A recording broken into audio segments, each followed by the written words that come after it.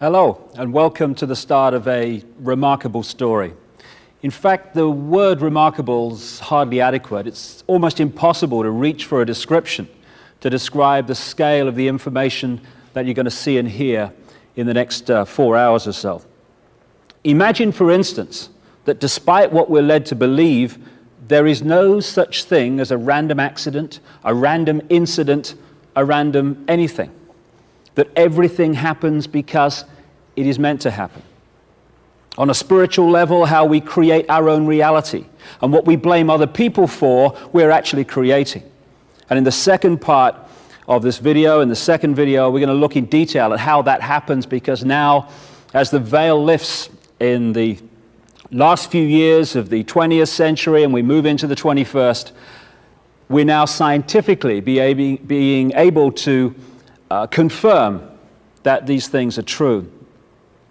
And then there's another level of what you're going to hear in the next 4 hours, which I'm going to really start with. And that's another version of there's no such thing as a random accident or a random incident. It's a story that reveals that not just now, not just in the modern world, but back thousands and thousands of years, a tiny, tiny few people, indeed interbreeding genetic bloodlines, have controlled, entered the positions of power and have orchestrated what we call history. So that wherever you look, increasingly as we've created the technology to become a global society, increasingly this tiny little clique, the tribe or the brotherhood as I call them, have been able to orchestrate the major events and therefore the direction of the world on a global scale, and a scale that beggars belief. What I've already said is staggering to the perception of life that most people have, that we're encouraged to have, that we are programmed to have. And I feel a bit like the cow who walks in the field, and you've got the herd of cows in the field there, and they're munching away, and their reality is that every now and again, the big truck comes, and it takes a few of them away, and wherever they think they go, I don't know, another field, on holiday, whatever. And then this other cow comes into the field and says, hey, you got to listen. Oh, you won't believe what I've just found out. You know when they put those cows and some of us in that truck and they take us away every now and again, they're not taking us to another field or on vacation. What they do is they take you down to this big building and they slit their throats and they bleed them dry, and then they cut them up and they hang them on hooks, and then they put them in little packages and put it in the supermarket. And then them humans come along and buy us and eat us. What would be the reaction of the rest of the herd on hearing this information? You're crazy, man. You're out of your brain. You want to go and see a psychiatrist. They'd never do that. This is ridiculous. And anyway, I've got shares in that trucking company and I get a good return. Shut up, you're making waves. And yet, all the things that I have just said are absolutely true. It's just that the herd will not believe them. And what's happening now as we unfold across the millennium and beyond, and the perception of life dramatically changes. What in the past would have been considered ridiculous, extreme, and nonsense is increasingly, through documented evidence, not from some theory, being confirmed as true. A very, very few people run this planet and control your life, and yet you have the power to control your life. You just give it away. And that's the point. When I talk about a few people running the world, understandably, people come back and they say, well, it's not possible, mate. Can't be done. Too many people. And it can't be done by physical means, by soldiers at the door and soldiers in the street. You can do that in a small area, but you cannot control billions of people physically, just like you can't control a herd of sheep or a herd of pigs physically if they don't want to be controlled. In England, a little while ago, we had a remarkable example of that, in the sense that 2 pigs actually escaped from a slaughterhouse. They were just about to go through all that stuff I've just been talking about, and they got away. What they said was, instead of just following the herd and just accepting that that's what you do, they thought for themselves. They expressed their uniqueness. They broke out of the herd, and they ran away. And this became a major national news story day after day after day, because all these different people and agencies were dispatched to catch the 2 pigs, and they couldn't catch them for days and days and days because they were trying to catch them physically. And because those pigs expressed their uniqueness, far from going to the slaughterhouse, they became national celebrities and are now wheeled out at galas and fetes and other events as one of the star attractions. Shows what you can do when you express your uniqueness instead of following the herd. The point I'm making here, however, is that you can't control lots of people physically, but you don't have to. What you do is you manipulate the way they think and the way they feel so they behave in the way you want them to. Mind and emotional manipulation. Summed up and symbolized by this. We are multidimensional infinity. We're not just a physical body. As we'll come to in the second of these 2 videos, we are everything that exists. But how much of everything that exists, the eternal consciousness, are we accessing?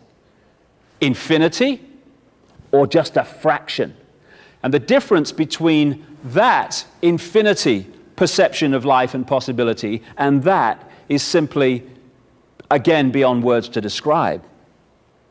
So the idea has been, over thousands of years of this manipulation, to turn unique aspects of infinity into a tiny, tiny eggshell of consciousness with a tiny, tiny perception of its own potential to control its own destiny. And once you do that, you create the herd mentality.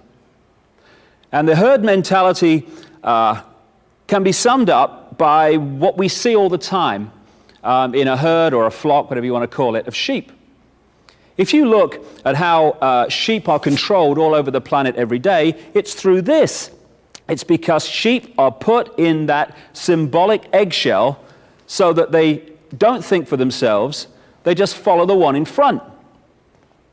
So, most of the sheep every day, and I've seen it, remarkable sight it is, where the farmer arrives with the sheepdog, and there's this whole kind of group of sheep, hundreds of them in the example that I saw once in England. And they're all munching away and no problem. And then suddenly, when the farmer arrives, 1 or 2 of them start to walk. Just 1 or 2. Ba, ba, ba, ba, ba, ba, ba, ba. And it's like flipping Exodus. Hundreds of them just follow the one in front without thinking. No, well, do I want to follow the one in front? You know, what do I feel today? Maybe I want to go over there. No, ba, ba, ba, ba, ba.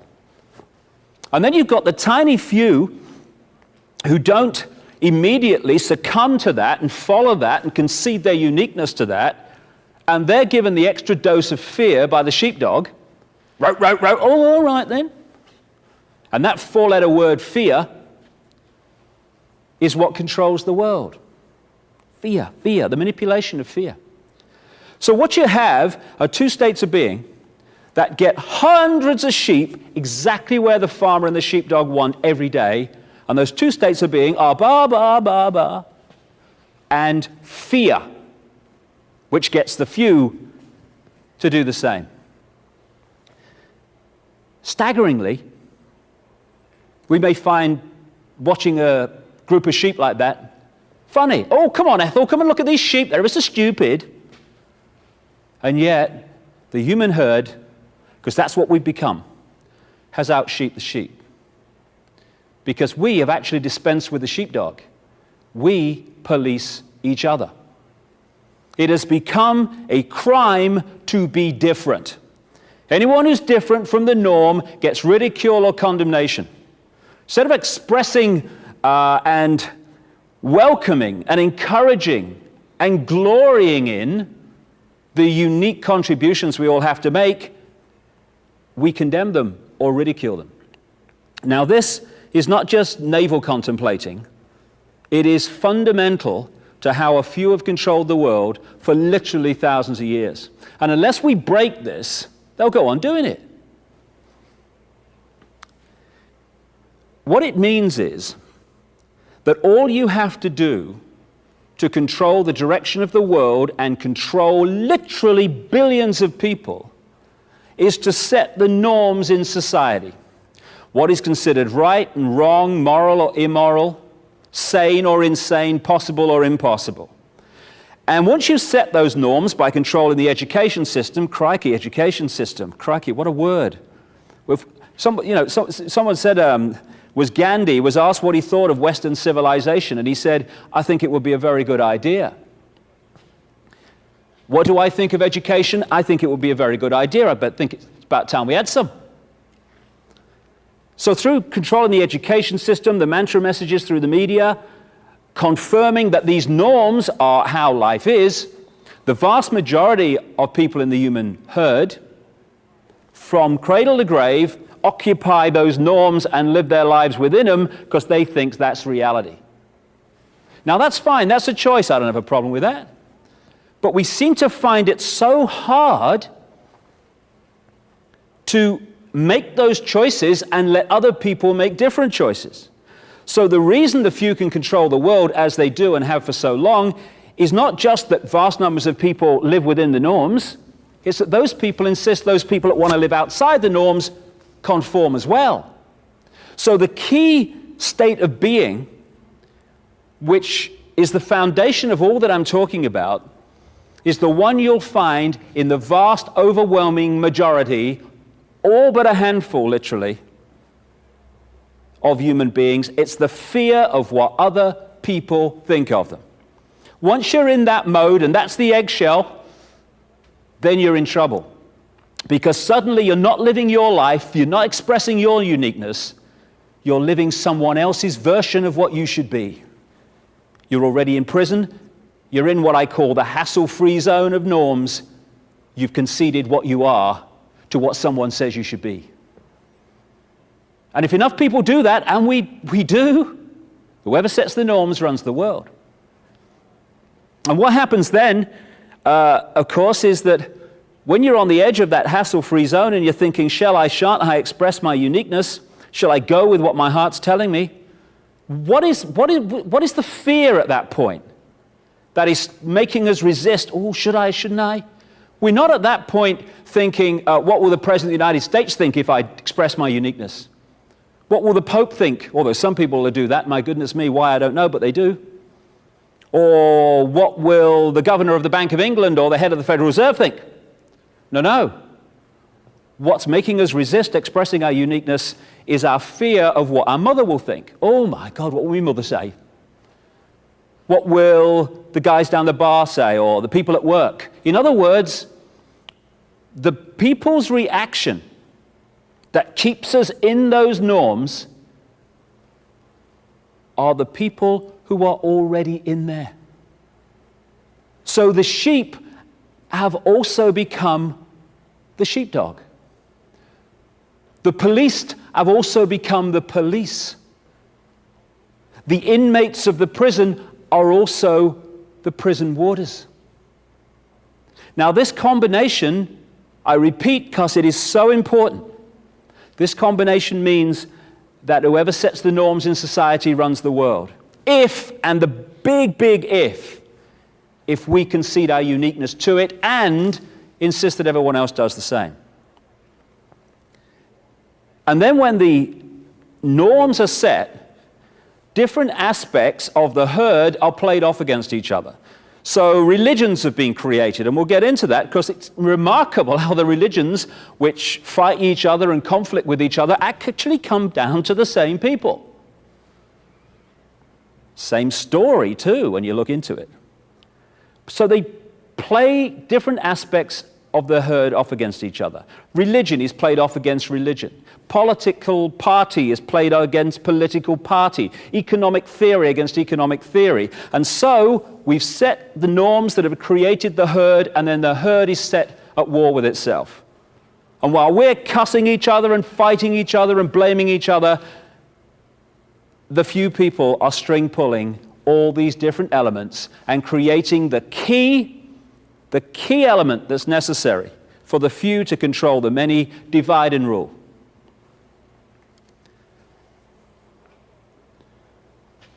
So when I'm going through this story, I'm not kind of getting into, and I don't want to get into, it's them. What I'm talking about here is because of us. Without us, none of this stuff will be possible, which is great news because we can uncreate it in the period we're going through now. Just say one other thing before I move on about this. You know, most of the things, most of the belief systems, because that's what it is, belief, that are played off against each other, that conflict with each other and fight with each other, they're actually just the same state of being with a different name. I wonder what the difference is between, say, a Christian family that insists that their children believe what they believe and a Jewish family that insists their children believe what they believe. What's the difference? It's just that they believe slightly different things, and they are slightly, but they're still indoctrinating their children into a belief instead of saying, you have all the information available and we encourage it, and whatever you come up with, whatever you make of that information, I'm at peace with because you're unique and I'm not going to tell you what to think. So if we want to be free, we have to start by setting ourselves free and setting other people free, not least our children, to be who they really are and not what we'd like them to be. And what I call these opposites that are not opposites, I call them opposames. And it's amazing when you look around the different groups that are fighting and conflicting, when you look at the core of what they're saying and they believe and their actions and their ways of acting, you're not looking at opposites at all. You're looking at the same state of mind with a different dress on. I'll give you a quick example. During the last war, the World War, Second World War, the far left, as symbolized by Joseph Stalin, communism, was played off against the opposite, the far right, symbolized by Adolf Hitler, the Nazis. Now, they had to be opposites because we're told they are. That's the left, that's the right. Wow, let's have a look at them. Let's just check this one out. The far left, as symbolized by Joseph Stalin, was into centralized control, military dictatorship, and concentration camps. Now, the far right must have been very different because they're opposites. I read it somewhere. The far right are into centralized control, military dictatorship, and concentration camps. And they were played off against each other. They're not opposites, they're opposames. One thing I think we need to remember all the time, opposites never fight. They never take part in wars, because the opposite of a state of mind that believes that war is an option and conflict is an option and violence is an option is the state of mind that says it's never an option, because violence and war and conflict never solve anything. That never fights that, because that doesn't want to know. What fights wars? Two aspects of the same state of being. So the elements of society that create the divide and rule are not even different states of mind, they're the same state of mind with a slightly different name. Now, going on from this imprisoning of the consciousness into what I call the eggshell, goes something else very important. Well, this is the structure that has allowed this control by the few of the many to go on throughout this period I'm talking about. Because if you're going to hold people in that eggshell of perception and thought and possibility, you have to keep from them vast amounts of information that would set them free. Set them free to understand that the world is being controlled in the first place, and also set them free from their own sense of limitation. So throughout this period of time, the same structure can be seen, and it can be symbolized, as you see here, by a pyramid. You've got a tiny, tiny few people at the top of the pyramid who hoard the really advanced knowledge, the knowledge that would set us free if we had access to it. And the rest of the pyramid is fiercely compartmentalized. So the further you come down into the mass of the people, the less that knowledge is in circulation, until you reach the point where it's hardly in circulation at all. And this structure of knowledge in the hands of the few and the masses kept in ignorance is one that goes on again and again and again. And without it, frankly, this manipulation simply couldn't happen, and the world would not be as it currently is and has been for thousands of years. And the nature of some of this information, years ago, as we'll come to as we tell the chronological story in a second, maps of the world existed, which, for instance, the ancients knew that the American continent was there. The idea that Christopher Columbus was the first European to discover the American continent, I mean, it's just ludicrous. I've just seen a pig fly across here for a start. I mean, it's just crazy on basic evidence. And if you had maps of the world and the mass of the people didn't know they existed, that again gives you a significant knowledge which most people don't have. But now we're in what you might call the modern world. We're in a situation where fantastic technology exists outside the public arena, which we don't know about. And if we did, it would be a very different world. A little while ago, when I started to get a bit of a profile in this information, I was invited to a meeting with a guy in America who works for the CIA as a scientist, against his will. And he told me of the amazing technology that has not just been available more recently, it's been available for decades. Technology that would create abundant growth in deserts without water, end of famine in Ethiopia and other places in the world. That would give us all the power and warmth we need in our homes, in our businesses, in our factories, without using polluting fossil fuels and these other sources which are doing such damage to the planet. Technology which could cure cancer and so-called incurable diseases exists now.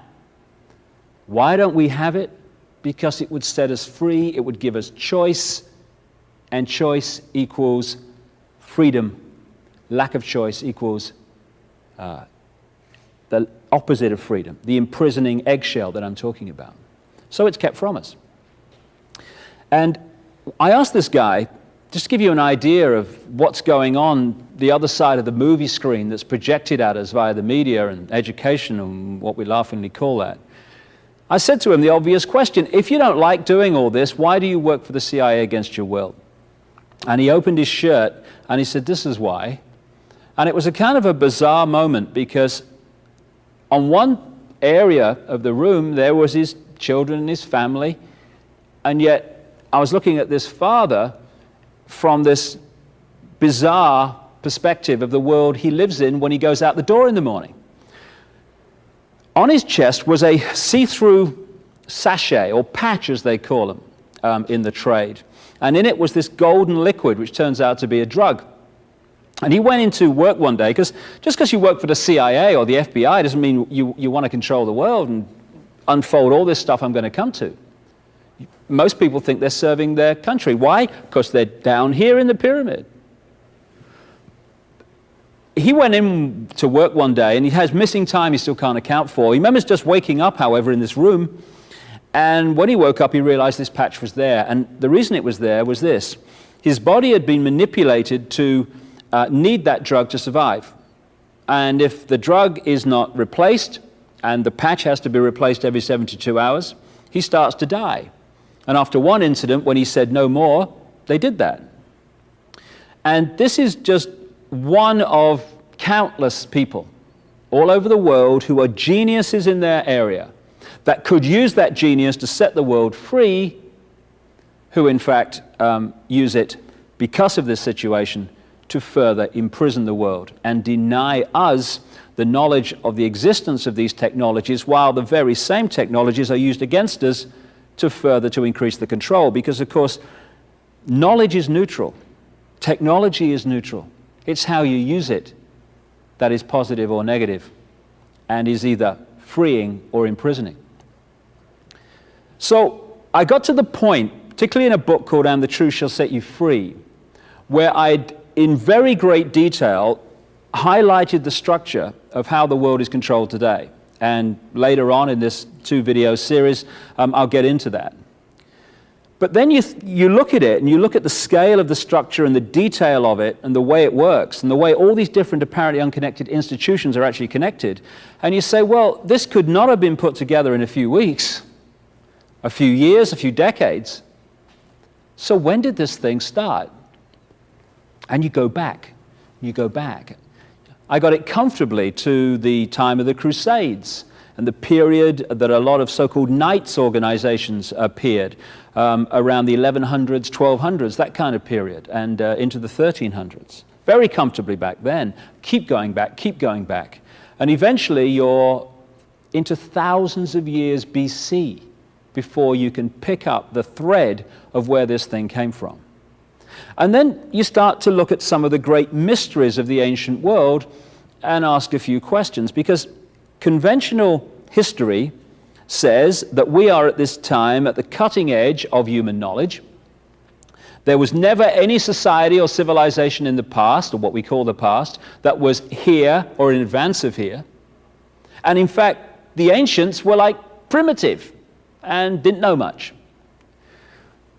Well, who built these then? The pyramids at Giza and some of the other great structures of the ancient world, which are mathematically, geometrically, perfection. Who built them? Bill and Ethel in the tent? I mean, who did it?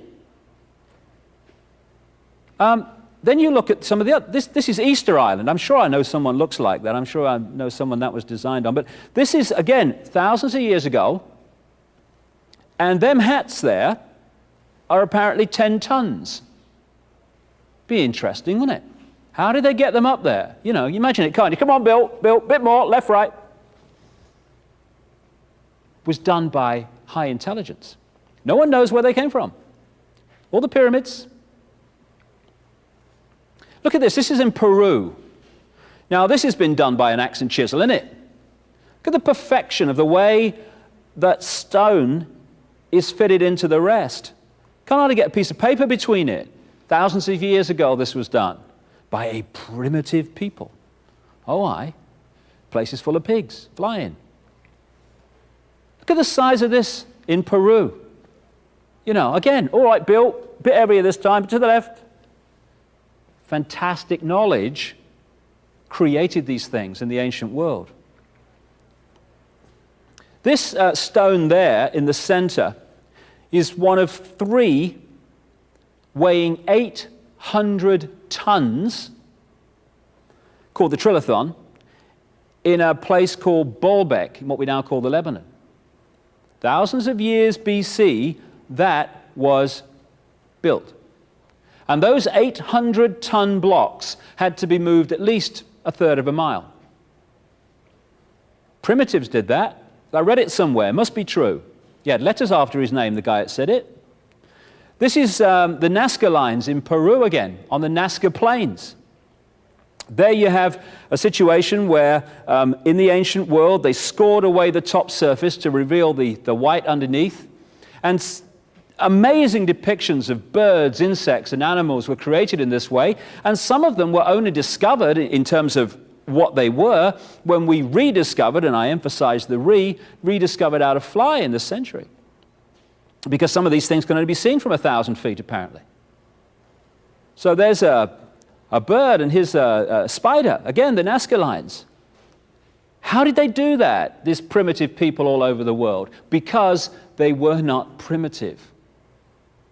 In the sense that there was a group within ancient society that had amazingly advanced knowledge. And that's the knowledge that's been hoarded and passed over to the few into the modern world that is still used to control us and always has been used to control us. And it's amazing. People talk about prophecy. Well, here's a confirmation that prophecy is absolutely fact and not some myth. On an ancient hillside, or not an ancient hillside, but a hillside with an ancient depiction of something on it in Devon, in England, here's an incredible prophecy of thousands of years later, the arrival on Earth of Bill Clinton. Bill comes into this in many ways. Sorry, my eyes are watering. It's all right.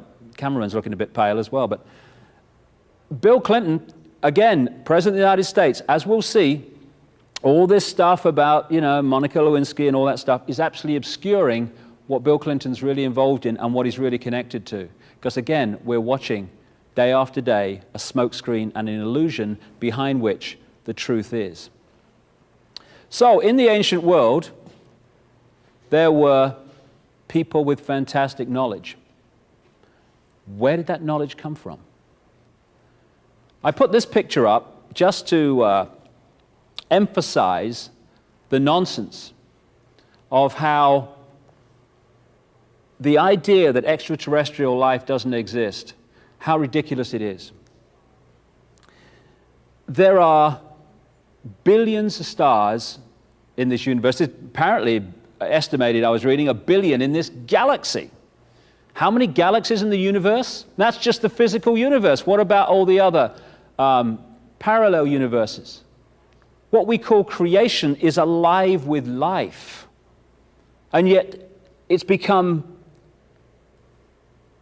a situation where you're ridiculed if you talk about extraterrestrial life over the years. You get people saying, hey, he thinks there's other life in the universe more intelligent than me, And you think, darling, I've seen a cup of coffee more intelligent than you. But the point being that to say that in this amazing mass of life in this galaxy alone, that life as we know it has only evolved on this one tiny little planet in this one solar system, that's credible. Oh, yeah, scientists say that. And yet to say there must be life elsewhere on the law of averages alone is to be, he's a bit strange. He believes in extraterrestrials. But when you look dispassionately at the evidence, and that's the point, if you come into this stuff with a belief to defend, might as well go and watch The Price is Right, because the belief will defend itself. If we let the information lead us rather than the preconceived idea, it takes us into some very interesting areas. First of all, when you look at ancient texts and traditions all over the world, literally all over the world, you find very clear descriptions of an advanced race or races that we would call extraterrestrial, not of this planet, that came to this planet and brought this advanced knowledge a long, long time ago. Some of the most famous examples of this are what have become known as the Sumerian texts or tablets. They were found in what we now call Iraq in the last century, about 1850. There's thousands of them. And they've been translated by a number of people, most famously a guy called Zecharia Sitchin. People think he's the only one that's done it because of the publicity and stuff that he's got in his books, but many other people have done it and actually have come to a slightly different interpretation than him. But the common theme of all of them is this, that a group which the Sumerian tablets, which were buried around 2000 BC, something like that, they talk about this group they call the Anunnaki in Sumerian, those who from heaven to earth came, which is the basic translation, but those who came from the high place and down to the earth overall is the feel of it, the Anunnaki. And when it talks about these Anunnaki and the tablets and stuff, and here's an example of just one of the so-called cylinder seals that were found among them, depicting various things. There are some remarkable points and areas of text and evidence that you can see. First of all, there is remarkable knowledge in these texts of planetary, solar system, universal astronomical knowledge that has only been confirmed in this century and sometimes even more recently. In the text, for instance, they describe what Uranus and Neptune look like in a way that's only been confirmed in literally the last few years. They depict the solar system with planets that have only been found in the last century and the 20th century. How did they do that? What they say is the knowledge was brought by this Anunnaki. But it's more than that, because it talks in some detail about how this Anunnaki interbred with humanity, creating a hybrid race. And you find this theme all over the world. You find it in Genesis in the Bible, which is a rewrite, when you do the research, of the Sumerian stories. So we get the theme of the sons of God who interbred with the daughters of men. But when you take that back to the Hebrew, just one step, you find that that phrase, sons of God interbred with the daughters of men, actually says sons of the gods interbred with the daughters of men. And every time in the Old Testament you see the word God, it's translated from a word meaning gods. And it's clear to me that we have been misled and we've misunderstood the difference between the gods, symbolically extraterrestrials in the ancient world, and God, which is all consciousness, all energy, everything that exists. So these Sumerian tablets very much confirm this ancient race. Now, again, when you look at other cultures, you find the same stories. In the ancient Hindu cultures, the Vedas, their ancient holy books, you find descriptions of the gods flying in flying machines, which we would call aeroplanes or UFOs or flying saucers, whatever. And when you take the common theme around the world, it's very clear that in the ancient world was a race or races of very, very high technological knowledge. And this was the knowledge that built the pyramids. This was the knowledge that built all those ancient structures which conventional history and archaeology simply cannot explain. Now, this area here of what we call the asteroid belt would seem to be very, very significant. If you take Zecharia Sitchin's translation of the Sumerian tablets, the detail of which I have a problem with, I must say, here and there, they talk about, according to his translation, that a planet called Nibiru, the planet of the crossing in his translation of the Sumerian, came into this solar system a vast, vast amount of time ago. And one of its moons collided with a planet that was between Jupiter and Mars, and that created the asteroid belt, which just happens to be between Jupiter and Mars.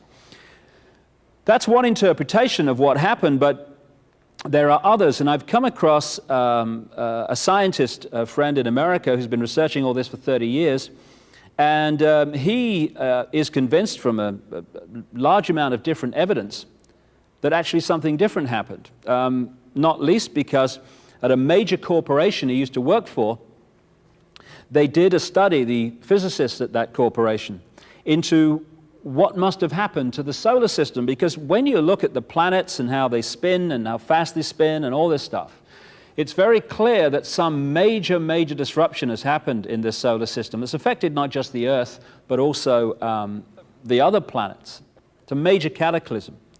And they came to the conclusion, which basically supports the theme of a guy called Immanuel Velikovsky in the 50s, who was ridiculed for saying that what we now call Venus went through this solar system, devastated Mars, and almost destroyed the Earth.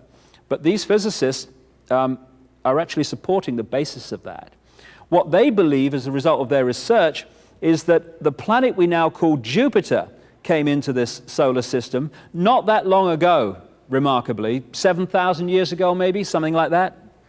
4,800 BC was the date that I was given for the window of time that had happened.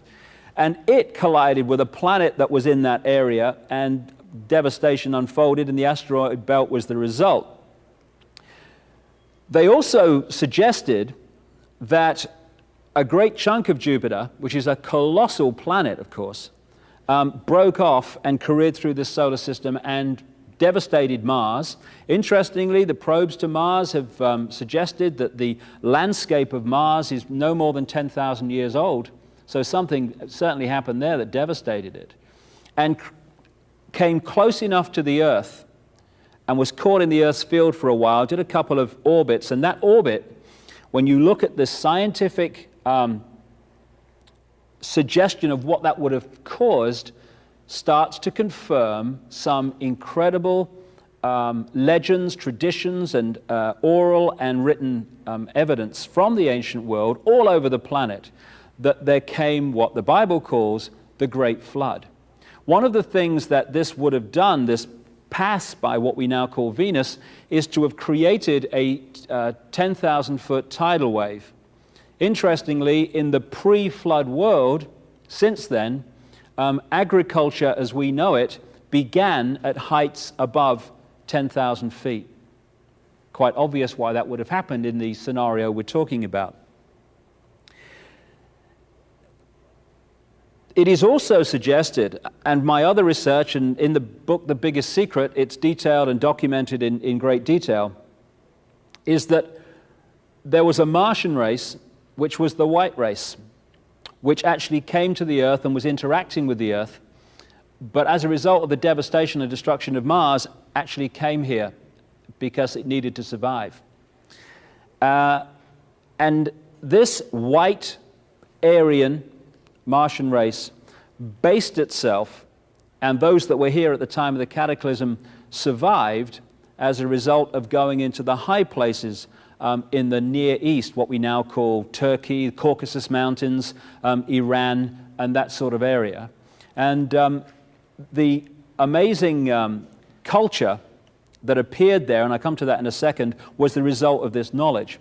This is another map of Europe and North America. Again, I'm talking about a cataclysm here, maybe about 4,800 BC, but there have been many of them. When you look at the geological and biological records, it's very clear this planet has had many cataclysms. Just talking about one. Earlier, around 13,000 years ago, there was clearly another. And that area, which they call Appalachia, which is now sea, was actually land in that window of 13,000 years ago. What we call the Alps, what we call the Himalayas and the Andes, those fantastic mountain ranges only reached anything like their present height around 13,000 years ago. So the Earth, while we've lived through quite a stable period in known human history, actually changes its face from time to time, quite obviously because of various events. Atlantis was supposed to have been one of the ancient cultures back in the ancient world which had this advanced knowledge and was destroyed by cataclysm. And again, this is a theme all over the world when you look at the ancient texts and oral traditions of this land of high technology, of high knowledge that was destroyed by cataclysm. And so once this cataclysm and cataclysms had unfolded over this period of time, 13,000 down to 7,000 years ago, that kind of window, a number of them, that great ancient civilization of knowledge, what the ancients called the Golden Age, was wiped from the face of the earth, and we started again.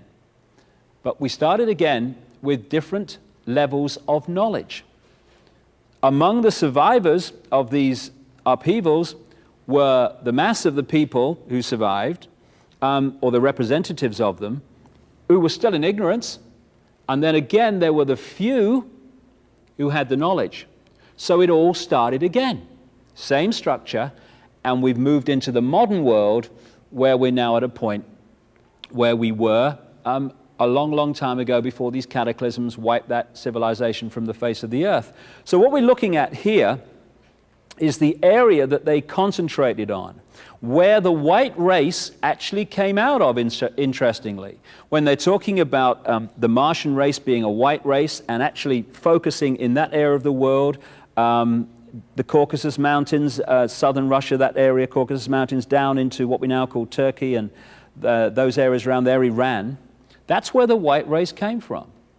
The actually original name of Iran translates as land of the Aryans. When you look at the Hindu culture in the Indus Valley, which was one of these cultures, again, that spontaneously emerged with advanced knowledge, even conventional history accepts that that culture, the Vedas and the structure of the Hindu religion, etc., was taken into the Indus Valley by an Aryan white race from the Caucasus Mountains. And when the floodwaters started to recede, down from the high places, which could be the translation of Anunnaki, those who came from the high place, came down into the Indus Valley, into the plains and valleys of Sumer, and they created the Sumerian culture, which is accepted again by conventional history, didn't start at this level and gradually evolve. It started at a very high level of advancement and then gradually fell away.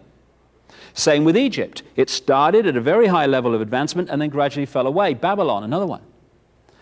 And again, there are different uses of knowledge. And Babylon appears to have been a center for those who were in a state of being that wanted to use this knowledge to control, because Babylon was where so much of the manipulation and control of today actually came out of. So, in short, we have an extraterrestrial race in that area interbreeding with humanity, creating hybrid bloodlines. Now, in The Biggest Secret, I go into this in much more detail, but it seems to me that along with this white Martian race was what UFO researchers have called a reptilian race. And the detail of that is documented there. And it's this reptilian race that also interbred with humanity, and I think the reptilian race were the Anunnaki. When the first interbreeding took place, the hybrids were half human, half Anunnaki, I think reptilian. And they interbred with this Martian race, this white race that became the race that took over the world, in effect. When a second interbreeding took place, it wasn't between the Anunnaki, reptilian race, and the humans, it was between the Anunnaki and their hybrid bloodstreams. So now we're going 75% Anunnaki, reptilian, 25% human. These bloodlines, what I will call the pure bloodlines, the pure hybrids, these are the ones, when you trace into the modern world, that turned up as the pharaohs, as the ancient kings of Iran, the so-called serpent kings, that became the aristocracy of Europe, that became the royal families of Europe, and through the Great British Empire became the presidents, business leaders, bankers of the United States. The reason that these families of the Eastern establishment of the United States that produce the people that run America and the European aristocracy and royal families, the reason throughout history that they have obsessively interbred with each other and not outside is because they're trying to hold this genetic structure. This is a picture I took of a partial eclipse of the sun on a pyramid at Chichen Itza in the Yucatan, a Maya pyramid. And understanding the two levels of knowledge of the sun from the ancient world to today is to understand much about this manipulation and what's been happening in the world. On one level, the masses obviously focused on the sun because of its heat and warmth and its effect on their lives and their crops and all that stuff. But the few at the top of these pyramids of control, the advanced race, or races, if you like, they understood the much bigger nature of the sun. The fact that it is not just a source of heat and light, it is a fantastic generator of magnetic electrical energy which is affecting life on Earth second by second by second by second.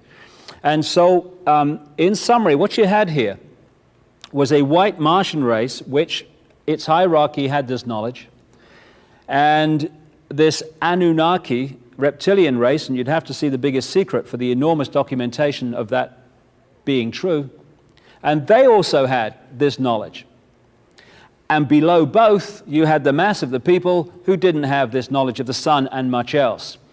And a tussle took place between these two races, and eventually the reptilian race, through their bloodlines, took control and now control the world. So let's have a look at the nature of this knowledge of the sun.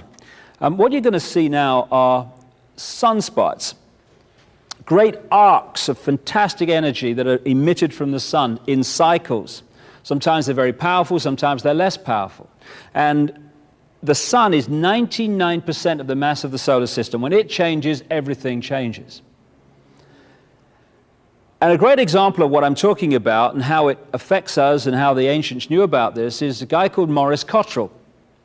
Earlier on in his life, he did a lot of research into sunspot activity, solar flare activity, these projections of energy from the sun, and he found that they could be put into various cycles. Small cycles, medium cycles, great cycles over thousands of years. Later on in his life, he came across the Maya information left in Central America, the Yucatan, by the Maya people who picked it up from previous people, and again you go back eventually to this extraterrestrial race, or races, emphasis on the races. And they have put together a symbolic and mathematical structure that talks about cycles of human evolution, small cycles, medium cycles, great cycles. And Cottrell found, to his surprise, that these Maya cycles of human evolution corresponded, even over thousands of years, in remarkable synchronicity with his cycles of sunspot activity, projections of energy from the sun. He also looked at the various historical cycles and found that the rise and the fall of great civilizations like the Roman Empire corresponded to these cycles of sun energy. So when the sun changes, we change.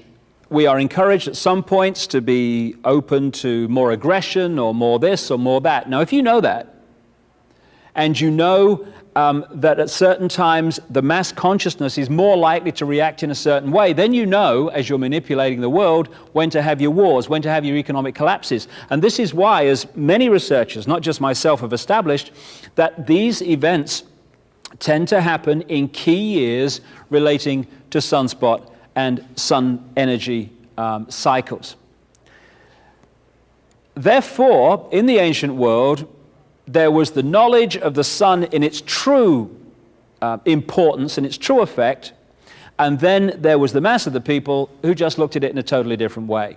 And this is why in the cultures of the ancient world, you found, again, here a chair from Egypt, a throne from Egypt, a Akhenaten chair, the pharaoh, sun.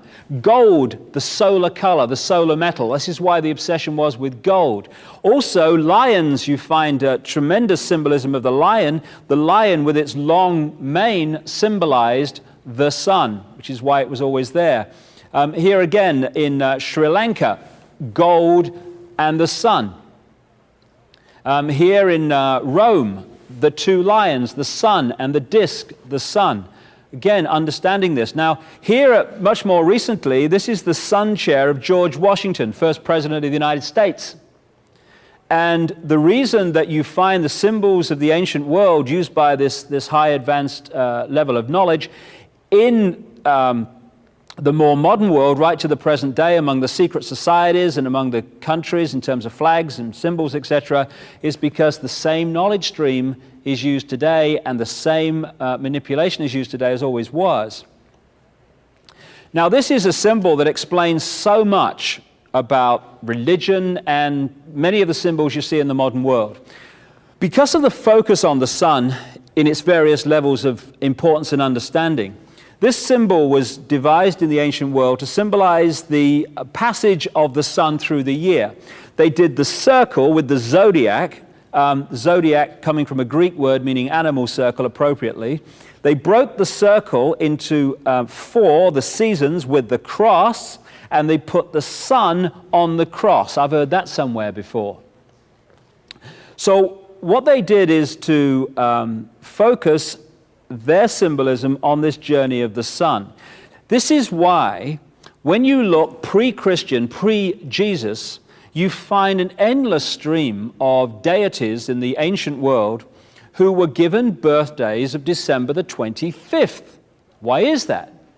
Because around December 21st, 22nd, you have the lowest point in the sun cycle in the year, in the northern hemisphere anyway, which is the winter solstice. And at that point, the ancients said the sun had symbolically died. 3 days later, the sun had demonstrably started its journey back to its peak in the summer. And at that point, December the 25th, they said the sun was born or born again. And because Christianity was created by, in the form we know it, by a sun-worshipping Roman emperor called Constantine the Great, that's why Jesus was given the birthday of December the 25th, symbolic of the sun, which is what Jesus is to a large extent. The evidence that he existed is like almost non-existent, if not non-existent in total. So by Easter, the sun was entering the sign of the ram or the lamb. And so they had ceremonies in which they sacrificed lambs in the pre-Christian world because they believed that by sacrificing the lamb to the gods, they would have good luck and their sins would be forgiven and all that stuff. Now, this is where the symbolism of Jesus and so many mirrors of Jesus in the pre-Christian world, that's why we constantly get this recurring story of the Lamb who died so our sins could be forgiven. Now, what the ancients also did is they symbolized the Son as a baby at the December the 25th time, as a kind of a youth at Easter, and as a strapping, strong, immensely strong man in the height of the summer, and losing his power in the fall, autumn, and then being an old man back towards the winter solstice. And they symbolize the Son as a person with long golden hair, just like the mane of the lion. And so this is where the Old Testament story of Samson comes from. Samson. And what happened was they had him with long hair, big strapping man, the sun at the peak of the summer. And then what happened in the story, he started to lose his strength. And what happened to make him do that? He had his hair cut. The rays of the sun were getting less and less powerful as he entered the house of Delilah, Virgo the Virgin, which is the astrological sign as you're entering into the fall.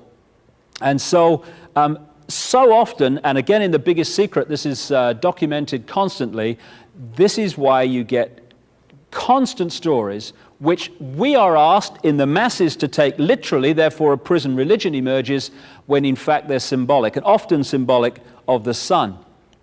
So, this is what this is, the Celtic cross.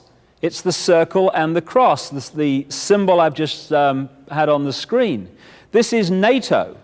NATO is a wholly owned subsidiary of this brotherhood, this group of bloodlines, the reptile-human bloodlines, the hybrids that run the planet. Again, this is the CIA symbol. Again, there's the cross with the sun on the cross. And this sun symbolism is something that you can read this brotherhood by. I came across this shot, or this symbol, in the City of London. Now, we'll get to this. The City of London is the operational epicenter of this global web of manipulation. And this is across the road from St. Paul's Cathedral. And again, you see the same symbolism, and on the center you've got the black sun. Now, the black sun symbolizes two things. It symbolizes the negative use of solar energy, and it also symbolizes something that's becoming more and more obvious and people are becoming more aware of, and that's that it's not just the planets that go around the sun in this solar system. This solar system is also traveling around a central point, and that central point is known symbolically as the black sun, kind of a galactic center, and it takes 26,000 years for the solar system to go around that sun, and we are now in the process of completing one of those 26,000 year cycles, which is why the world is changing, and is going to change dramatically in the next 15 years to 2012.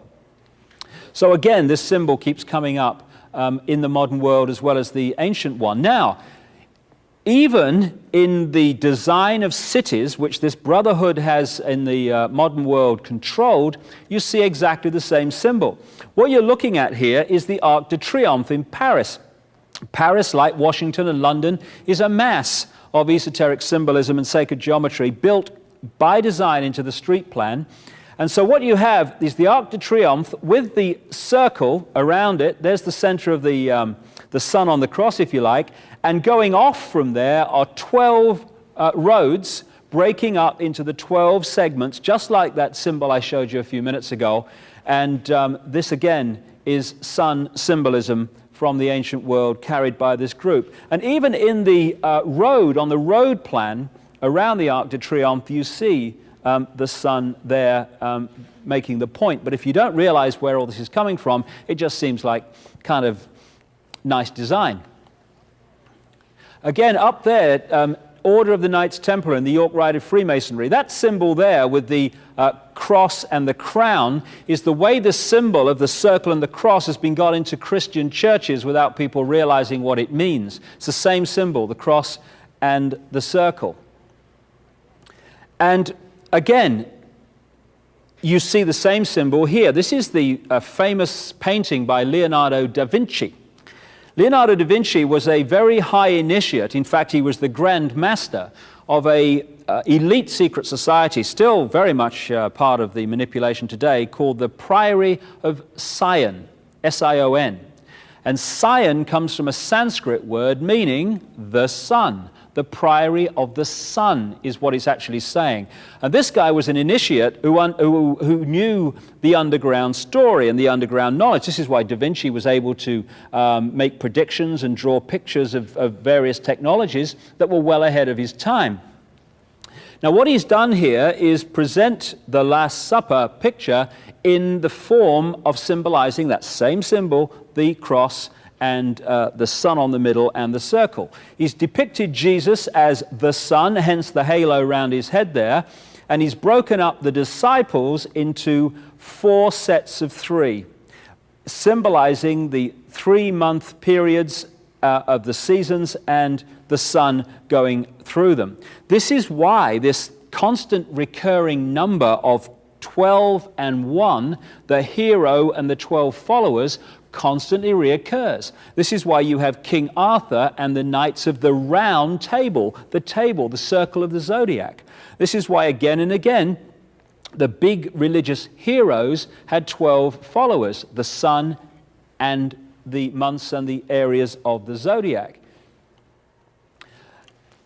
This is an ancient stone depiction of the Phoenician and many other cultures within the Middle Near East, but certainly the Phoenician sun god called Bel or Bil, who became the Canaanite Baal.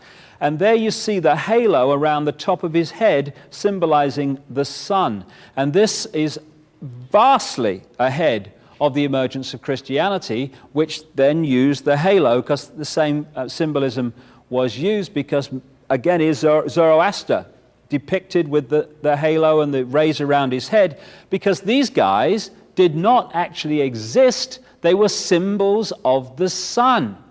That level of knowledge knows that. This level of knowledge, the masses, takes the symbolic literal, and you have a prison religion.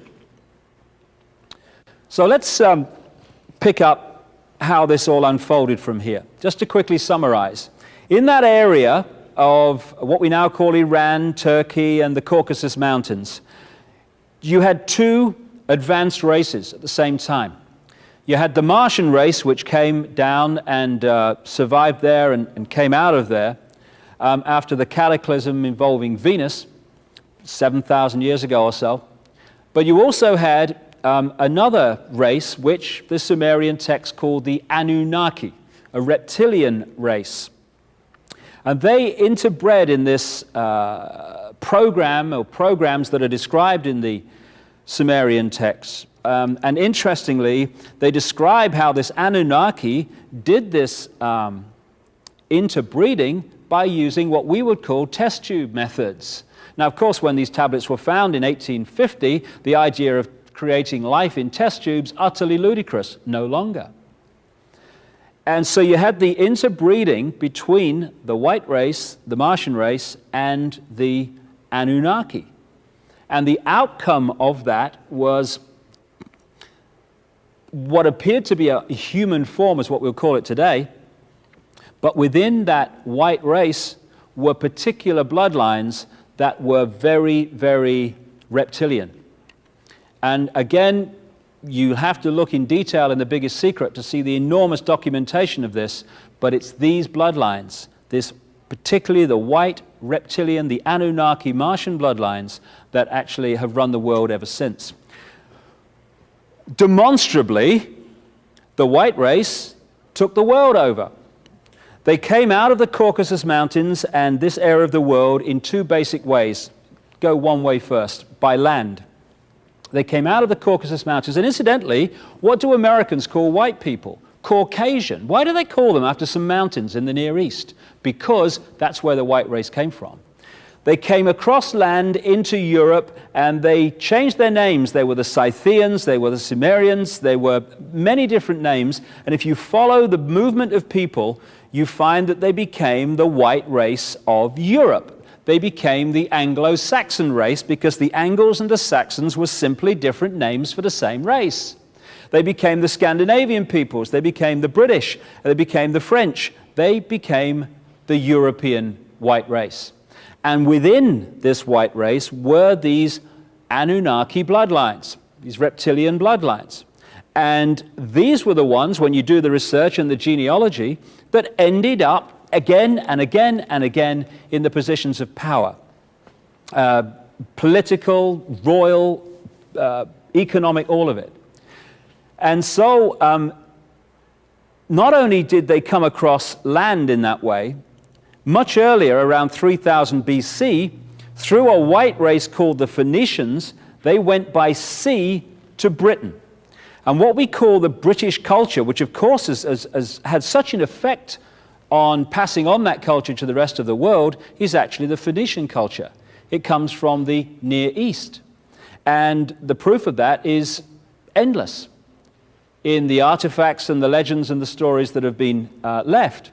For instance, what you see there in that depiction on the coin, an ancient coin, is a Phoenician goddess called Barati.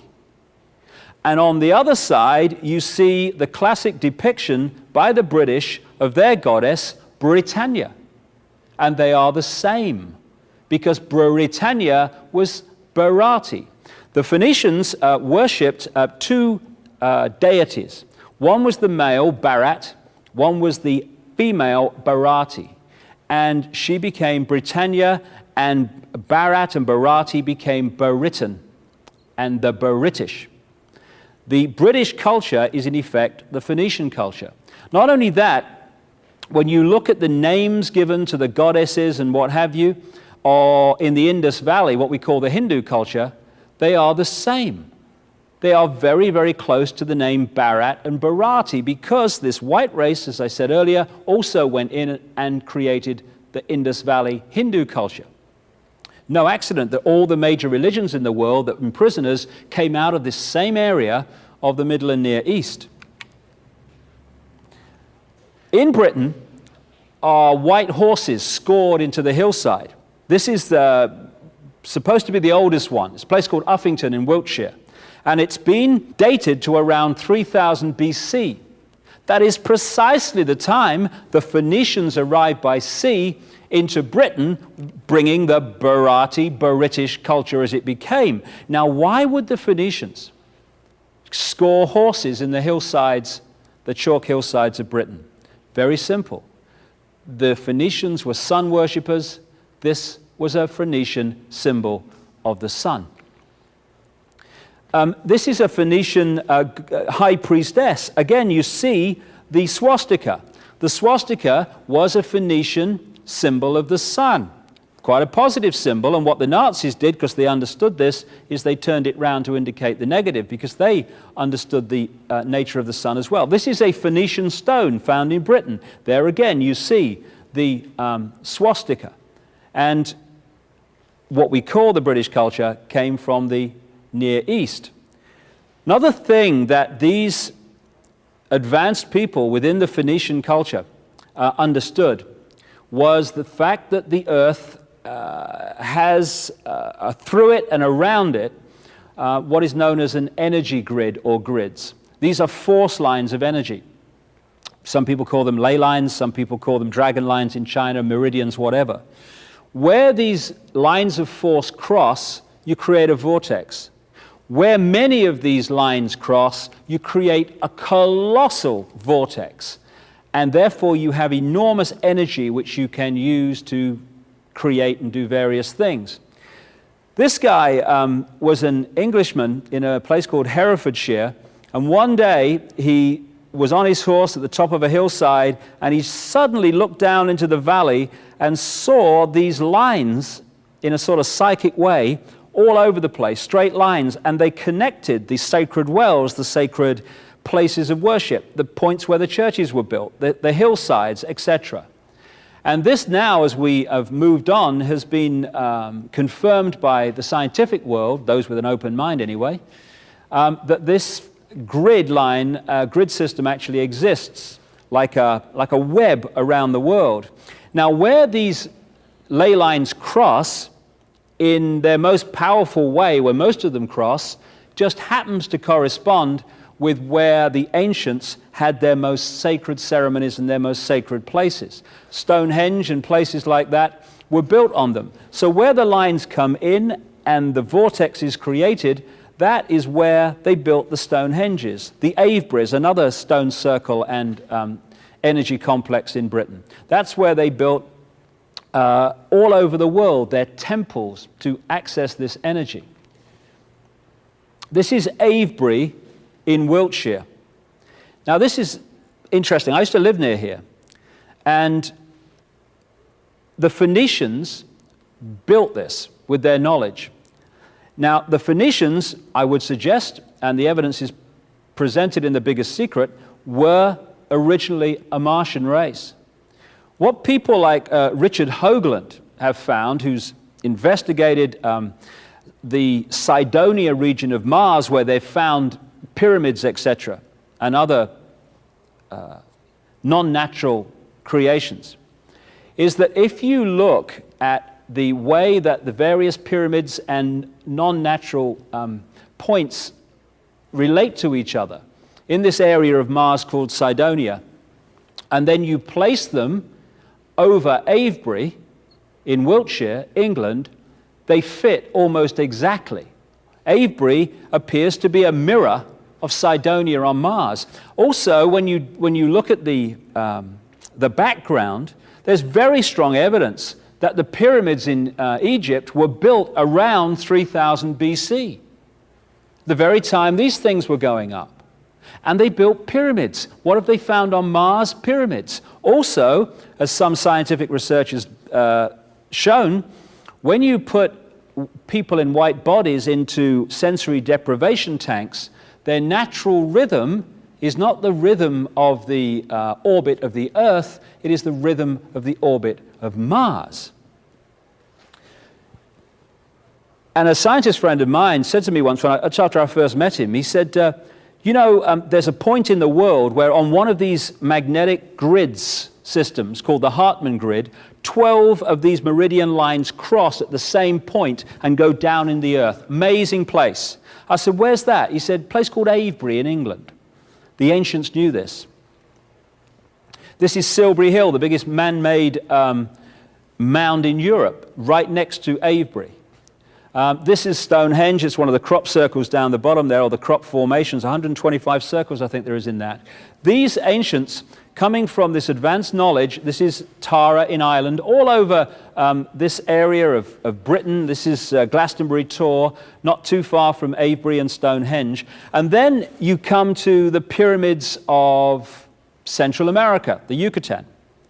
Why is the basic culture and the stories and the beliefs and the building methods of Central America, South America, the same as Europe?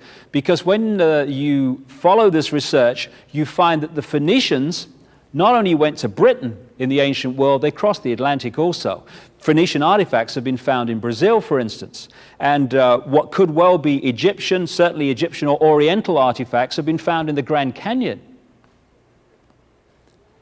The reason that the stories and the beliefs are so similar, almost exactly the same, in the American continent as the European continent, when they weren't supposed to have met, is because it was taken from across the Atlantic into the Americas by this white race. Babylon, I mentioned earlier, was very important. It was in Babylon that a large number of these reptilian, human, reptilian, Martian, whatever you want to call them, reptilian white bloodlines focus themselves. And in Babylon, they created the structure which can be found in every religion, because they understood if you got a certain structure and called it a religion, you could imprison the human mind.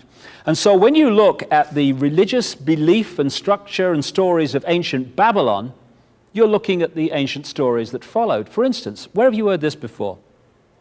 Nimrod, the father, and Tammuz, the son, were the same. Father-son. And then you had Queen Semiramis, who was the mother, the virgin mother of Tammuz. So in Babylon, vastly before Christianity, you had Nimrod, Tammuz, Semiramis. Father, Mother, Son. The Trinity. And Nimrod was symbolized in many different ways. And one of the ways he was symbolized was as the eagle looking both ways. And what you're looking at there is a symbol of modern Freemasonry. The symbols of the modern secret societies that control the world to this minute are the symbols of ancient Babylon and this period where it all, this area of the world where it all came out of. Incidentally, another aspect of Nimrod died with a lamb at his feet, was put into a tomb, and when after 3 days they pulled the stone back, there was no one there. I think I've heard that somewhere before too. This is another sun god who didn't exist, called Mithra. In Persia, Rome, and in Mithra, artifacts have been found even in Britain. And what did they say about this guy, Mithra? He was born on December the 25th. He was born to a virgin mother. He died so our sins could be forgiven. They brought gold, frankincense, and myrrh to his birth. And that they called him the vine. They called him the Lord, the shepherd. All the things you see in the New Testament, you see said about Mithra.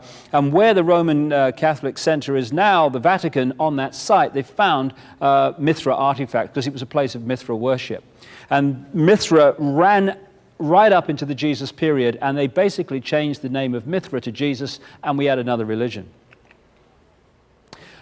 What they said about Jesus on the right there and what they said about Horus, the son of God of ancient Egypt, was identical, because Nimrod, Tammuz, Semiramis in Babylon, when these reptile human bloodlines took over the culture of Egypt, which had been started by the white race, the Phoenicians, they just transferred the same story and called it different names. So Nimrod, Tammuz, Semiramis in Babylon became Osiris, Isis, and Horus in Egypt. And again, right across the world, in different cultures and different eras, you see different names for the same deities. There seems to be a mass of names, very confusing. In fact, they're different names for the same deities. The cross is supposed to be a Christian symbol. It's not. It goes back as far as history goes back. This is a standing stone with a cross. Here we have Mother Mary holding Jesus, except that we don't. This is how the Egyptians symbolized Isis holding Horus. And again, in my book, The Biggest Secret, you'll see massive documentation of how this story just goes on being repeated. The initiates know what it means, the brotherhood, the mass of the people are asked to take it literally. What actually turned Christianity into the religion it became, and who decided what Christians believe to this day, was a Roman emperor called Constantine the Great. In 325 AD, he called a meeting of bishops in the early Christian church to his palace at Nicaea, now Iznik in northwest Turkey, and there the Nicene Creed was created. After they'd had a punch up and ripped up documents and all that stuff, they decided the Nicene Creed would be as it is to this very day, and that's what Christians are supposed to believe. In this sign you will conquer, what Constantine said, and he was a sun worshipper. He worshipped a deity called Sol Invictus, the unconquered sun, and Mithra and all this stuff. He had no problem with Jesus because it was just a different name he believed for what he was already believing anyway. What he said was that before a battle, when he was battling to become emperor, he saw a cross in the sky from Jesus saying, by this sign, or in this sign you will conquer in the battle, which sounds massively like what the Prince of Peace would say, doesn't it, really? So Christianity was a manufactured religion. Here we see the Pope. There's the Maltese cross, a brotherhood symbol that you can see to the present day. I'll come to that shortly. But on the Pope's head is the mitre. And if you look at it sideways on, it's actually a fish head. Why is it a fish head? Because that's the symbol of Nimrod, the Babylonian god figure, who they symbolized as a fish, as they symbolized his partner Semiramis as a dove. And this is where the fish comes from in Christianity, as well as the House of Pisces.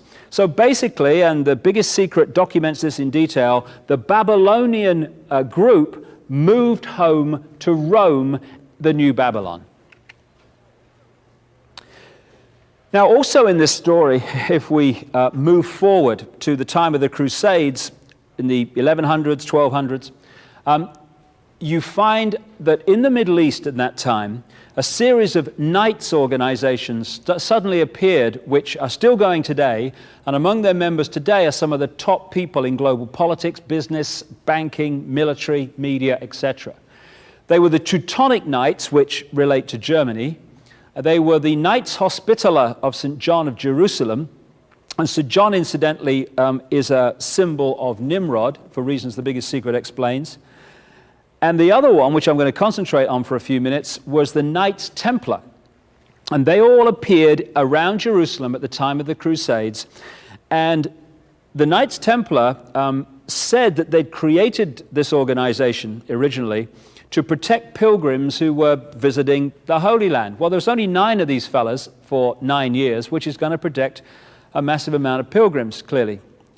After they'd parked themselves in Jerusalem, right next to what we now call Temple Mount, the so-called scene of Solomon's temple. But when you look at the background of Solomon, there is no evidence he existed outside the Old Testament, and every syllable of Solomon means the sun, another symbol.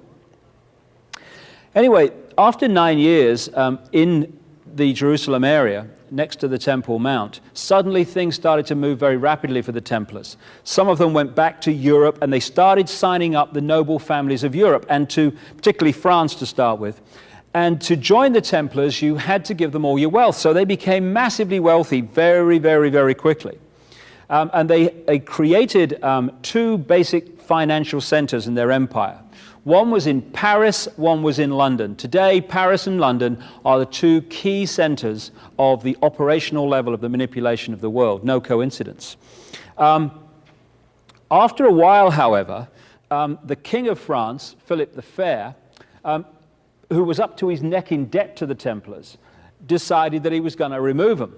Now, this thing about debt's very important. You can follow through these bloodlines out of the Middle East, these reptilian human bloodlines that became the European aristocracy, etc. A number of themes that keep reoccurring.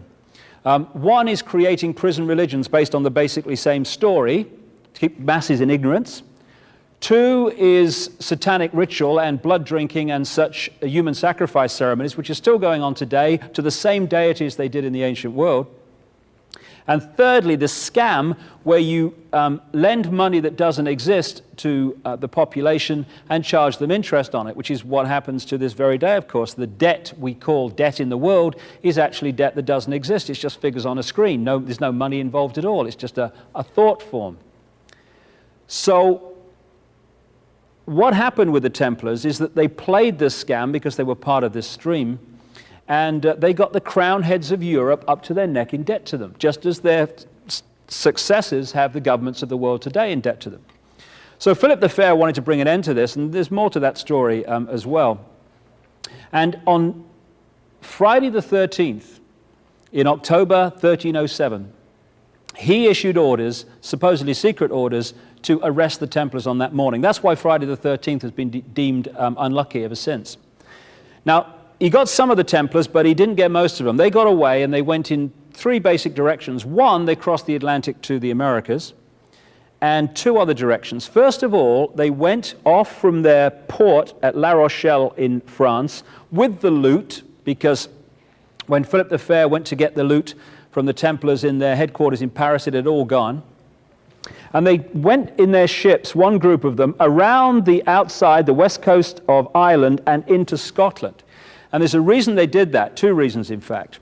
First of all, Philip the Fair enlisted the support of the Pope to purge the Templars. But Scotland, with Robert the Bruce, etc., was in conflict with the Pope at the time, and therefore excommunicated, and therefore the Destroy the Templars order didn't apply in Scotland at that time. And also, a tremendous number of these bloodline families out of the Near East, these reptile human bloodlines, came out of northern France and Belgium, what we call that area now anyway, and went into Scotland almost en masse. within 150 years, these bloodlines were running Scotland, and they have the names today that we think are Scottish. We go, Hamilton, Orkney, and MacDougall, Orkney. Scottish? No, no. They came out of that area of northern France and Belgium. And they were the same bloodlines. Robert the Bruce was one of them that the Templars were connected to. So the Templars went into friendly territory. And they went underground because of the purge, and they re-emerged eventually as the Scottish Rite of Freemasonry. This is why the biggest secret society in the world today that pervades world politics, business, banking, the media, etc., is called the Scottish Rite, after this tiny country at the top of the British Isles, because that's where the Templars went when the purge happened. This is a Knights Templar. You'll see the red cross on the white background. That was the Phoenician fire cross or sun cross. And this is why the flag of England is a red cross on the white background. It's also why you had the Red Cross organization, which is also linked to this network at the highest level. Now, here's the flag of England. It's called the St. George's Cross. Now, two big British deities were St. George, who killed the dragon, and the more I research this, the more I feel that is symbolic of this battle between this Martian white race and this Anunnaki reptilian race, because the dragon was very much used to symbolize this serpent race in the ancient world. And so St. George is not actually a British deity, it's actually Phoenician, because that's where the Phoenicians went, to Britain. St. Michael, which is a great Christian deity, was an ancient Phoenician deity also, and areas of Europe, like called St. Michael's Mount, one in England, southern England, came from the Phoenicians who settled that area. Now, the Templars then moved out of France around into Scotland, and that was one area they went. They went across to the Americas, and they also went down to Portugal. Now, before I get into that, let me show you one thing in Scotland, which confirms so much of the fact the Templars were there, and indeed there are many artifacts to prove it, and other evidence. And that's this place, Rosslyn Chapel, in just south of Edinburgh. It is the great city on the east coast of Scotland. And this was built on the land of the St. Clair family. Now, the St. Clair family were a French bloodline going back to the Near East that went to Scotland and became the Sinclair family, that classic Scottish name, Sinclair. And this is one of the great holy grails of the brotherhood today, the Rosslyn Chapel. Now, in the stonework of Rosslyn Chapel, you see sweet corn plants, aloe plants, and cactus plants, etc., that at the time this was built were only found in America. Perhaps still are, I don't know, but certainly then. Which is remarkable because this was built before Columbus left on his journey to discover America. In other words, they'd been long before, they just didn't want us to know it. So, as they went to Scotland, so another group of Templars came down to Portugal, which will connect into America now as we start to enter the modern world. They hid behind an organization called the Knights of Christ, the Knights Templar under another name, and they were a maritime organization because the Templars had a massive fleet of ships. And actually they flew on their ships the flag of the Skull and Bones, which has become known as the pirate's flag. It was the Templar flag, which is why the Skull and Bones is still a symbol today of this brotherhood. And one of the Grand Masters of this Knights of Christ, the Templars under another name, was a guy called Prince Henry the Navigator. And he had access to maps of the world that the general population never had because of this pyramid, knowledge, ignorance. This is significant because the father-in-law of Christopher Columbus was a sea captain close to Prince Henry the Navigator. So Columbus was not looking for India when he found the Americas. He knew basically where he was going because the maps already existed. Because this unfolding agenda has a time scale, not least through the sun cycles, etc., it means that although they knew the Americas existed, the point had come in the agenda where it had to be officially discovered and therefore occupied by the European races. Now, Christopher Columbus, his name wasn't actually Columbus, his name was Colon. Why did they call him Columbus? Because in the various, not just religious, but other historical texts, you see the codes and the code names that the initiates would understand that the general population do not. I mentioned a few minutes ago that the symbol for Nimrod was the fish and the symbol for Queen Semiramis was the dove. Columbus means dove. In French today, colombe actually still means dove. And the Romans in the Roman Empire worshipped a deity called Venus Columba, Venus the dove. Both Venus and the dove were symbols of Queen Semiramis, this deity. So that's where he got his name, Columbus. But there's more actually to look at in terms of this. Because 4 or 5 years after Columbus found that part of the Americas, down the Caribbean, etc., another guy left Bristol, England. And Bristol comes from Barati, that's where the name evolved from, the Phoenician deity. His name was John Cabot, and he discovered what we now call North America. Conventional history has not put Columbus and Cabot together, but you can do, not least through the research of a Freemasonic historian of great reputation called Manly P. Hall, who points out that Columbus and Cabot both operated in Genoa at the same time, and both were connected to the same secret society network. And within a few years, 4 or 5 years of each other, one finds one part of the Americas, the other finds another part of the Americas. Just a coincidence, nothing to worry about. What was actually happening was the time scale had come to take over America, and it moved on after that. So Columbus was a front man and a knowing one. There's one other group that came out of this Near East which it is vital to talk about, and it relates actually to Columbus too. We've seen how one group of peoples moved by land across from that Caucasus, Turkey, Iran area, and across to become the white races of Europe. We've seen how the Phoenicians went to Britain much earlier than that, 3000 BC, but there was another group which came out of the Middle Near East and parked themselves in Venice in northern Italy. And these Phoenicians became the Venetians. And they created a maritime, because they were a maritime nation, the Phoenicians, and financial empire out of Venice. And that financial empire was based on lending people money that didn't exist and charging interest on it and funding both sides in wars. Now, within these white Phoenician bloodlines, yet again, were these reptilian bloodlines, these Anunnaki bloodlines. And again, you'll have to refer to The Biggest Secret to see the enormous evidence that this stuff about the Anunnaki and the reptilians is correct.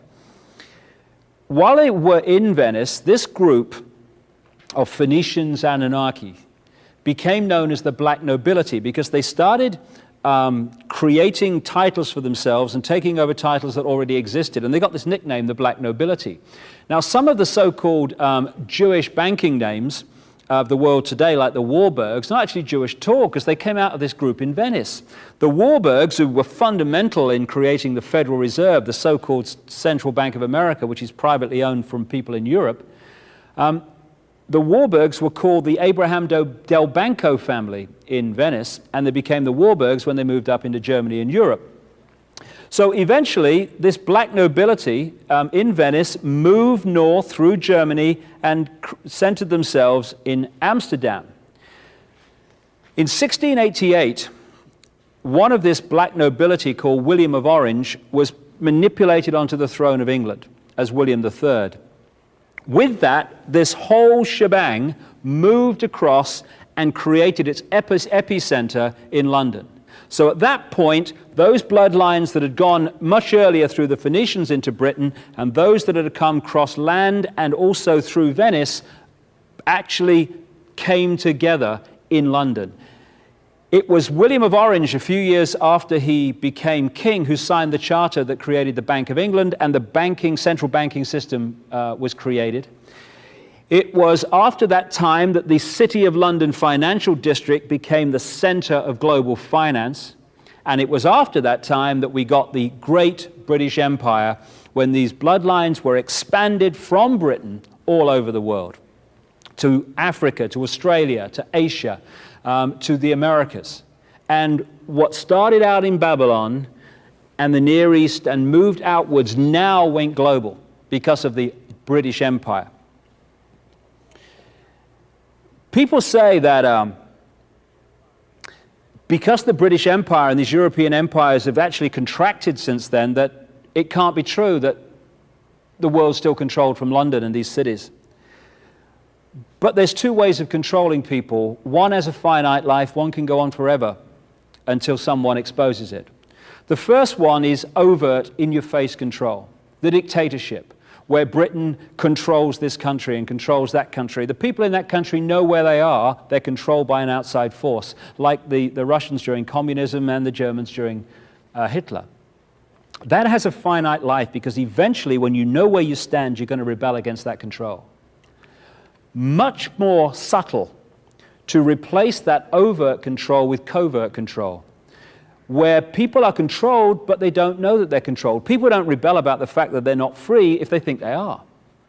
So what happened as the contraction came of these empires, not least the British Empire, is while on the surface it seemed to be over, left outside in those countries, back in those countries, were the bloodlines and the secret society network, which has continued to control those countries from this point on. Because what happened in that ancient time is that you had the positive use of knowledge, and they created mystery schools and secret societies in Egypt and elsewhere to pass this advanced knowledge on in a positive way. You then had this other force, largely out of Babylon, that also created mystery schools and secret societies for very different reasons, to pass on the advanced knowledge only to the chosen ones that they chose. And they created the institutions, these same secret societies, in the public arena that sucked that advanced knowledge out of circulation.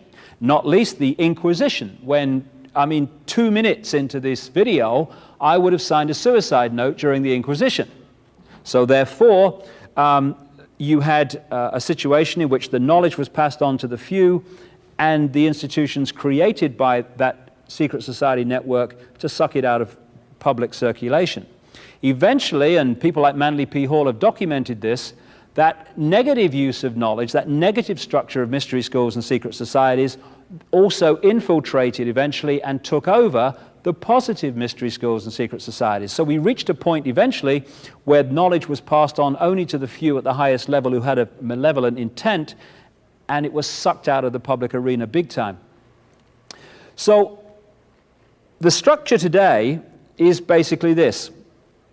The epicenter on operational level is in London. That's where the global agenda is decided.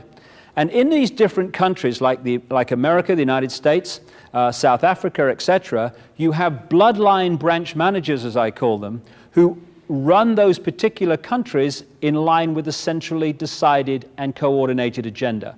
In South Africa, you've got the Oppenheimer family, who are the bloodline controllers of South Africa before and after Mandela, control the stock market, the diamond mines, and the gold mines and the other industries and the media.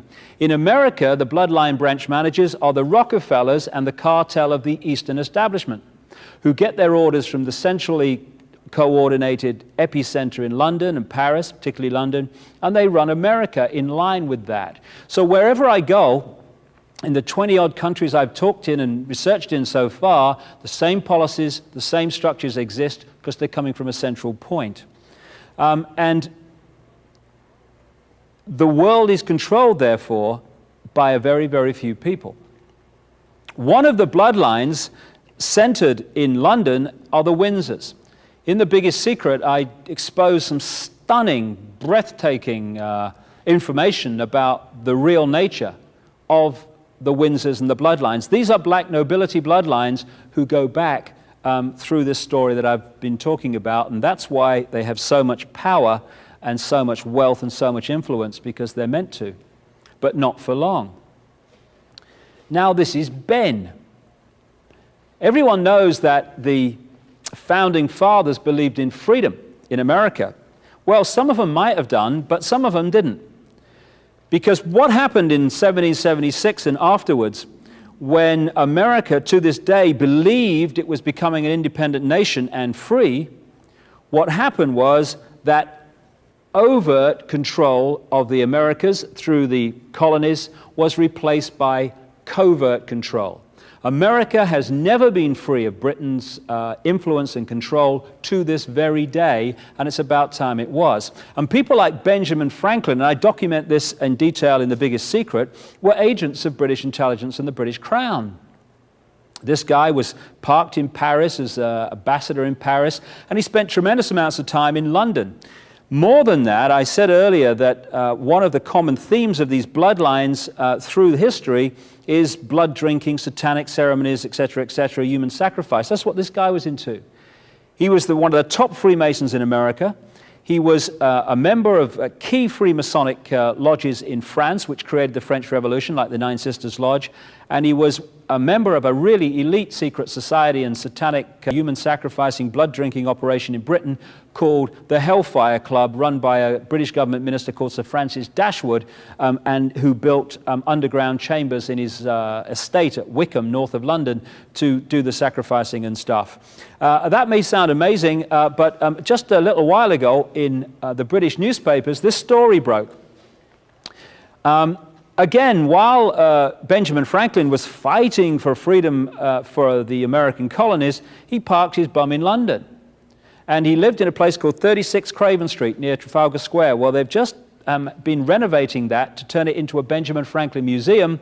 And bingo, they found 10 bodies underneath the floor, 6 of them children, and they've dated them to the time Benjamin Franklin lived there. They've said, oh, he must have been into body snatching. When you link it to his other activities, I think there's probably another explanation. Thomas Jefferson, again, one of the aristocratic bloodlines from Europe, and a guy who was a member of the Rosicrucian secret society and other esoteric secret societies that carried this knowledge. He just didn't tell anyone else about it. He also owned 200 slaves, Thomas Jefferson, while writing that every man is created equal.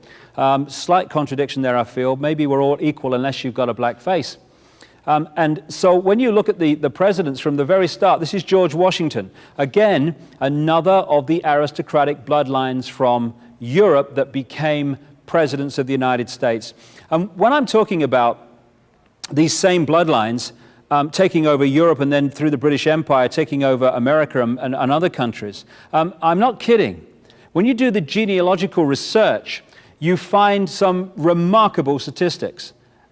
Since George Washington became president in 1789, and including him, every single American presidential election has been won by the candidate with the most British and European royal genes. And that comes from Burke's Peerage, the Bible of aristocratic genealogy on the planet, based in Britain. We've had, at the time that I'm speaking these words, 42 American presidents. 33 of them are genetically related to England's Alfred the Great and Charlemagne, the most famous monarch of France. Way back, he became monarch for the Holy Roman Empire.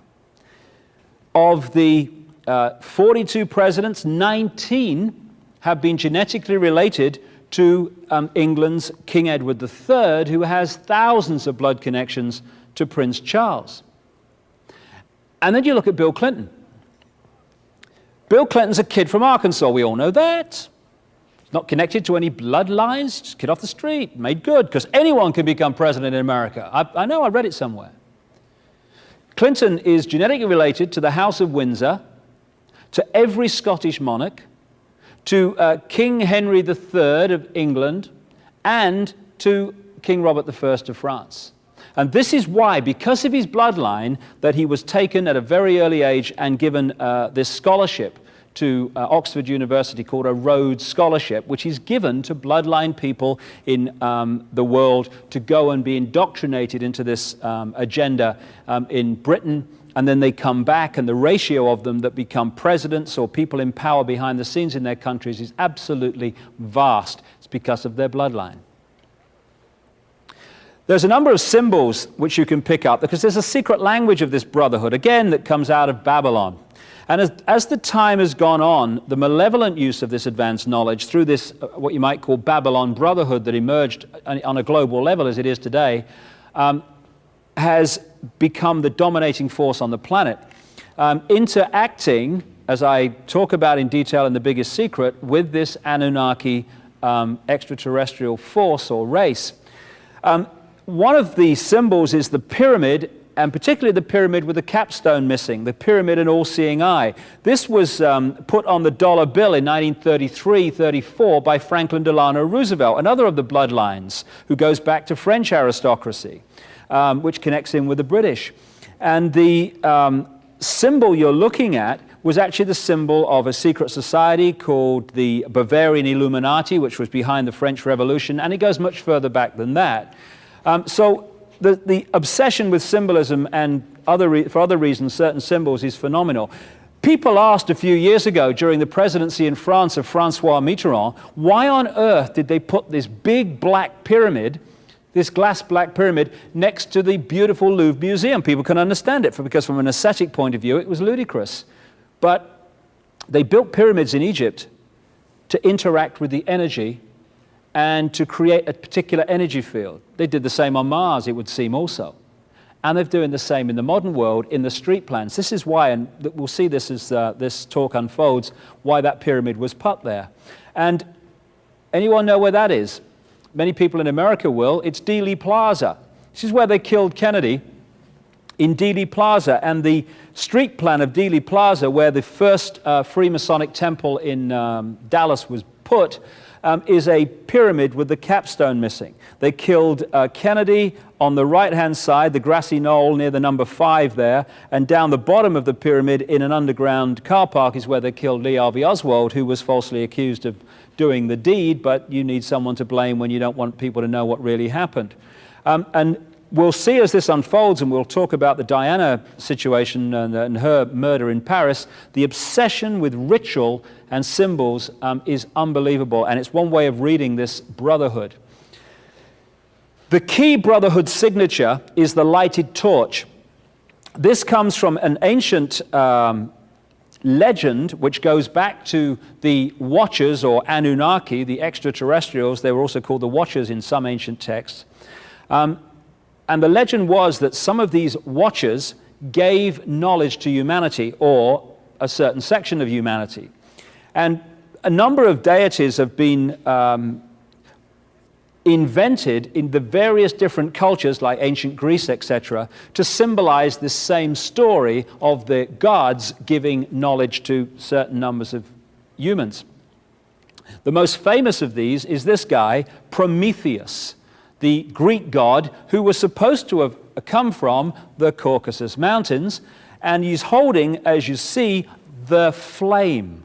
The flame is symbolic of knowledge, the sun, the illuminated ones. The Illuminati is one name for this brotherhood. The illuminated ones, those illuminated into this advanced knowledge. And so what you're looking at is a gold depiction of Prometheus in the Rockefeller Center in New York, put there by the Rockefellers, and there's a plaque to show that, because they, one of the bloodline families running America on behalf of the London Central elite, they know the symbolism of Prometheus. And so the lighted torch, or the flame, became the key signature of this brotherhood, and you can follow it. That's what this is. This is an exact replica of the Statue of Liberty in Las Vegas. That's why you've got the fairground ride behind. But what you're looking at is the lighted torch, the sun, knowledge, the illuminated ones, the Illuminati, the brotherhood. Also around the head you see the rays of the sun. Now that's classic Queen Semiramis symbolism. That's basically Queen Semiramis of Babylon. And because of this difference between those in the knowledge, the few, and the masses who are not, people look in America and around the world at that in New York Harbor, and they say, oh yeah, that's symbolizing the land of the free. No. It's symbolizing the opposite. It's saying, look, we run the show and we're telling you, and you haven't even got a clue. And this is not actually new at all. This was given, in terms of America, this was given, the Statue of Liberty, to New York by French Freemasons who were in the underground stream of knowledge of what it represented. And in Paris, to this day, in an island on the River Seine, there's the Eiffel Tower in the background, there is the French Statue of Liberty in the same way. because, again, it symbolizes something to this brotherhood which the masses don't understand. When they killed Kennedy in Dealey Plaza, there's the grassy knoll over on the right there. Afterwards, they put in Dealey Plaza an obelisk, which is a Freemasonic symbol relating to the sun, the phallic symbol, the male energy. Again, goes back to ancient Egypt, etc. And at the top of that, after they killed Kennedy, they put a depiction of the lighted torch, because that is the Illuminati Brotherhood signature saying, we killed Kennedy, and we're telling you, and you don't even see it. What did they put on Kennedy's grave? To this day, the lighted torch. They call it the eternal flame, but it's their signature saying, we killed Kennedy, and we're telling you, and you're not even bright enough to see it. But of course, if you don't understand the story we're not being told, how can you see it? It just seems like the eternal flame, a positive thing. It's not. This is Paris. There's the Eiffel Tower. That is an exact replica, put there in the late 80s, of the torch held by both the French and the American Statue of Liberty. What is that? Where is that? That stands on top of the Pont d'Alma tunnel in Paris, almost on the spot underneath where Diana was killed in the car crash. And that has become the shrine, if you see the flowers there, to Diana, exactly as planned. And what have they put on the island where they buried her, or claimed to have done? At Althorpe Park in Northamptonshire in England, on the Spencer estate, they put the lighted torch, the signature, we did it. And we'll talk about that a little bit more in a second. There we go on the dime, the lighted torch, the Illuminati. What they also do is create street plans that have all these symbols in them. And when we get to the next video, I'll pick up that in Paris, take it into Washington, and talk about a stream of other things that relate to the basic structure I've already described. And I'll relate it to the assassination, because that's what it was, of Diana, Princess of Wales. And also, when we've looked at the structure of how we're controlled, we can look at the way out of here, because we're only controlled because we allow ourselves to be controlled, because we give our power away. We take it back, all this stuff is over. To summarize this first part, we had the intervention in the human genetic stream in two ways. First of all, a Martian race that came after the cataclysm to Earth settled themselves in that Middle Near East area. Not least because during the cataclysm, the only way to survive was to get to a very high place. Agriculture started at 10,000 feet and more. But complicating what would have been normally a simple story of Martians coming to the Earth, a white race, was this Anunnaki, this reptilian race that interbred, creating particular bloodstreams that it could connect with and therefore control.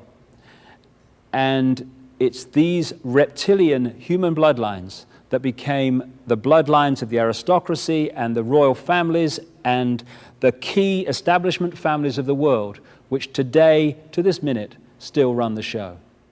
Already we've moved a very long distance, both in the story and in the various elements that are being introduced into it. And one of the things that has come up a number of times and will come up many, many more times in the next hour or so is this subject of symbolism. It's not just that these symbols are signatures, and it's not just that they have them because it's almost a secret language, which it is. There's another major reason for symbols and why certain things are in certain places and why certain street plans are in a certain design rather than another. And that's because, and we'll get into this in the final tape in much more depth and detail, but everything that exists is energy. When you resonate energy to a certain frequency, that affects us in a certain way. You can look back at the sun cycles, for instance. The sun cycles affect us in different ways at different points in the cycle because it is a different vibration of energy. It's a different type of energy. In fact, it's the same energy, it's just a different expression of it. So if you have this knowledge, and I keep emphasizing this knowledge has been available to this few that have passed it on through initiation at the highest level of the secret society and mystery school network since the ancient world, since these bloodlines were introduced. If you know that knowledge, then you can use it to affect consciousness, to resonate, for instance, the energy field of a city in a certain way, which helps you to bring about your agenda and helps people to react and to be in a certain state of being, because they keep being affected by this repeating frequency. So this is why you look at the street plan of Paris, and I'm going to look at the street plan of Washington after this too, and you see the tremendous consistency in the way that these cities are created. But let's start with Paris. Here we have, as I mentioned in the first video, the Arc de Triomphe, which is a street plan representation of that symbol of the sun on the cross with the zodiac circle from the ancient world. But it's not just that, the 12 roads off and that symbolizing the sun. It's more than that. This is just a central point in this sequence, this pattern in Paris, which is one of the big centers of these ruling bloodlines. There's a close-up of the Arc de Triomphe looking down dead straight down the road, which goes dead straight in that direction and dead straight in this one. And when you look in the direction we've just been looking at, in exact straight line with the Arc de Triomphe, you see this big modern arch, and there's another pyramid, but the big modern arch. The arch is a big symbol of Freemasonry. This is where we get Royal Arch of Freemasonry from. And the arch is very much a symbol of this secret society network, the Freemasons being one expression of it. So if we look again down in that direction, you see that modern arch straight down that road. Okay, now turn and look in the other direction, which is what we're doing in this shot. There you have the eternal flame, the Illuminati, the torch, and you're looking through that crowd there, dead straight down one of the most famous, if not the most famous, streets and boulevards in Paris, the Champs-Élysées. And if you go dead straight from this point, you go through that. The obelisk, the 3,200-year-old obelisk that was actually taken from Luxor in Egypt, one of the great sacred places, the Valley of the Kings and great sacred places of ancient Egypt, and it was put in Paris in this square. And again, it's dead straight with the Arc de Triomphe, dead straight with that other arch. We'll go on beyond that obelisk, and you see another arch, the three arches. That's also secret society symbolism, almost a kind of smaller representation of the Arc de Triomphe. And if you look through the center there, there's the obelisk of the one from Luxor. And if you keep coming straight, again, dead straight line, we're still moving from the Arc de Triomphe, you come to this thing. Our old friend, the big black glass pyramid I mentioned earlier, which was put there during the presidency of Francois Mitterrand. Why did they put that there? Because it was part of an emerging geometrical pattern in the street plan of Paris, which resonates the energy of that city, that key city to this brotherhood, and a certain vibrational range which they want to happen. So let's look now at Washington, D.C. Thousands of miles away across the Atlantic, but the same principles apply yet again. These images come from a book called Talisman of the United States. Excellent book, not terribly easy to get hold of, it seems. And the writer looked at the history of the building of Washington and how, when they built it, they put in the street plan, esoteric symbols, astrological symbols, and classic symbols like pentagrams and what we call Stars of David. And there you see a Star of David in the street plan of Washington. There's the Capitol building down the bottom. But it's not a Star of David, funnily enough. It's nothing to do with the Jewish race, the Jewish people. When you look back into the ancient world, this symbol can be found all over the place in the ancient Arab world and the ancient Hindu world, etc. Became associated with Jewish people after the Rothschilds started using it when they developed their banking empire in Frankfurt in Germany and then wider afield. But again, you see in the street plan of Washington, the way it was designed from the start in the District of Columbia, District of the Dove. This is why we have British Columbia. It's why we have Columbia Pictures, why we have Columbia Broadcasting, CBS. They're all Queen Semiramis dove symbolism. And incidentally, just as an aside, look at the symbols of those organizations. The symbol of Columbia Pictures, the lady with the lighted torch. Look at Columbia Broadcasting, the eye, the all-seeing eye, which is on the screen between every program. Columbia University, symbol, lighted torch, because they are brotherhood operations. And here in the street plan of Washington, there's the Capitol building in the center there. These streets, according to the research of Talisman of the United States, are actually lined up with where the sun comes up at the winter and summer solstice. Now, when you go back to the ancient creations and mounds and structures that were created by the Phoenicians and that white race in Europe and Britain and Ireland, you find exactly the same principles. There's a massive mound at a place called New Grange in Ireland, and there's a really narrow entrance to it, which goes right into the center of the mound, and in the center it opens up into a cavern. Only at the winter solstice, if it's a cloudless morning, the sun comes up in exact line with that and shoots its golden light straight the way through this little narrow passageway and lights up the whole of the central cavern. And apparently there's a 6-year waiting list to be in there at the time that happens. And again, it's just the same principles, the same knowledge applied to the street plans. This is why the political buildings, etc., and the Freemasonic temples are built on the vortex points in the grid that the old stone circles and that were built on also. Now, I'm coming back to the street plan of Washington in a second, but there's something I need to talk about before we come back. What you're looking at behind me is a place about 75 miles north of San Francisco, next to the Russian River. It's called Bohemian Grove. That's what you see behind the trees there. And Bohemian Grove has become notorious in research into not just the global manipulation politically, etc., but also into those people who are looking into satanic ritual and human sacrifice and blood drinking and all this stuff, again, which can be charted with these bloodlines from the ancient world. And behind those trees are 2,700 acres of redwood forest, Bohemian Grove, where and again, in The Biggest Secret and some of my other books, I document how people are sacrificed there, the blood drinking and stuff goes on, involving some of the most famous people in America and also from further afield, presidents and business leaders and stuff like that, the Henry Kissingers of this world and the Bushes and people like that. So here you have the entrance to it, no through road, as far as I could get before it was no further. Here is a picture taken at Bohemian Grove in 1957. The guy standing up there is called Glenn Seaborg. He helped to develop plutonium. I think he was involved in the Manhattan Project that created the bombs that were dropped on Japan, etc. But look either side of him. To his right, you have Uncle Ron, Ronnie Reagan. Back in '57, just a B-movie actor. Going to be president of the United States. What, old Ron, you must be joking. Well, he became president.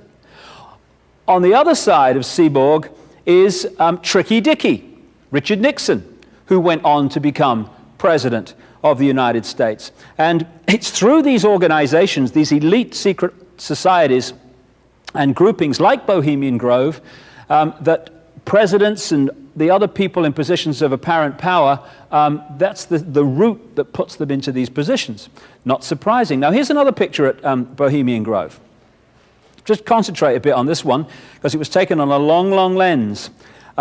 Every summer, they have a summer camp in which these elite members of this brotherhood go to Bohemian Grove to do their deeds and do their ceremonies and stuff. And they do them to the same deities that this bloodline has done, has worshipped and done their rituals to, right back into the ancient world thousands of years ago, where this story started. And what you're looking at here, staggeringly, is a group of people, some of the most famous people in America, in long gowns. Behind them there, you see a 40-foot stone owl. And there's the fire between them, next to the lake at Bohemian Grove. Now, one might wonder, understandably, why the people that run the banking, political, economic system and the media in America should be dressed in long robes doing a ceremony to a 40-foot stone owl. I think we should be told myself. So what's it all about? Again, you have to go back to see the present. Back in the ancient world, these Phoenician, Canaanite, Babylonian bloodstreams, which have merged to become the controlling force in the world, they worshipped a deity called Moloch or Molech. It was a deity that was an aspect of Nimrod, who keeps coming up everywhere, of course. And what they used to do is sacrifice children to Moloch or Molech. They put them through the fire. And in the Old Testament, you see prophets condemning the people for putting their children through the fire to Moloch or Molech. When I've talked to contacts, therapists and what have you around the world who work with satanically abused people, what those people tell them is that, again, when they're sacrificing children, the deity in the modern world today that they use to sacrifice them to is Moloch or Molech. Same seamless stream. So the question comes in relation to this: how do they symbolize Moloch or Molech, this deity to which they sacrifice children? They do it, symbolize him as an owl. That's why the owl comes up all over the place. Now, when I was looking in the street plan of Washington, this is not in Talisman of the United States, this just caught my eye as I was looking through a Washington street map. I found this around the Congress building. There's a Congress building in the middle. And just by drawing in red pen on the roads within the Congress building complex, very obviously an owl appears. You can also see an owl on the dollar bill if you can magnify it enough. It has to be magnified very, very intensely, and then you see the owl in one of the corners. But when you look at the next shot, this is not being doctored by me in any way with a red pen. This is just a shot directly from a Washington street plan. And there you see around the Congress building the owl, Moloch, the deity going back to Babylon and this whole story I've been talking about.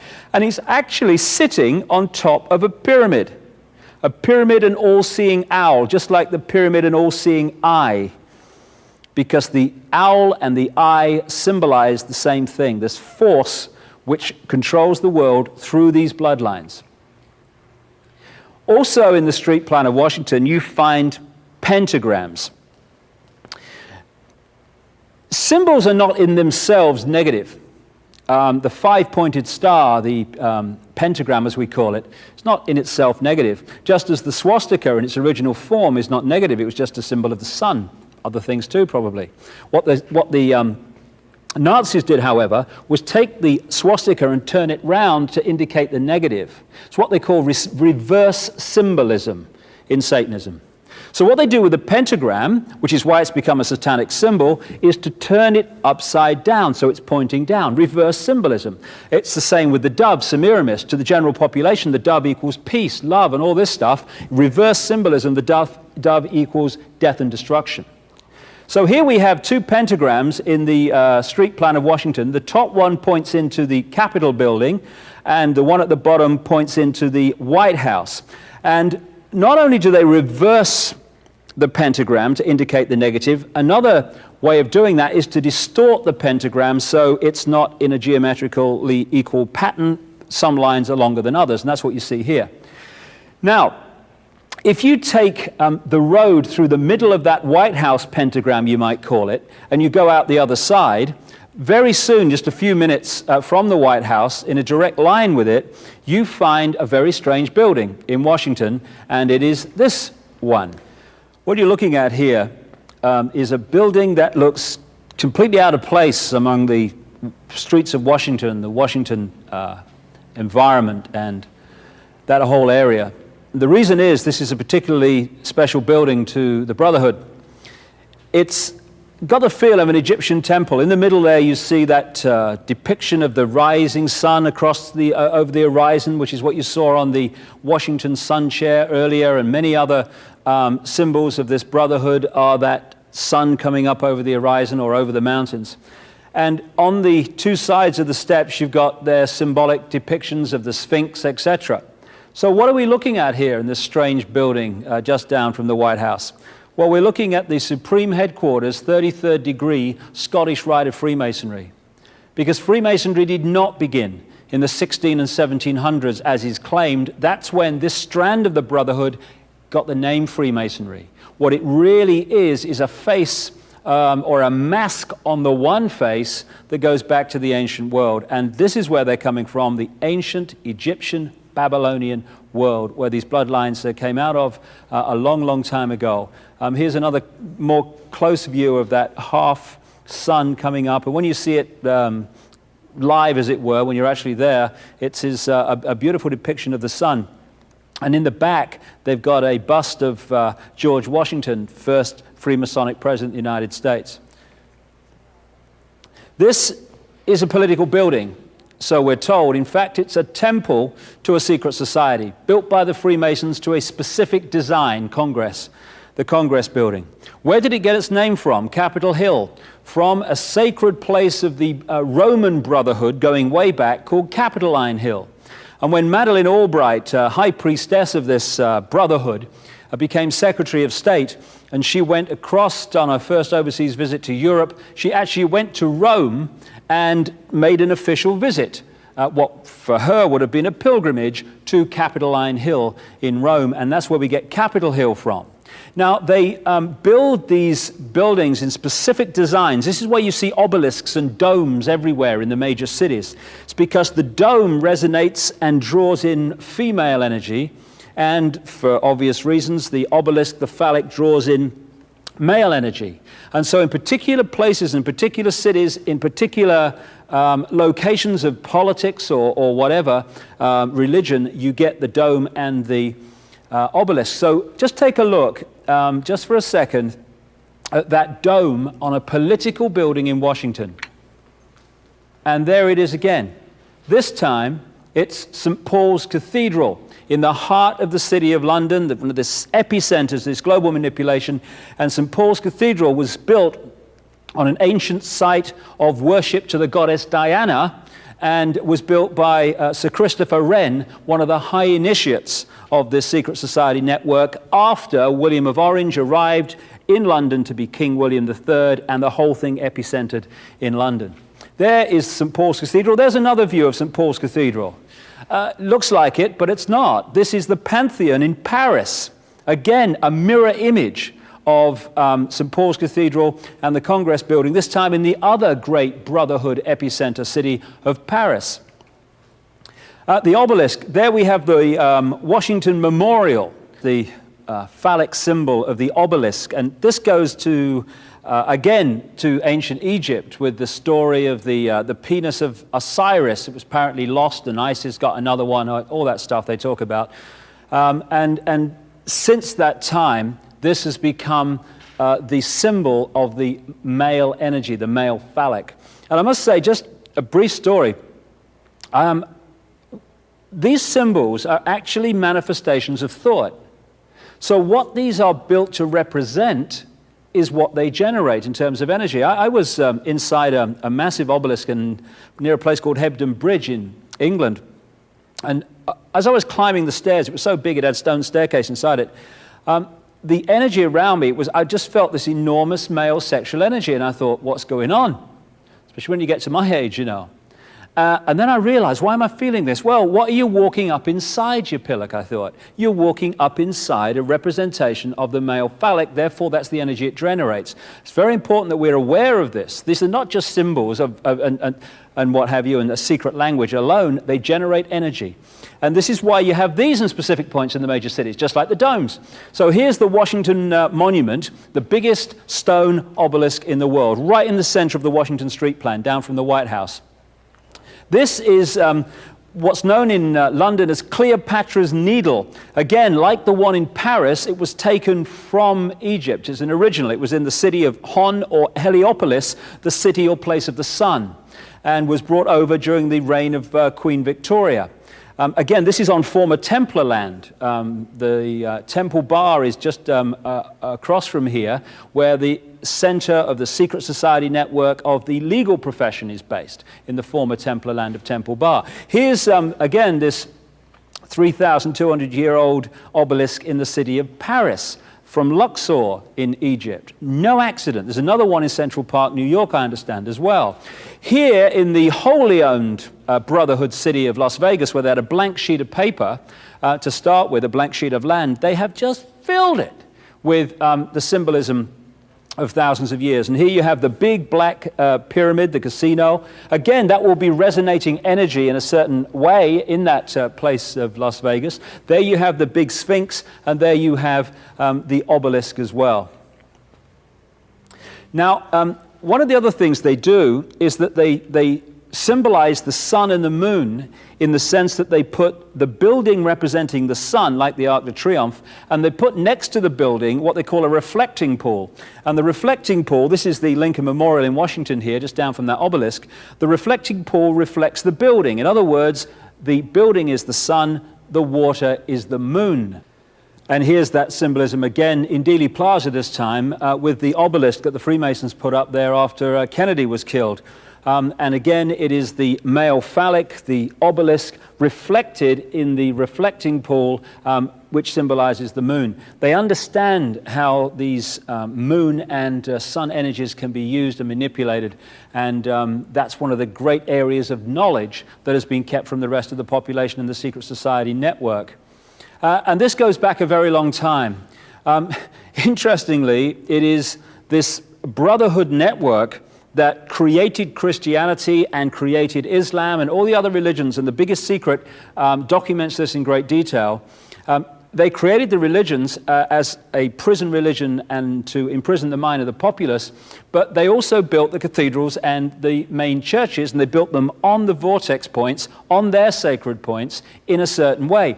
Again, I mentioned St. Paul's Cathedral was built on a former site of goddess Diana worship. The goddess Diana was one of the great goddesses of the ancient world. This is Notre Dame, Our Lady Cathedral in Paris, one of the most famous cathedrals in the world, Notre Dame. Because people thought Notre Dame, Our Lady, Mother of Jesus, it was taken as a Christian name. In fact, Our Lady is Isis, Semiramis, Diana, and these other names for the deities that the Brotherhood have worshipped over the period of thousands of years we're talking about. So look at that. That's Notre Dame, built with Templar money, Knights Templar money, to sacred geometry on a sacred vortex point. Now we'll just cross the English Channel. There's Westminster Cathedral.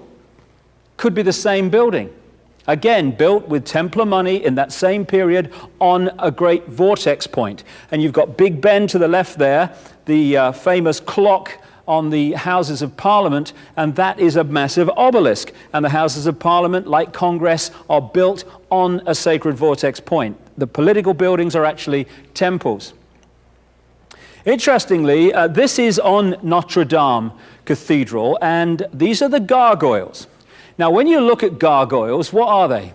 They are depictions of reptiles, reptilian forms, often with wings.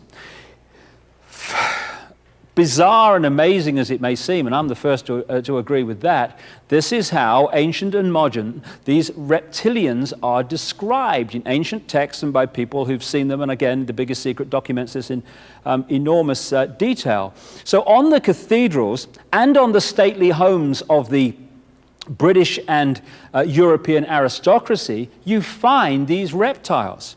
You also find them on or around a modern airport, Denver Airport. Why are gargoyles in Denver Airport? A modern airport built controversially and for an enormous amount of money in more recent years. It just so happens that those that research into these things, into the extraterrestrial influence on Earth, have designated that, and has some of the people involved in its construction, as a reptilian base, an Anunnaki base, actually in Colorado. In Dealey Plaza, where they killed Kennedy, one of the buildings of Dealey Plaza has gargoyles all over it. Why? Because this is symbolic of the bloodlines and where the bloodlines actually come from and what they're controlled by. This is a depiction 5,000 years BC in the Ubaid culture, the one that just preceded Sumer in what we now call Iraq, and this was a depiction of one of their gods.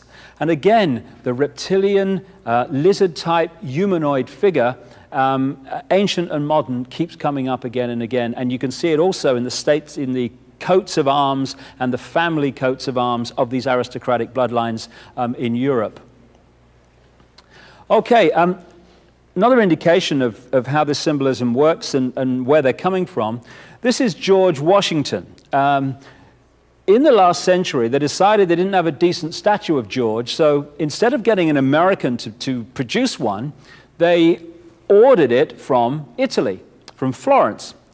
And when it arrived on the dockside, people were staggered, because here was George, the first president of the United States, depicted naked from the waist up with this cloth over his Bill Clinton's, and then pointing up one arm, pointing down the other. What's going on? Unless you realize where these people are coming from, it's inexplicable. Well, if you just hold that in your mind, arm up, arm down, naked from the waist up, and then Bill Clinton's covered in a piece of cloth, well, this is where it's coming from. This is the ancient depiction of the compilation of the negative force symbol that the Templars worshipped, or the high-level Templars worshipped anyway, called Baphomet. And this is why they depicted George Washington in that way. Now, the skull and bones is a symbol you can keep picking up when you're trying to read the secret language also. The skull and bones was on the flag of the ships of the Templars, which is why it just got turned into the pirate flag in children's stories and stuff like that. And there was another organization called the Russell Group, the Russell Company, the Russell Trust, and they made a fortune. It's one of the bloodline families in America. They made a fortune running opium to China for the British during the Opium Wars, when Britain took over China by getting the population hooked on drugs, which is what's happening to the global population today, just a bigger version of it. And on the flags of the ships of the Russell Company running these drugs was the skull and crossbones. And so it's no surprise that it was the Russell Trust that created one of the most infamous secret societies in America, called the Skull and Bones Society. This is a Freemasonic apron from the last century with the skull and bones on. Why? Because the Freemasons came out of the Templars, and the Templars used the symbol of the skull and bones. In various paintings, not just the one I talked about earlier, the Leonardo da Vinci depiction of the Last Supper, but also in many others, you see the symbolism in the painting. This is one called The Ambassadors, which is in London on display. And at the bottom there, you see a very strange kind of, I don't know what it is. When you say to people, what do you think this is? They go, well, I don't know what that is. It's strange. What is it? What's he doing there? But if you look at it from a particular angle, and it has to be from a particular angle, then you start to see what that is in that painting, and it is a skull. And the skull and bones is a constant symbol through these thousands of years of this brotherhood. This is a coin from a legal fraternity in America. There's the skull and bones again. There's the owl at the top, Moloch or Molech. And these symbols keep recurring whenever you're looking at a brotherhood organization. And this is the headquarters of the Skull and Bones Society in Connecticut. It's right next to the Yale University campus. And the Skull and Bones Society, created by the Russell Trust, pulls in 15 very highly selected students every year from the bloodline families, and they go on, in terms of the ratio, in very large numbers to enter the positions of power in America, both in front of the camera and behind the scenes where the real power is. The most famous Skull and Bones member today is George Bush, former president of the United States. His father, Prescott Bush, one of the people who through the Harriman organization helped to fund Hitler, was also a Skull and Bones member. It's very much a bloodline family operation. And it's part of a deeply, deeply satanic black magic network right across the world. On the other side of that coin, by the way, just incidentally, you see the scales of justice. The scales of justice, you know that lady who kind of stands there holding the scales on the court buildings of the world and stuff? That's actually a goddess from ancient Egypt, again, called Maat, or Maat, spelled M-A-A-T, and that's what that is. It's nothing to do with justice. It's another brotherhood symbol. Again, you see them everywhere. You go in any Freemasonic temple or secret society building, and you'll find, again, the black and white squares on the floor.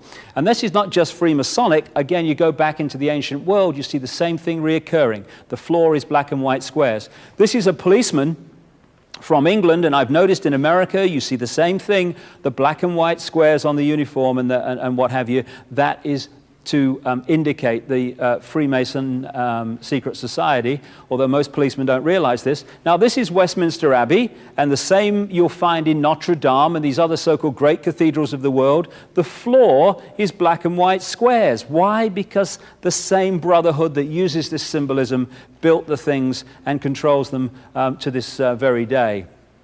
When you get into the transnational corporations, again, you see the symbolism, because as we'll come to as we go along in a few minutes, all these apparently unconnected areas of our lives, banking, transnational corporations, oil companies, connect into the same group, the same controlling force, and so all over the major companies of the world, banks and what have you, you see the brotherhood symbols. This is Arco, Atlantic Richfield Oil Company, and there its symbol, the pyramid with a capstone missing, looked at from above. One of the classic symbols. Chevron. What you need to do to see the symbolism of this is to see this not as two one-dimensional ticks, but as two three-dimensional boxes, one on top of another, which is very symbolic in the secret language. One square equals we control all that is right, all that is just, all that is fair. This is where we get everyday phrases from, like a square deal or being fair and square. One square on top of another square in any form means we control all that is right and all that is wrong, all that is positive, all that is negative, all that is just, all that is unjust, all that is this, all that is that. We control everything. And so that's what that's saying. And so appropriately, when you look in the main lobby of the Houses of Parliament in Britain, you find the two squares, one laid on the other, the so-called eight-pointed star, and that says we control everything in the Brotherhood secret language. Also, as I travel the world, the number of times I see police forces have their badge in the center of two squares laid on top of each other. This is Sussex Police in Britain, but I've seen it all over the world, the same thing. Very appropriate. We control everything. One of the most important strands of this bloodline, going back to the Anunnaki of the ancient world and this hybrid race that was created, is France. And particularly an area of France and near across the German border called Lorraine, or Alsace-Lorraine. And the House of Lorraine has been a real home for the purest of these reptile Martian or reptile human bloodlines. And the House of Lorraine developed this symbol, the double cross. See that there on this guy. Double cross. That's where we get the phrase being double crossed, being manipulated. How appropriate. And so you take the double cross, and we see it in the modern world in Exxon, the Rockefeller-controlled or guided oil company, with the double cross in the symbol. Again, to the uninitiated, people would look at that and say, oh, it's just a symbol, mate. But actually, to the initiates who run this show, it actually means something. A Texaco oil company, esoteric symbols again. The circle, the pentagram, and the T-cross of Freemasonry, the Tau cross it's also called. Again, symbols are talking to the subconscious. When you look at that symbol, you can't hear words coming off it in a conscious way, but it's actually resonating an energy that talks to the subconscious. This is why advertisers who are in this knowledge stream manipulate advertising in a way that they use certain colors, certain phrases, certain symbols to talk to the subconscious and get us to then buy the product in a conscious way, thinking we've made the decision when we've been stimulated from a much deeper level. Subliminal advertising is massive. Amoco, the oil company with the lighted torch. Again, the same symbol that keeps recurring all over the place. The British royal family, the Windsors, are one of the most identifiable of these reptile human bloodlines that have been controlling the world increasingly powerfully for so long. In the ancient world, on caves and underground areas in Cappadocia, an ancient Phoenician center, you find the splayed cross on the wall, what we call now the Maltese cross. And so appropriately on the crown that crowns the monarch of England, this is the crown on which, or with which, the Queen of England was crowned back in the 50s, 1953, you see again the Maltese cross, and that keeps coming up again and again. Also on that was the fleur-de-lis. The fleur-de-lis is a symbol of Nimrod. Here are some of the sticks the Queen holds, you know, in the ceremonies and stuff, scepters they call them. And once again, you see the Maltese crosses and the doves. The dove, Queen Semiramis, the deity of Babylon, on the various scepters and bits and pieces that they use in their royal ceremonies and regalia and heraldry and stuff in Britain, because this to an initiate means something very significant. This is the Dutch royal family. Again, you've got the splayed cross, the Maltese cross, and the Dutch royal family are the same bloodline as the British royal family, because the royal families of Europe are one bloodline, just offshoots of it. And all the surviving royal families of Europe are blood related to William of Orange, William III, who helped this scam to really motor when he became King of England, as I talked about earlier. And one of the members of the Dutch royal family is a guy called Prince Bernhard of the Netherlands, and he'll come up as we go along, good mate of Prince Philip, both knowingly manipulating this agenda I'm talking about. So we go to the Nazis. Now, of course, the Allies were against the Nazis. I read that somewhere too. But it's funny, the same symbolism comes up. On this Nazi, you've got the Maltese cross. It was a big Nazi symbol. You've got the flying disc, which was a symbol of the sun in Egypt and other ancient cultures. And as we go along here, here's the classic Heil Hitler symbol. What was that?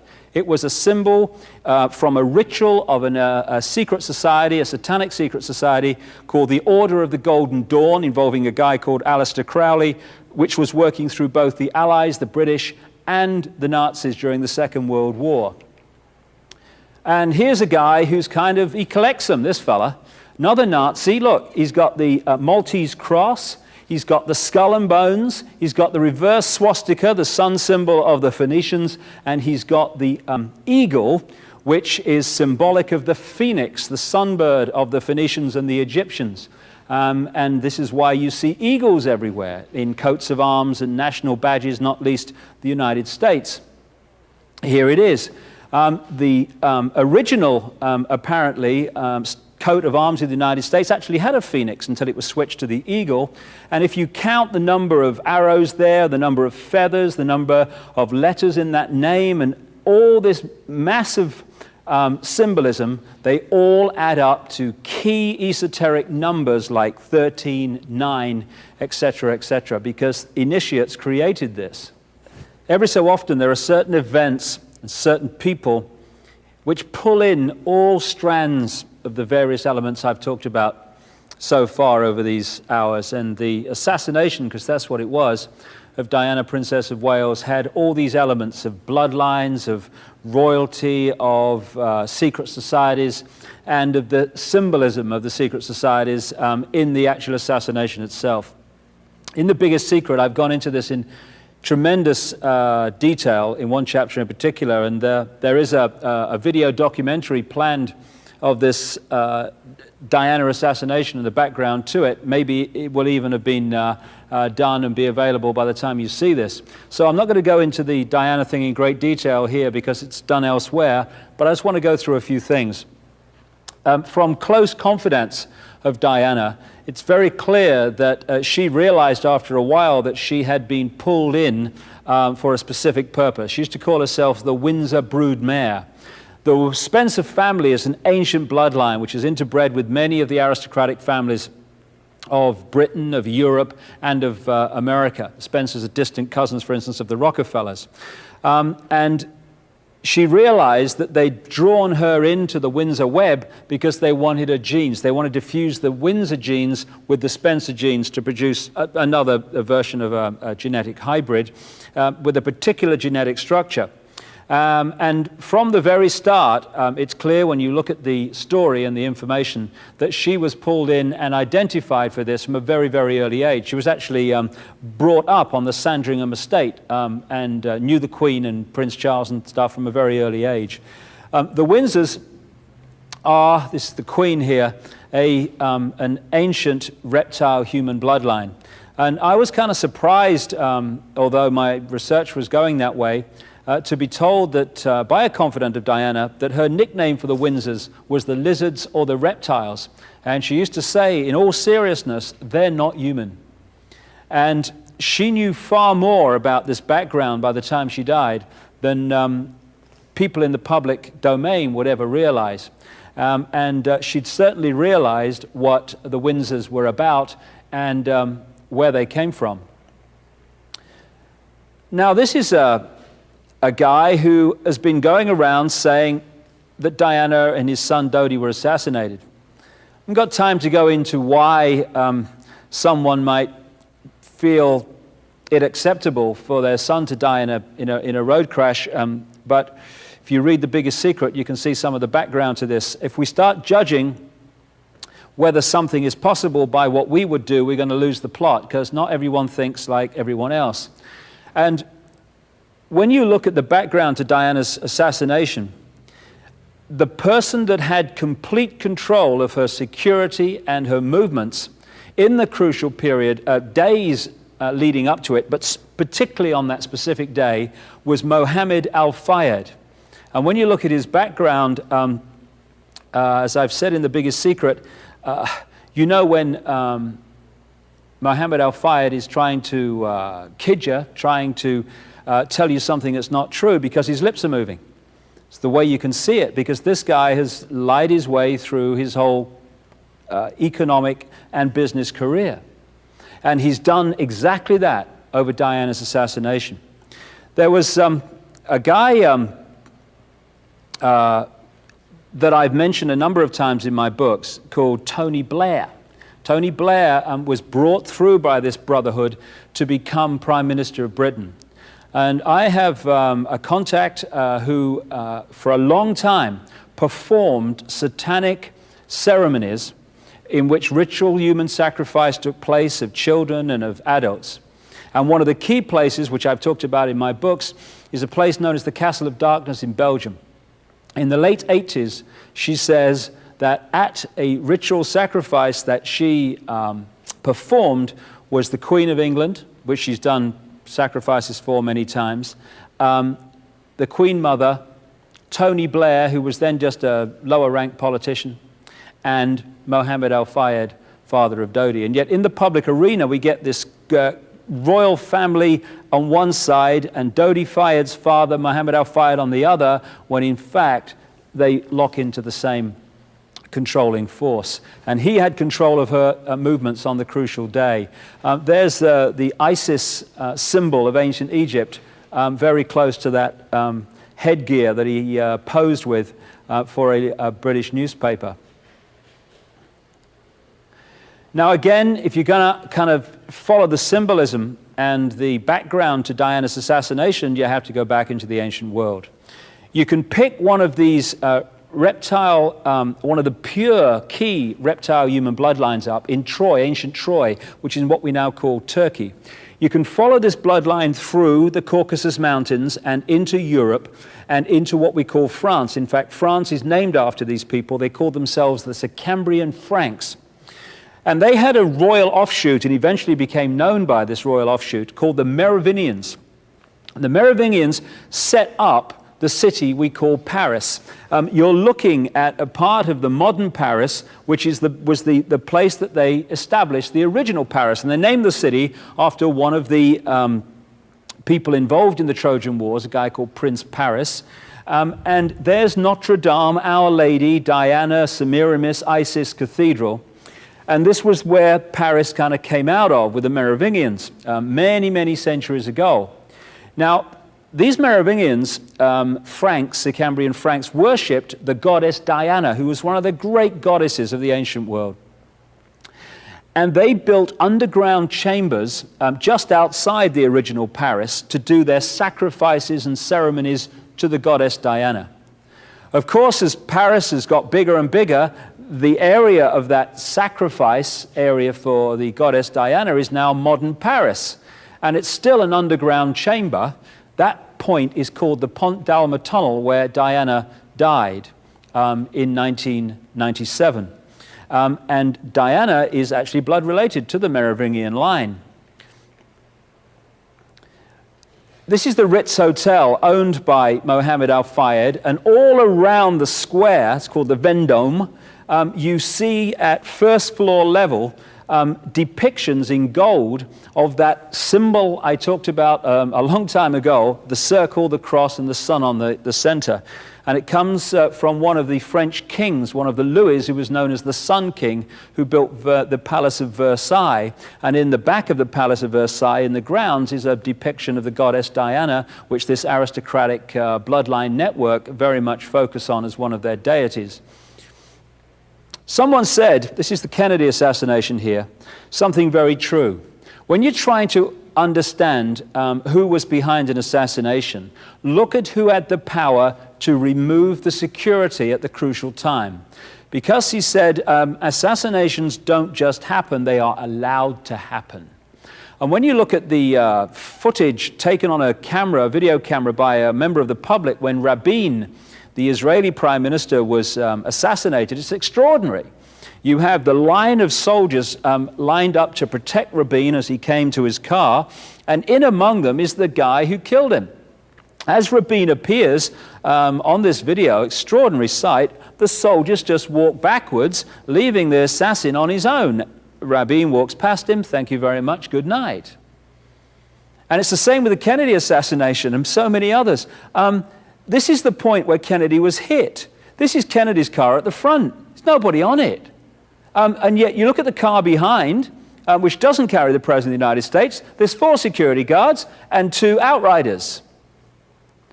If they'd have been there, of course, Kennedy could not have been killed by a bullet from outside because he was so well protected. But the whole thing was removed, the security, to allow it to happen. And it was the same in Paris on that night. This is the back entrance to the Ritz Hotel where the car left because it was decided by Mohammed Al Fayed on the phone to his son Dodi from England that although she'd had a certain level of security all day, a Mercedes and a backup car, a Range Rover, that was suddenly at the crucial time going to be removed, and another Mercedes was brought in with no backup car and no security, apart from the Trevor Rees-Jones, the bodyguard in the front seat.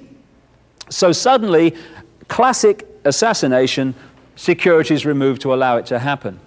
In the car that was driven away was this guy, Henri Paul, who's been the fall guy for it, or blamed on him. He is an asset, or was an asset, of British and French intelligence, had been for a long time. And he had 4 bank accounts which had considerable amounts of money paid in the period leading up to that, not necessarily for what happened to Diana, but because he was an asset of British and French intelligence, which is the same organization. And to really appreciate how this could be done, you need to appreciate something called trauma-based mind control. During the last war in the concentration camps of Germany, in fact, way back this has been known about, but particularly during the last war, they started to perfect the manipulation of a natural mechanism in the mind that shuts out trauma.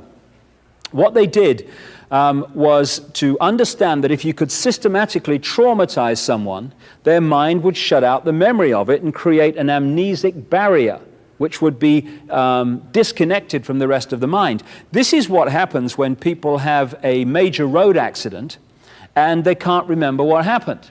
It's because the amnesic barrier has been created to shut out trauma so we don't keep reliving the horror. Good thing. But they realized that if you could do that systematically and start with children, particularly before the age of 5 and 6, you could turn their minds into a honeycomb of self-contained compartments, none of which was aware of the other's existence. This guy was what they call a multiple, Henri Paul.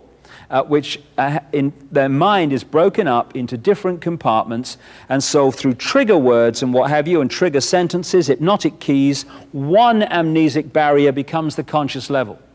That experiences something or is programmed to do something, and then he's pushed back and another one's pulled forward. It's actually got to the point where, amazing as it may seem, you can be drunk in one compartment and completely sober in the other, which is interesting in relation to what happened if you look at the story of Henri Paul. Once the programming is in there, and in The Biggest Secret, I put incredible documentation and background to this and what happened, and trauma-based mind control and how it creates assassins and people going crazy with guns to justify taking guns out of circulation, all this stuff. When you look at the background, all that is necessary is to program the guy, push that programming back into the mind, and that will stay there at the subconscious level until some trigger comes in. When that trigger word or trigger action or whatever is said or done, that programming is activated. So you can be in normal mode and be very normal and no problem and nothing, oh, I've never noticed anything different about old Henry that night. Trigger word, bang, programming, you're like a robot. And what gives away this is the fact that the car hit the 13th pillar. If you read The Biggest Secret, you'll see the incredible obsession with symbolism that this brotherhood has. I've been to Paris, and in that tunnel, the Pont d'Alma tunnel, there's 30 odd of these pillars. It hit the 13th. The 13 is the number that reoccurs again and again and again and again, constantly over thousands and thousands of years in all these different brotherhood groups and all these different secret societies. And it relates in part to the 1 and 12, that symbol again of the sun and the 12 months, the 12 areas of the zodiac. So, all it would have needed, because the guy was missing for 3 hours that night, was the trigger word or the trigger to activate the programming, and Henri Paul suddenly goes into whatever he was programmed to do. Now, where they were going that night, and this is agreed by everyone, is from the Ritz Hotel, which is numbered 1 on this map, down to the Champs-Élysées and to almost the Arc de Triomphe, where Dodi Fayed had his flat. When they went earlier in the day, the car went down to the Place de la Concorde, went up the Champs-Élysées to his flat, which is right next to that circle you see there. This is the quickest way from the Ritz to the apartment of Dodi Fayed. But not that occasion did he go that way. Henri Paul went around to the Place de la Concorde, and suddenly, instead of going down the quickest way, went on to this dual carriageway that goes alongside the River Seine. He went at an increasingly fast speed and then went down into the Pont d'Alma tunnel.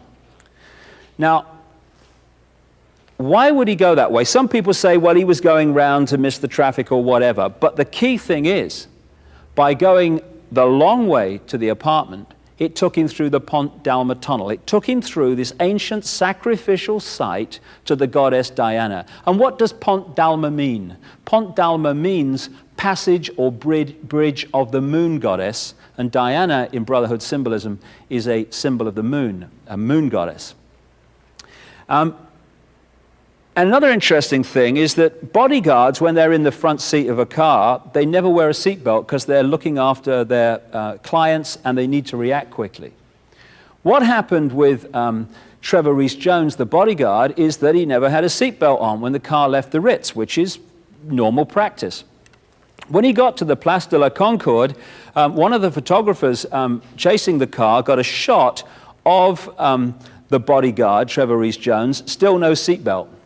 Literally a minute later, probably less, when the car crashed in the tunnel, Trevor Rees-Jones had a seatbelt on. The only person in the car who did, because the people in the back, Dodi Fayed and Diana, did not. So either Trevor Rees-Jones knew what was coming but didn't tell his clients, or he realized at some point there was a danger going on here and didn't tell his clients. This is the Place de la Concorde, and there is the obelisk, the 3,200-year-old Luxor obelisk, which was about a minute's drive that night from the crash, and Diana went round there on the way to the scene. This is Trevor Rees-Jones. When asked why he put his seatbelt on, he says he doesn't remember, and maybe we'll never know, but it's got to be one or the other. When the car came down to the tunnel here at the Pont d'Alma, it's a series of crossroads, and that's very, very significant, because these deities who are symbolic of the moon and various energies, they're broken up into different polarities. You've got Diana, which is the positive moon energy, and then you've got the negative force, which is called Icke, which is the goddess of the crossroads, and she's symbolized by crossroads and all over the world. The Hecate satanic symbolism can be seen in the ceremonies and what have you. And so here we have a situation now where Diana, goddess of the moon, is taken into an ancient sacrificial site to the goddess Diana, dies in a tunnel which is called Bridge or Passage of the Moon Goddess, and is also covered with crossroads to the goddess Hecate, which is the malevolent symbol of the moon energy. This is the Pont d'Alma tunnel. It's very short, and I've been through it, and they keep telling me in the media it's very dangerous. I didn't really see that myself. And it's very close to the Arc de Triomphe, which is another obelisk symbol. This is the 13th pillar, and there's no way that car hit the 13th pillar, given the obsession with symbolism of this brotherhood, unless it was meant to happen. I've talked to people who are experts in this mind control, who work to deprogram people who have been mind controlled in this way. And I said to them, is it possible to mind control a driver on a subconscious level to go into that tunnel and just whack the 13th pillar? Because, of course, in the conscious level, you'd say, come on, it's not possible. And everyone has said, absolutely, for this reason. The conscious level has a certain feeling of time. So going into the tunnel at 60, 70, 80 miles an hour and then hitting the 13th pillar, you must be joking. But the subconscious level has a completely different perception of time. 60, 70 miles an hour to that is walking pace. Therefore, the programming goes in at the subconscious level, making that hit the 13th pillar at speed. Piece of cake, according to these experts I've spoken to. Diana actually survived the crash. All reports say that. But instead of being taken to hospital, where she could have got treatment that could have saved her life, she was held in that tunnel for a very, very long time. Medical experts outside of France have said it's ridiculous how long it took. About 95 minutes from the crash to get her to hospital, by which time she was clinically dead. Between the Ritz and the tunnel are 17 of these things, traffic cameras, which are filming the road which the car passed down. Had they been on that night, we wouldn't be standing here saying, well, I wonder what happened, could have been this, could have been that. We'd have seen it. All 17 were switched off in the period it took the car to get from the Ritz to the tunnel. Not only that, people who were tuning in that night in Paris to the police frequencies, as some people do, have reported that the police frequencies in central Paris were also switched off in the period it took the car to get to the tunnel. Just a coincidence, nothing to worry about. This is the shot that particular camera would have had. The Mercedes came in on this side of the road, and had that camera been on, everyone would have known by now what happened. They could have seen it, but it was switched off, or at least we're told it was. And so we have a situation in which Diana was held in that place for all that time, and she was clinically dead by the time she left it. And the question has been, even from people who've said, yes, it was an accident, why did they do that? Because according to the strict and obsessional symbolic ritual of this brotherhood, she had to die in that underground chamber on the site of ancient Diana worship and sacrifice to Diana. There's no way she was going to be allowed to leave the tunnel until she was dead, and so they kept her there all that time when most doctors, as some have pointed out, would have had her at a hospital as quick as possible, and she'd still be alive today, almost certainly. So the Diana story is just full of endless symbolism, and I'm just skipping the surface here. The detail is absolutely mind-blowing. This is the top of the Pont d'Alma tunnel, and as I mentioned earlier, there is the depiction of the flame held by the Statue of Liberties in Paris and in New York, standing on a black pentagram, the classic satanic symbol. And that is where they take the flowers and stuff now. This area of Paris with the Eiffel Tower, the River Seine, is an ancient sacred site to this brotherhood. And it's absolutely no coincidence that this is where they brought Diana to die that night. Indeed, when you go through her life in general, you find that the symbolism of the goddess Diana comes up again and again. When she married Prince Charles, they married her in St. Paul's Cathedral. St. Paul's Cathedral is on an ancient site of goddess Diana worship. And when they brought her coffin out of Paris, it wasn't with the Union Jack and the flag of the country, it was with the flag of the royal family, full of these old symbols of the sun going back to the ancient world. And as I've pointed out many times, and with a lot of supporting evidence, the British royal family were definitely involved in her murder. Interestingly, when the crash happened, this guy comes into focus. This is Diana's brother, Earl Spencer. And there's one or two questions I'd like to ask him, really, because the symbolism of the goddess Diana in the ancient world related again and again to the tree grove, which is the sacred place to the goddess Diana. That's where they used to worship her, in the tree grove. Lakes and islands. Those three things keep reoccurring again and again and again in the stories of the goddess Diana. This is where they put her grave, on an island, in the tree grove, in the middle of a lake on the Althorpe estate, the Spencer estate. And those decisions, at least on the surface, were made by Earl Spencer. He also said in a BBC television interview that after the crash he had a dream in which he was told to put 4 black swans on the lake around the grave. And the next day he said he called his estate manager and asked, where do I get 4 black swans? And his estate manager apparently replied, according to the official story, "You've heard then. You've heard what? We've just been given 4 black swans." Okay, well, the pigs are filling the room again. I don't really accept that. What is the symbolism of 4 black swans? First of all, when you look into the mind control programs, the swan is very symbolic to the mind control programs. But there's another one. Just take Swan Lake. Swan Lake, in which the white swan, symbolic of the positive, was killed by the black swan, symbolic of the negative. And here you had the positive Diana energy killed by this brotherhood, and the 4 black swans on the lake are tremendous symbolism, occult symbolism of that negative force overcoming the positive.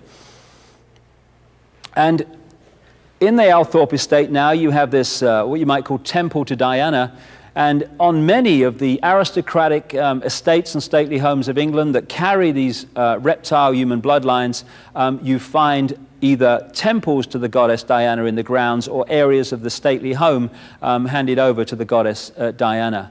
So this lady was a great example of the way that people are not just assassinated, but are assassinated in a way that follows ancient ritual. Because ritual is very powerful. If you do things in a certain ritual way, it generates a much more powerful energy than if you just killed someone in a straightforward way. But as I say, in The Biggest Secret, I go into this in enormous detail, and the symbolism is just stunning of this event. Okay, we're in the modern world. We've come a long way over thousands of years. This brotherhood, as it came out of the Near and Middle East into Europe and then through the British Empire across the world. And we're now at the point where the control of the globe is possible. And we're also at a point, a crossroads, where we can choose to take the road of freedom, or we can choose to stay as we are and allow this agenda to unfold and further imprison, in a most extreme way, the human race in the next few years. Just a choice. We take that choice, this is gone. But we need to make that choice and do something about it. The aim of this agenda over this long period of time has been to create this structure. And don't take my word for it, just look around the world. It's unfolding now. This is not a theory or a prophecy. It's happening on CNN when you turn on every day. You're seeing it unfold. It is to have a world government which would control a world central bank, a world currency, a world army, and a microchip population. The microchip population is already being introduced. Under that structure of world government, the army, incidentally, the world army is designed to be NATO, gathering more and more countries and then becoming the world army by stealth. Under that world government is a European Union, which is now with a single bank and a single currency and very much in place. The American Union, the America's version of the European Union. The European Union came out of a free trade area called the Common Market, the EEC. The American Union is designed to evolve out of NAFTA, another free trade area, North American Free Trade Agreement. And in 1994, APEC, another free trade area, was created in the East and the Australia area, and that is designed to evolve into the Pacific Union.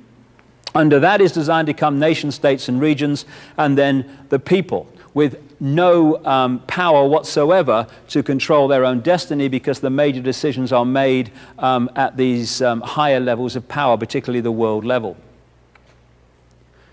The microchip is being suggested all over the world. This is a guy at Reading University in England who was microchipped as part of a kind of experiment, but it's not really an experiment. All over the world in our lives now, that we're being prepared to take the microchip. People on one level think it's about electronic tagging and it's about knowing where people are, and that's okay, that's on one level of it. But it's more than that. The guy I talked about very early on in this video series, the guy with the patch on his chest who works for the CIA against his will, he was telling me, and other people have done too, what the microchip can really do. And if we allow ourselves to be microchipped on the basis of, oh, well, it's better than having credit cards and money, that's what the cashless society is about. It's about getting people to be microchipped. And we'll never lose our child again if we microchip them at birth. All this stuff's being suggested now. But he said, you know, when people are microchipped, they are giving external control of their physical health, their emotions, and their mental processes, their mental faculties, their mental perception to whoever controls the microchip. And if everyone's microchipped, you suddenly got mass control on the end of a button almost of the population. That's the idea. That's what we're being drawn into as part of this agenda as it unfolds. And if we say no to one thing only and then go back to watching The Price is Right, let us say no to the microchip, because then at least we've got a bit of a chance here. The United Nations symbol came out of the Freemasonic symbolism also. The United Nations was created to be a focus for the centralization of global power, like that world government on that earlier slide. The sections in that target type symbol of the United Nations, there's 33. Just happens to be 33 degrees of the Scottish Rite of Freemasonry.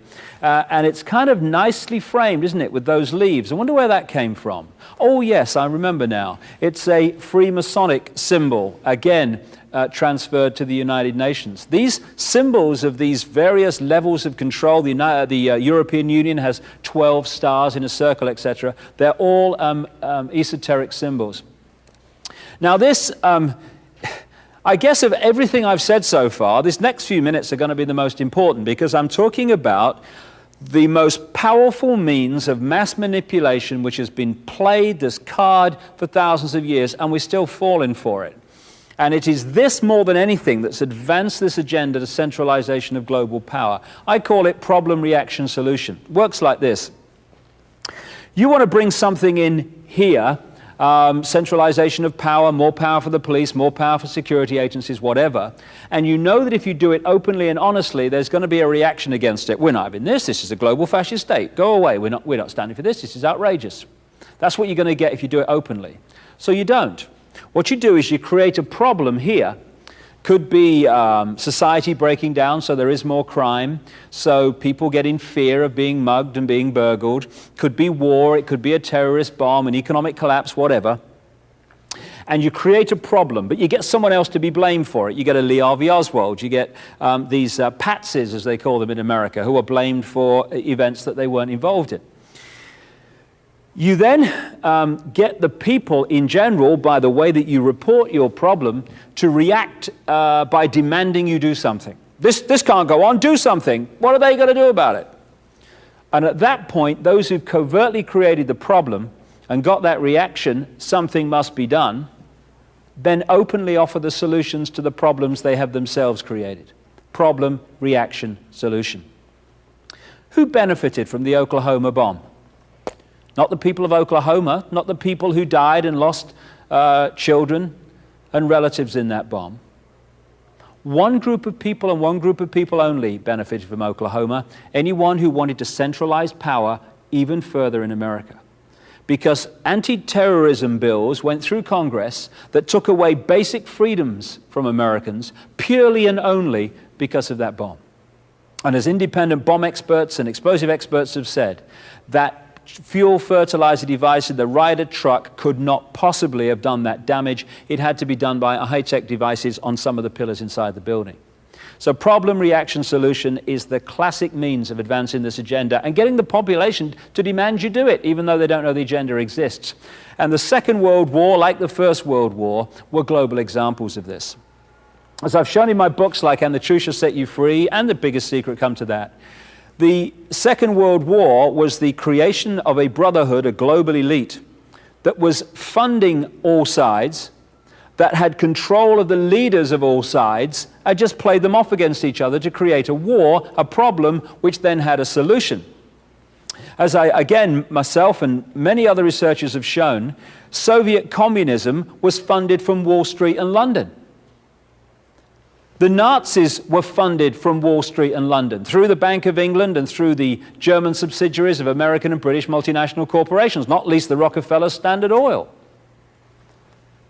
The front men of the war were Joseph Stalin in Russia, frontman for this brotherhood. You had Winston Churchill in England, whose image left us by conventional history is an absolute farce. This guy was a man of war, among many other things. In America, you had one of the classic frontmen of the 20th century for this brotherhood, Franklin Delano Roosevelt, comes from one of the elite aristocratic French bloodlines. In Germany, you had Adolf Hitler, who was put in there by a network of secret societies, the Thule Society, the Vril Society, the Edelweiss Society, that locked into this global brotherhood. And they were funded by American loans and in the way that I've just talked about. So you create two sides. Incidentally, again, sun cycles, numerology, certain years, certain things happen. You look at 1933. 1933, the number of things that happened in that year. That's when the pyramid and all-seeing eye went on the dollar bill. That's when Roosevelt stole the gold from the American people. That's when Hitler came to power. That's when Roosevelt came to power. No accident, all by design. And then you get two sides and you play them off against each other in a war. And from the war, at the end of the Second World War, in such a few years, the human race was mentally, physically, emotionally, and mentally wiped, exhausted. And in that mode, we are putty in the hands. What did people say? This can't go on. Something must be done. What are they going to do about it? What do they do about it? The United Nations, European Union, centralization of power, then we won't have another war. As I've shown in my books, documents exist that show that the Second World War was planned as the First World War was ending, probably before that. And if anyone thinks that it's not possible for a few to control the world, you're looking at it. How many people in Britain, America, Germany, Australia, South Africa, France, all these different countries, how many of those people wanted to go to war in the First World War? Hardly any of them. They want to be at home with their families, seeing their kids grow up. So why were they there? They were there because the pyramid structure and the hierarchy in this country persuaded its population they had to fight the people in this country. The little hierarchy in this country persuaded their population they had to fight this country, and these two hierarchies locked into one hierarchy, which was pulling strings of all sides. And there was a song in the 60s by a guy called Donovan, sang by a guy called Donovan, which went like this, which sums up where we're at with this. It went, he's 5'2" and he's 6'4". He fights with missiles and with spears. He's all of 31 and he's only 17. He's been a soldier for 1,000 years. He's a Catholic, a Hindu, an atheist, a Jain, a Buddhist and a Baptist and a Jew. And he knows he shouldn't kill, and he knows he always will. Killing for me, my friend, and me for you. And he's fighting for Canada, he's fighting for France, he's fighting for the USA. And he's fighting for the Russians, and he's fighting for Japan. And he thinks we'll put an end to war this way. And he's fighting for democracy, he's fighting for the Reds. He says it's for the peace of all. He's the one who must decide who's to live and who's to die, and he never sees the writing on the wall.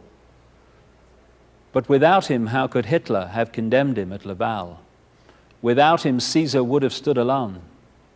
He's the one who gives his body as a weapon of the war, and without him, all this killing can't go on. He's the universal soldier, and he really is to blame. His orders come from far away no more. They come from here and there and you and me, and brothers and sisters, can't you see? This is not the way we put the end to war. And that sums up a very simple truth. When we stop playing the game, there is no game.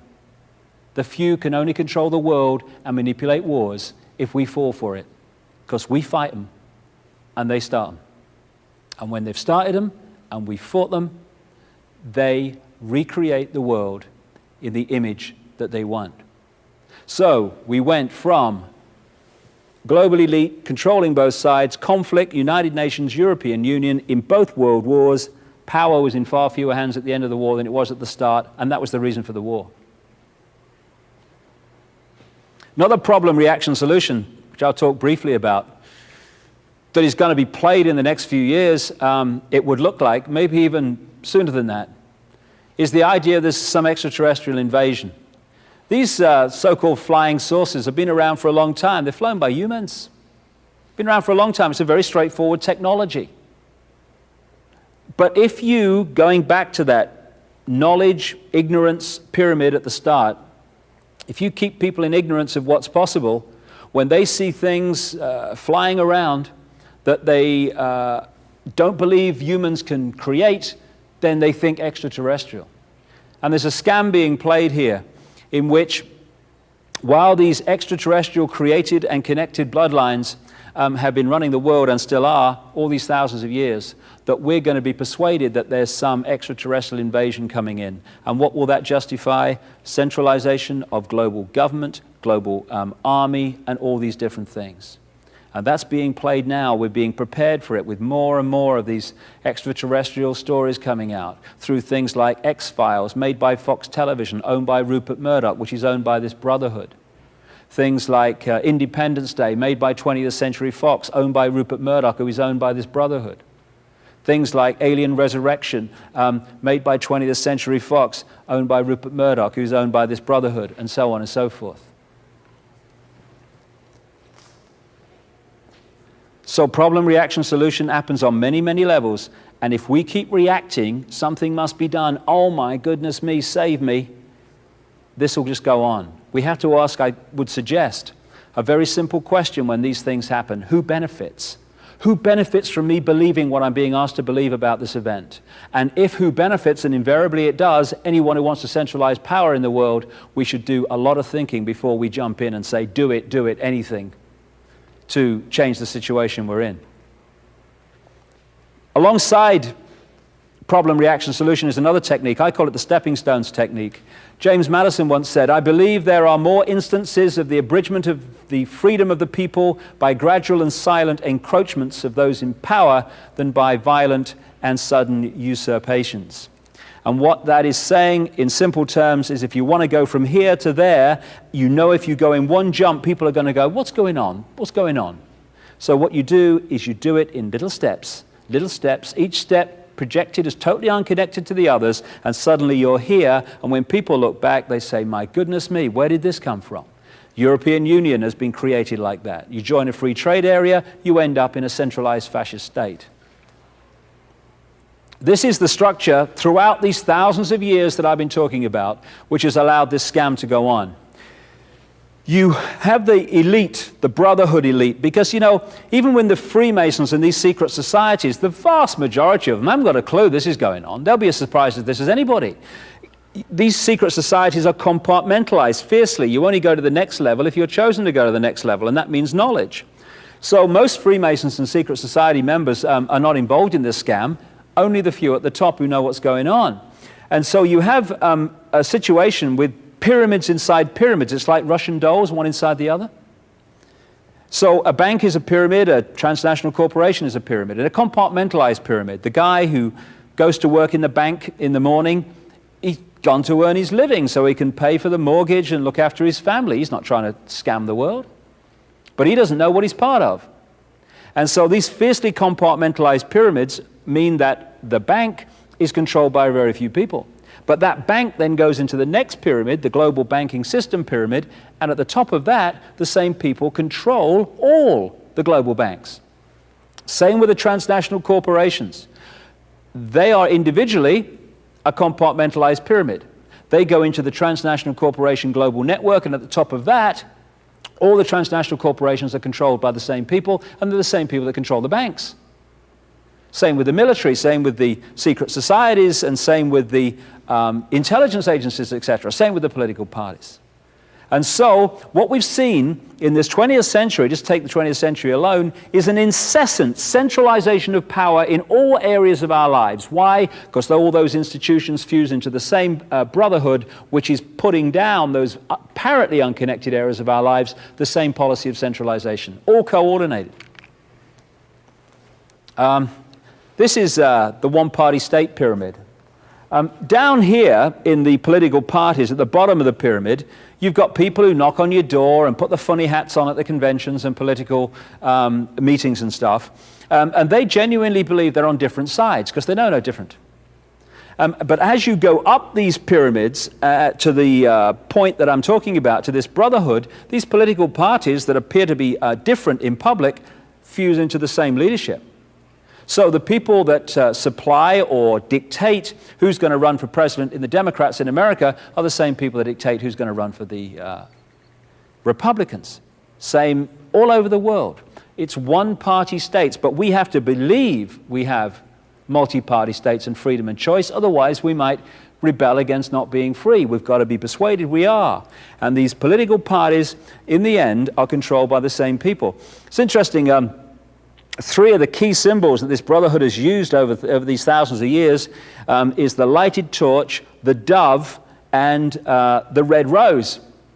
And the three political parties in Britain are the Labour Party, Tony Blair's government, which is the red rose symbol, the Liberal Democrats, which is the dove, and the Conservatives, which is the lighted torch. Just a coincidence, nothing to worry about. We are told, and the media emphasizes this, and the leaders of politics, etc., walk the world stage as if they are at the peak of political decision-making in the world. When you look at the way it really works, the presidents, prime ministers, and heads of NATO, etc., are nowhere near the top of this global pyramid. They're some way down. And they are appointed and manipulated into power by those above them that control the banking system, the media, etc., which you need to have money and media support if you're going to make these positions. So presidents and prime ministers, why they stand there, as you know, someone once said the president of America is the most powerful man in the world. My goodness me, what a joke. They are administrators of an agenda which is being decided above them by people outside the public eye mostly. This is the health pyramid, another wonderful example of how this works. You've got the transnational drug corporations controlled by this global elite. They, the transnational drug corporations, created the World Health Organization within the United Nations. The World Health Organization as a committee called Codex, which is devising regulations to make life very much more difficult for alternative healing and food supplements, etc. The Codex regulations come down and are introduced by European and national governments, go through the medical profession, and then are imposed on the people. And the alternative health methods, I say alternative, they've been around for thousands of years, the scalpel and the drug for 10 minutes, they are being squeezed out by this edifice of power.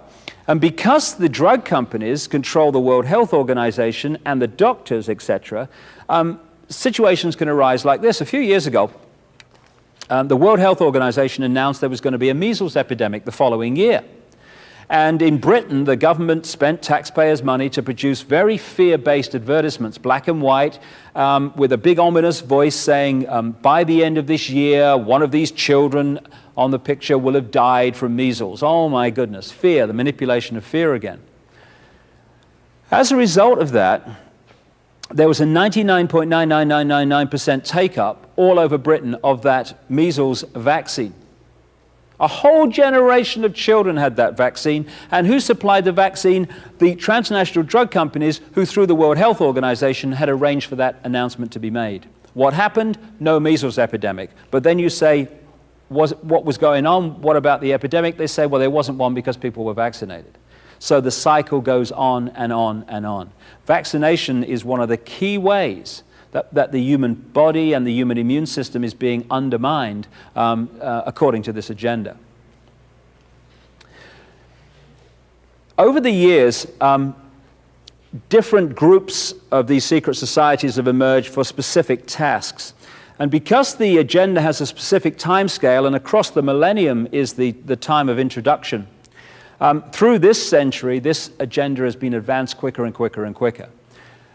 Towards the end of the last century, and right at the start of this one, a secret society was created in Britain, not surprisingly, called the Round Table. It was headed up originally by a guy called Cecil Rhodes, who was one of the bloodline families that orchestrated the manipulation and takeover of southern Africa by Britain. Also, Rhodes scholarships came out of this guy, Cecil Rhodes. I think I mentioned those earlier, where the youngsters of the bloodlines around the world are picked up and given a Rhodes scholarship to Oxford University. This comes out of the same guy. Well, he died in 1902, and other people took over. And there were roundtable groups, interlocking, set up around the world. The key places were America and Britain. And when we had the First World War, the key people in the American War Administration were members of this round table, and the key people in the cabinet in Britain were members of this same round table. So they orchestrated the First World War, and afterwards, when they were deciding how the world would be redrawn as a result of the war, the very same members of the round table were appointed to the Versailles Peace Conference to decide how it would be set up and redrawn. Classic problem, reaction, solution. Create the problem, create the war, get the reaction, something must be done, and then offer the solution.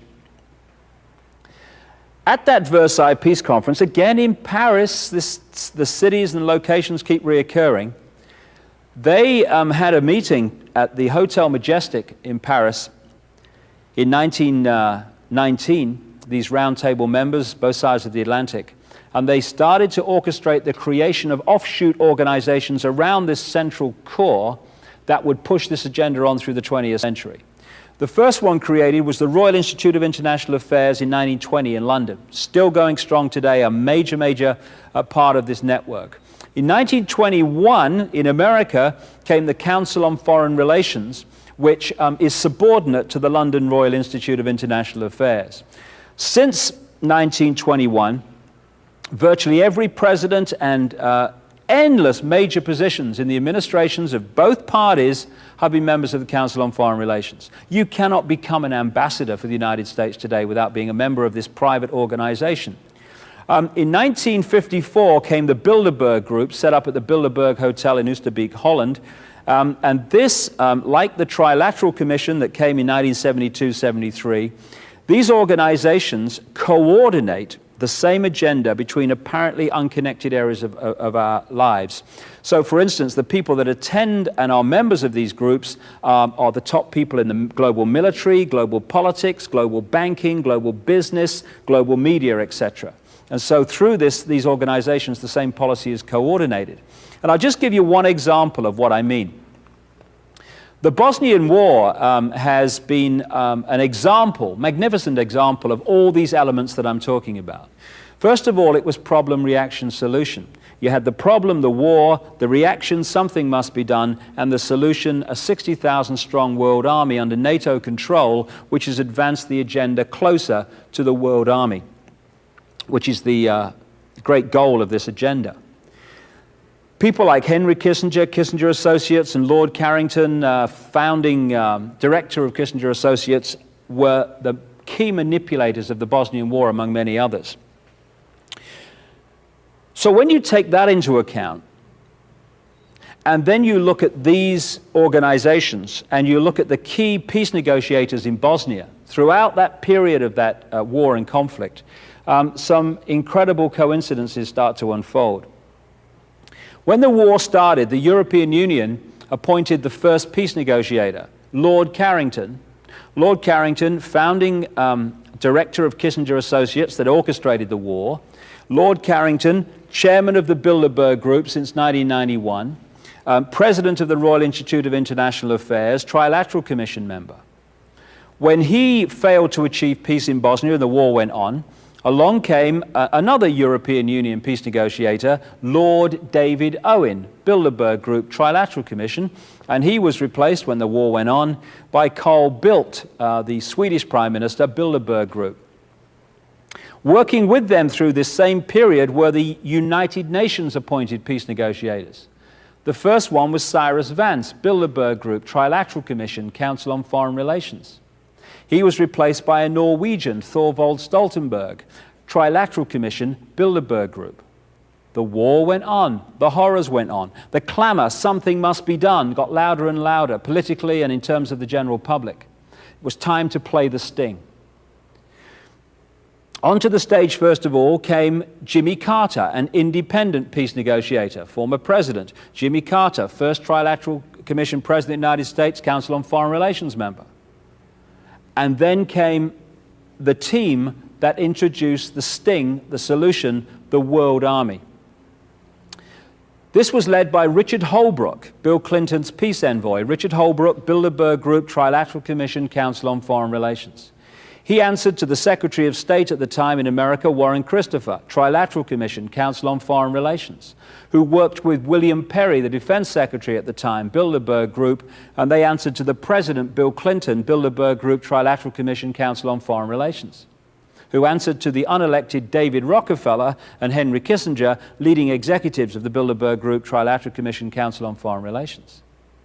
The first head of the World Army appointed in Bosnia was Admiral Leighton Smith, Council on Foreign Relations. And the ambassador in the former Yugoslavia through this period was Warren Zimmerman, Council on Foreign Relations. Just a coincidence, nothing to worry about. But unless you do this research, you think all these people are independent, when actually they're all connected. This roundtable network also accounts for the coordination of the media, because if you look at the three television networks in America, NBC, ABC, CBS, if you look at the Los Angeles Times, the New York Times, the Washington Post, the Wall Street Journal, et cetera, all over the world, you're looking at the people who control those organizations being members of this same roundtable network. Washington Post, Katharine Graham, Bilderberg Group, Trilateral Commission, Council on Foreign Relations, and so it goes on. So you have a coordinated policy, a coordinated agenda through all these different areas of our lives, including the media, which controls how that agenda and those events that you're creating are actually reported to the people. Complete stitch-up, but it doesn't have to be. It depends on us giving our power away and watching the Price is Right instead of focusing on what's going on in the world and taking responsibility for it so it ceases to happen. Just to finish the sequence, this is the administration of a Democrat said on his election form, Jimmy Carter, Trilateral Commission member, also Council on Foreign Relations. Democrats, and here's administrations, here's CFR, TC, Trilateral Commission, Council on Foreign Relations. This is more Jimmy Carter, more of the same organizations coordinating policy through this apparently elected administration. So then you get to 1980 and you think, oh, well, I'm fed up with them Democrats, and of course I'm in a democracy, and so therefore I can choose someone different because I want to change the policy, and it's great being in the land of the free and all that. And so you choose Ronald Reagan. His chief advisors up there were David Rockefeller and Henry Kissinger, two of the great brotherhood manipulators of the 20th century. And then again, the names change in these various positions, but the coordinating bodies do not. CFR, TC, everywhere. More Ronald Reagan. Ronald Reagan was a non-member, but he didn't have to be, did he, Ron? He read the autocue, did as he was told, like they all do. But he was a member of other secret groups and, of course, Bohemian Grove, as we saw earlier. Again, here you have the ambassadors, the Congress, the State Department, CFR, TC. So then you move on to George Bush. George Bush, I would refer you to And the Truth Shall Set You Free and The Biggest Secret, and I will say no more about George Bush. So there again, another administration, different names, same coordinating bodies. More George Bush, same again.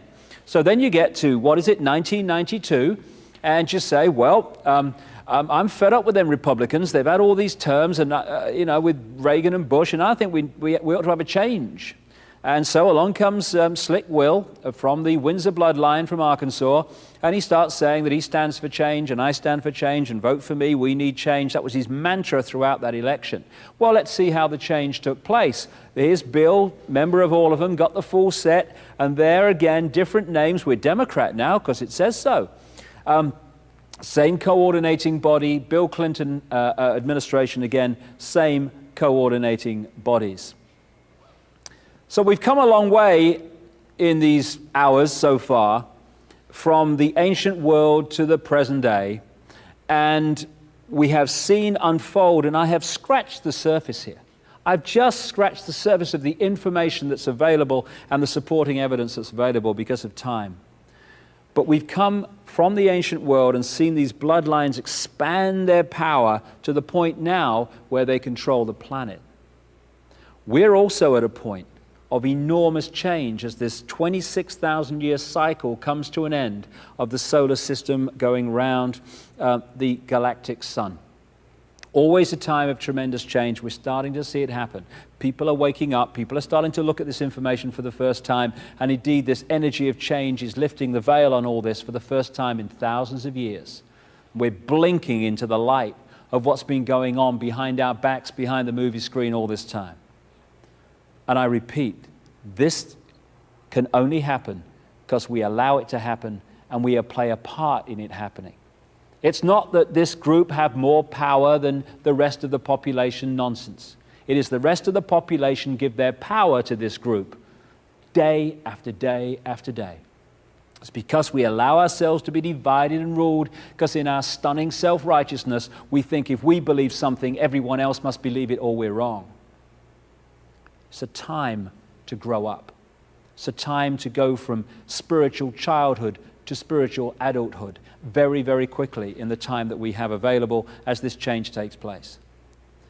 And in the final video in the series, I'm going to look at what changes are taking place and who we really are. The information above all else, above all this, that this brotherhood and these bloodlines have been desperate to stop us understanding all this time. Who we are, the nature of life, and the fact there's no one on this planet that's ordinary, there's no one in this creation that's ordinary. There's just billions who've been manipulated to think they are, so we become a doddle to manipulate and control. That time is over, and we'll see that. Well, it's many hours since I started talking here about this long story from the ancient world. And it's appropriate we finish in this final section on what we can do about it and how we can bring this manipulation to an end and bring freedom, true freedom, to this planet for the first time in literally thousands of years. And therefore, it's hardly surprising that it's this information that I'm going to be talking about now that has been most suppressed and most fiercely suppressed of all. Because if we realize who we really are and the nature of our true power to control our own destiny and control the direction of our lives, then the ability of a few to control the many becomes impossible.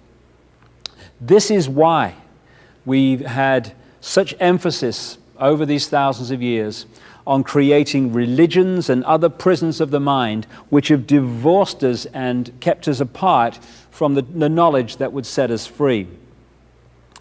And we really come to another opposame, religion and science. As I document in my books, the same secret societies that created religion, all of them, were the same that created what we call science. This idea, excuse me if I insult your intelligence, that this world is all there is and we come from oblivion, and after a period in awakened consciousness of a few seconds or 100 years, we go back to oblivion. Get letters after your name for coming up for that, it's amazing. And a big salary. Now, these two things appear to be opposites. One saying God and all this stuff, and you must do what God says. And this one saying there is no God, and it's kind of, you're just a cosmic accident, darling. They have many things in common. They have one key thing in common. They're both saying that control of our lives is not here, it's out here somewhere. What science is saying is always just a random accident, mate. Just your luck. And over here in religion, it's saying, well, yeah, your destiny is controlled by whether you serve and do what God says. Oh, by the way, me and my long frock and nice collar, I know what God wants, so do what I tell you and you'll be fine, darling. And so religion was used for so long, and still is used massively, to control people and shut their minds off from the reality of who they are and the nature of their true power, life itself indeed. And when, particularly during the last couple of centuries, people began in increasing numbers not to buy that little scam, along came this world is all there is science to pick them up. And the idea of both, and indeed the creators of both, were high initiates of the secret society and mystery school network who knew that both versions of life were a load of old crap. If we don't buy either, we can see what they're trying to keep us from. We are given the choice of being controlled by God or being basically a cosmic accident, okay? What we are not given the choice to see from early in our lives, unless we have enlightened parents, is that we are not a physical body and we are not just an entity that lives in a physical world. We are everything that exists. Increasingly open-minded science, and my goodness me, it's about time we had some of that, is starting to confirm what mystics and people that talk about this have been saying for thousands of years. That everything that exists in the whole of creation, in this dimension and others, is the same energy in different states of being. And the vibrational state of that energy decides what that energy will manifest as. And therefore, we are not the physical body. That is our genetic spacesuit through which we experience this world. What we are is multidimensional consciousness that animates that body. And the question is, how much of that consciousness are we going to access? A little bit or massive amounts of it? We have a connection between our spiritual energy self and our physical self, which is called the chakra system. It comes from a Sanskrit word meaning wheels of light, and the Sanskrit language comes from the Aryan race that came out of the Caucasus Mountains. You know the score by now. Now, what these chakra vortexes do, and there's 7 main ones, but many others, is that they interpenetrate our levels of being. So we have a mental level, which is an energy field. It's a frequency range. That's our rational thought, as they call it. We have an emotional level, which is another frequency range. We have a spiritual level, which is the higher dimensions of ourselves. And these levels are interpenetrated by these chakra vortexes, these wheels of light. And therefore, an imbalance on one level is through this vortex system transferred to other levels. This is why when we get very emotionally stressed, the first thing that stops happening is we stop thinking straight. We stop thinking straight because the imbalance on the emotional level has been transferred to the mental level, and bang, bang, bang, we go. Now, if this imbalance goes on, this emotional imbalance, it's transferred eventually to the lowest level of this system, which is the physical level. And it manifests in the physical body as a chemical reaction. Now, it's at this point that modern medicine comes in with its drugs and scalpels at the point of the chemical reaction. Therefore, it is treating the symptom of the energy imbalance, the emotional imbalance, not the cause. And I remember where I lived on the Isle of Wight, a little island off the south coast of England, the doctor's practice there sent out a letter to everybody who was in that practice, the patients and stuff. And it kind of encapsulates the whole thing magnificently. It said, patients are reminded that appointments with the doctor are for 5 minutes only, and this is not a time to discuss your other problems. What has been so massively missed is there are other problems creating the emotional imbalance and distress that are causing the physical illness. So if you look at the human entity as a whole, you're looking at a very different vision of who we are and health and every other aspect of life than if you think that we're just a physical body. And these chakra vortexes are drawing in, particularly what they call the base chakra, vast amounts of energy which we can create with in ways that I'll come to in a second. The more these chakra vortexes are closed down, the less energy they're drawing in, the less energy we have to work with and create with. And so from this high level of knowledge that I've been talking about over thousands of years, at the peak of this brotherhood network, they understand these things. And so much of the manipulation of human emotion and human thinking, human perception and human attitudes has been designed to close these vortexes down so we access a fraction of multidimensional infinity, this infinite mind that we're part of. There was an American comedian called Bill Hicks, great guy, died in 1994, who summed up this whole concept of life I'm talking about in this way, because he was a very bright man. He said, matter is merely energy condensed to a slow vibration.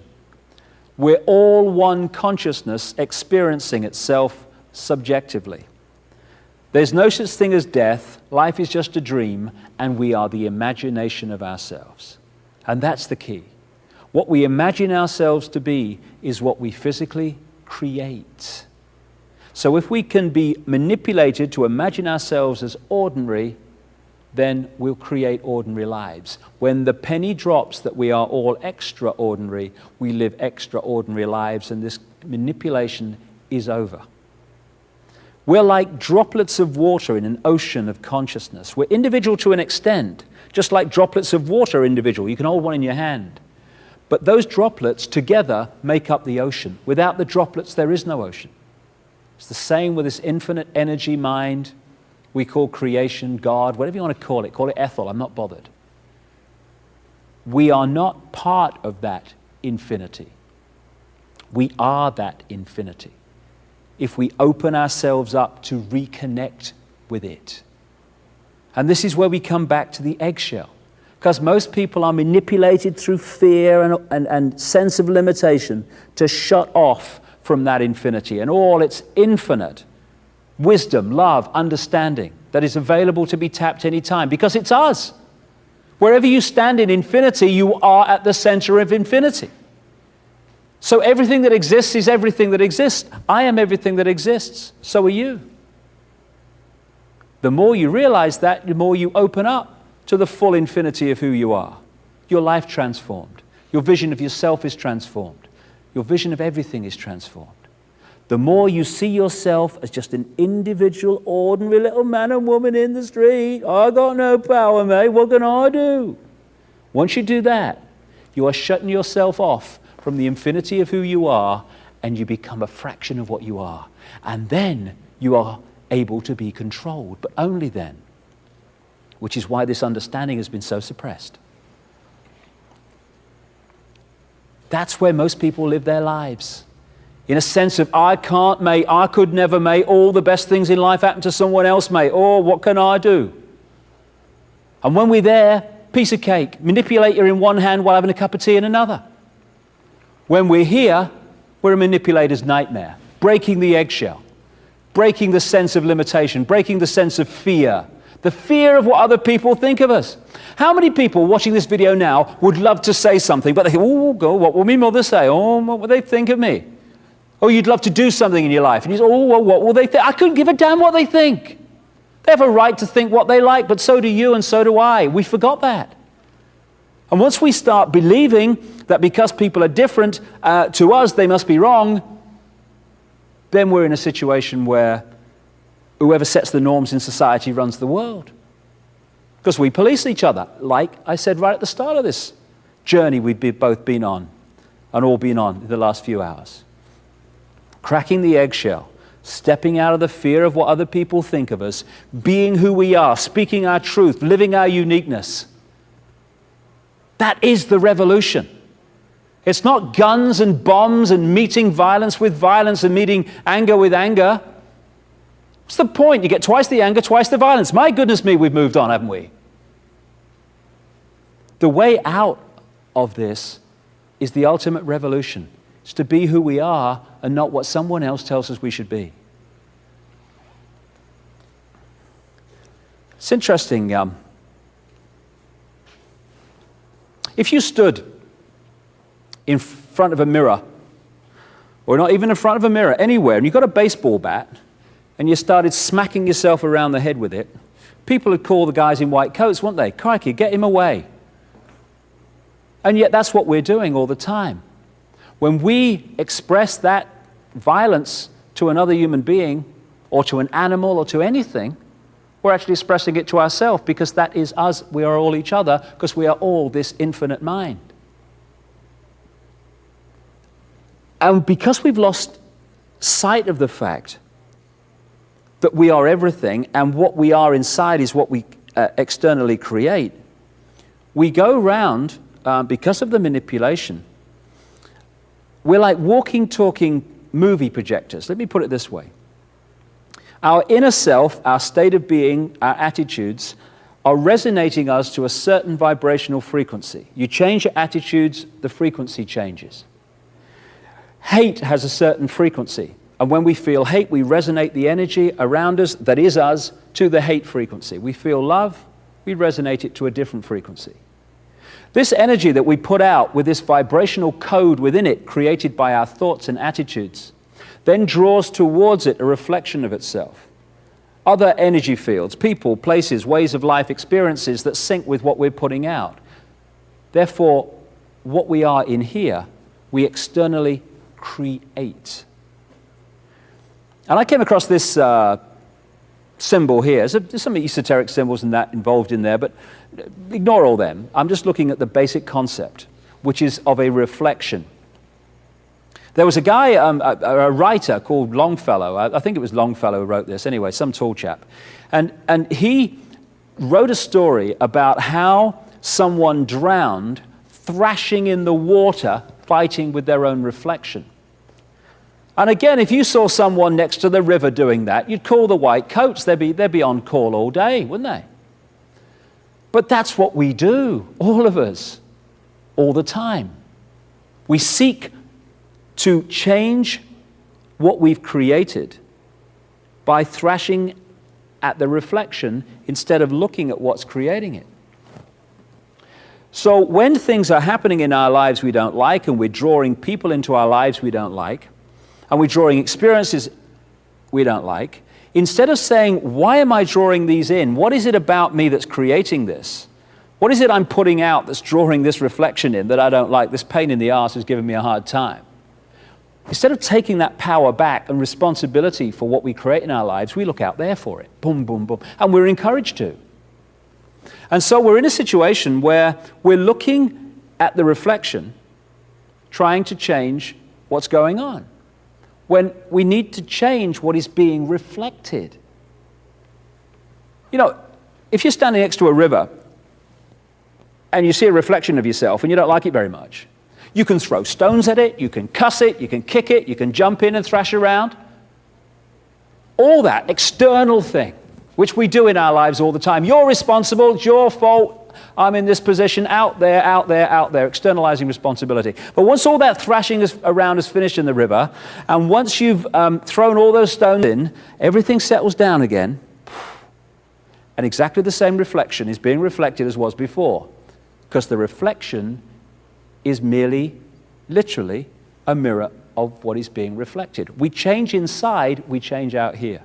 This is the thing that we've been pressured, encouraged not to understand. Evolution's very, very simple.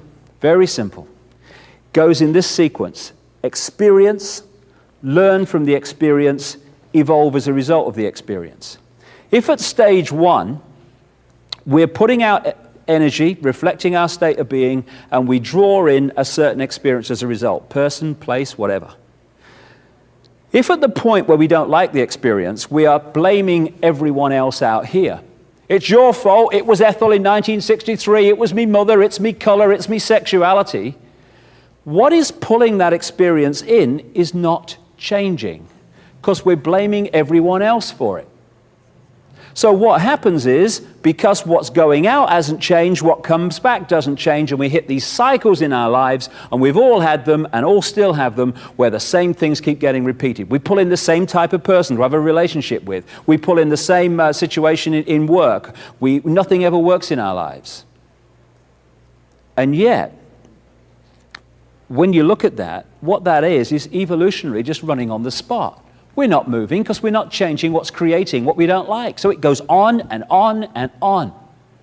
Once we take responsibility back and stop looking out here to change what's going on and look at what's reflected out there, then in the same situation we say, hold on a minute, why have I pulled this experience in? What is there to learn? What is it about me that's done this? Okay, got it. At that point, your attitude, your imagination of yourself changes. When that changes, what you resonate out changes, so you start pulling in different experiences that reflect the new vibration you're putting out and not the old one.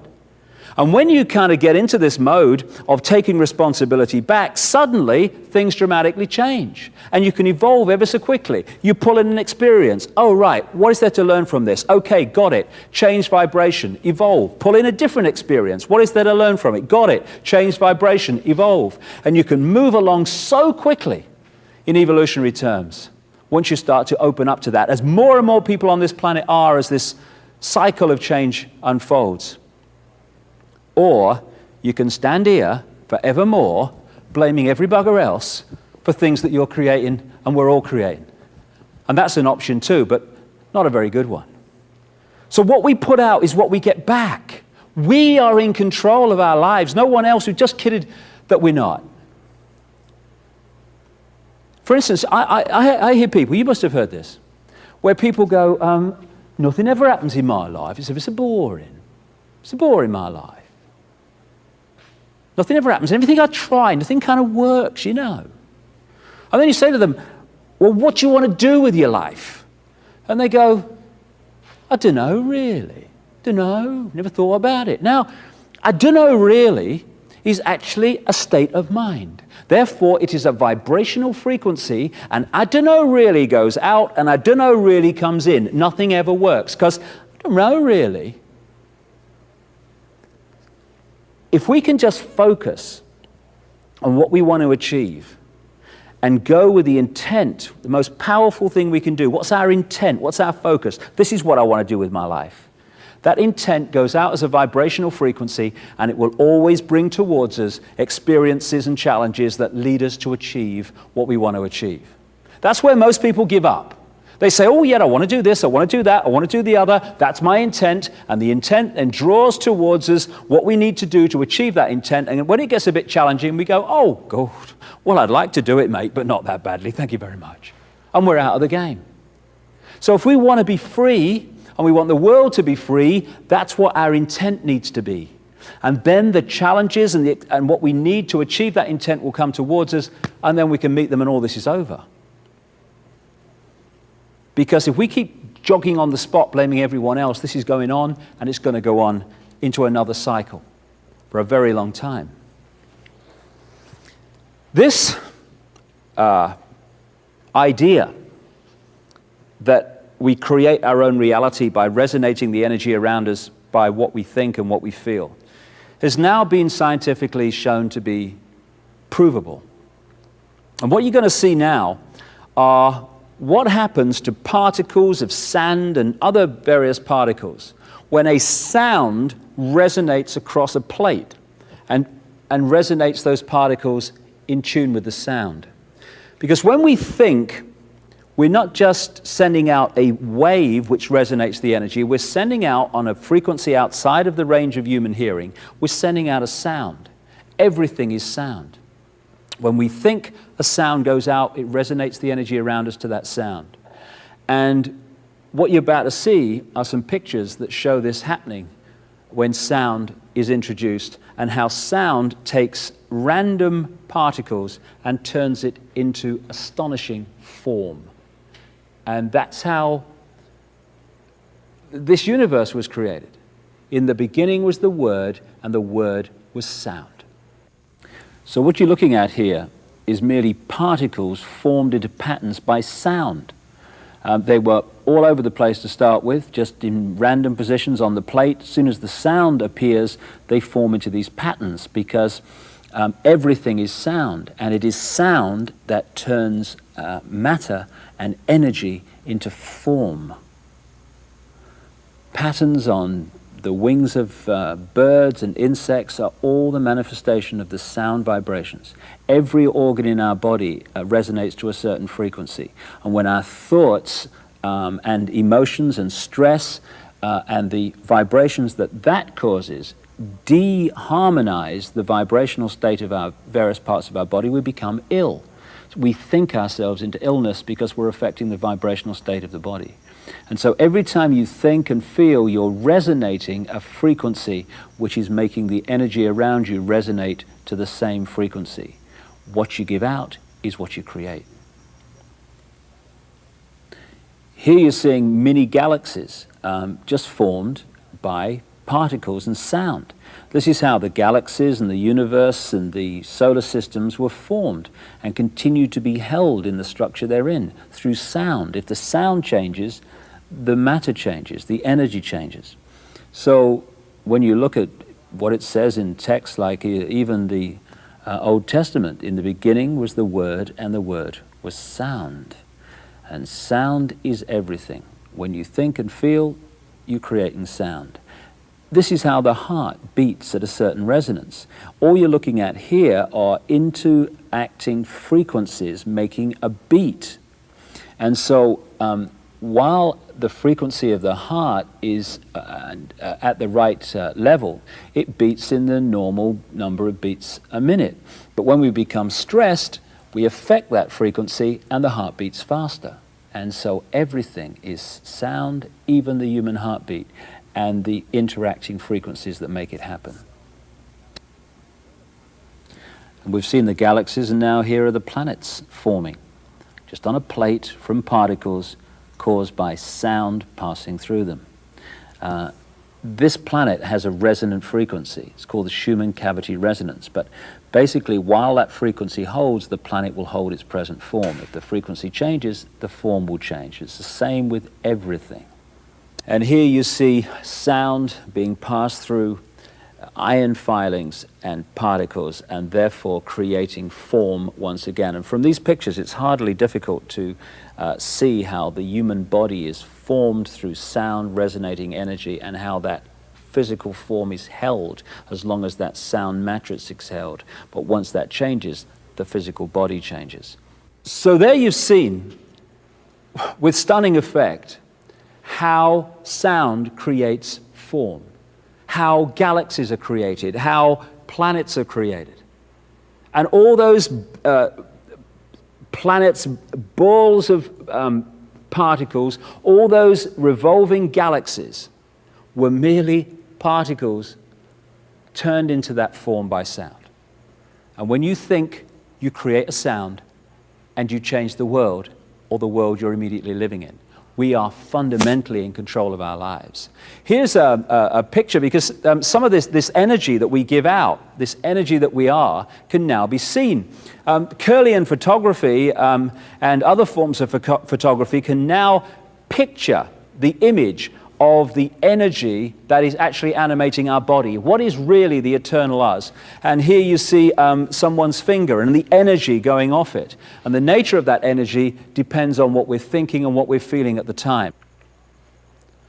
And here's some examples of how people on a psychic level and their psychic vision have seen the auras, the energy fields of people in different states of being. And indeed, if anyone's gone to some of these various spiritual and health expos and expositions around the world, they will have seen this aura photographing technology now, which can photograph the colors in the aura. And the colors change when our attitudes change. And here are different attitudes and phenomenally different colors and sequences appearing as a result of the sound and sound waves and thought waves that are generated when we change into different states of feeling.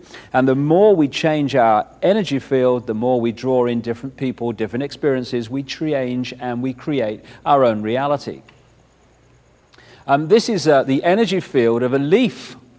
And what they've found is that when you cut part of a leaf away, that energy field, when you rephotograph it, holds the original blueprint shape of the leaf, even though part of it is gone, and it takes a while for that energy to reform itself into the new situation with the piece taken out of the leaf. And when people have limbs removed, of course, they feel for some time that the limb is still there. And then eventually that goes away, and that's the energy field reforming itself into the new situation as opposed to the one that was there before. So therefore, this energy that we're generating that can now be photographed and can certainly be felt when you meet someone and you say, oh, I got bad vibes from them, or I got good vibes from them, depending on their own state of being. This energy is the energy that creates our reality, because it attracts to us a reflection of itself, and what that energy reflects is our inner self, our emotional, spiritual, and mental state. So when we feel fear, we attract to us fear. We attract to us what we most fear. And this is the ultimate evolutionary genius. It's what I call designer evolution. Because of this system of what we put out is what we get back, we constantly see a reflection of our inner self in our everyday life. Therefore, we can see our inner self in a physical way and learn from the experience and move on. Also, fear is the greatest block on evolution. Whatever area that we fear, that our fear relates to, is a no-go area for our evolution. Because people don't normally say, well, I fear that, I'm going to face it. They go, oh, no, thank you very much, change the subject, not going in there. So this process of drawing to us what we put out means that we have to face what we're putting out so we can face it and evolve. So when we fear something, we draw what we fear to us eventually. When we put out anger, we draw to us anger. When I was having my angry period, in the 1970s particularly, my life was a series of angry confrontations. I was working in the media and the BBC and all that stuff, and wherever I went, I was attracting angry people all the time. Even if I was in an apparently consciously calm state, my subconscious anger is still going out there and it's still pulling in angry people. Someone comes into a bar in that period and they'd had a bad day, they found me every time. And then I realized, and I started to ask a few questions, what's the common denominator of all these angry confrontations? Oh yes, it's you. So what goes on? What's causing them? Why? I started to realize, because I was angry, I was attracting anger. There was a lovely song that I came across by an American group which said, if you hold anger, guess what comes to you? A lot of very angry people do. And I certainly know that to be true. And when I've observed my own life and the lives of others, it's very obvious that what they're putting out in their state of being is creating their physical life. And there's nothing more debilitating, more controlling and limiting than the victim mentality. We're encouraged by this manipulation throughout our lives to see ourselves as victims, to blame someone else. Oh, I'm a victim, I'm in this situation because of A, B, C, D, and on it goes. And when we're in that state, we're going to stay in that state, because when you think you're a victim, the victim vibe goes out, the victim circumstance goes in. When you say, hey, I'm not a victim, I'm in control of my life, I've created these circumstances I don't like, therefore I can create circumstances I do. At that point, the victim mentality is gone. Victim circumstances stop being attracted, and suddenly people come into your life who are just the people you need to get you out of the circumstances you don't like. And if you don't realize what's happening, and most of us don't at the time, we say, oh my God, mate, I was so lucky. This fella came into my life at just the right time. This person, I couldn't believe it. Amazing luck. No. You pulled them in because your state of being had changed and you synced with what you needed to get out of that situation. We are so in control of our destiny, it's unbelievable. And yet billions are persuaded they're not, and therefore they create a very different reality. So if we're in fear, we can attract a reflection of fear. But when we emit love, we create a very different energy. Therefore, we create a very different reality. It's just a choice.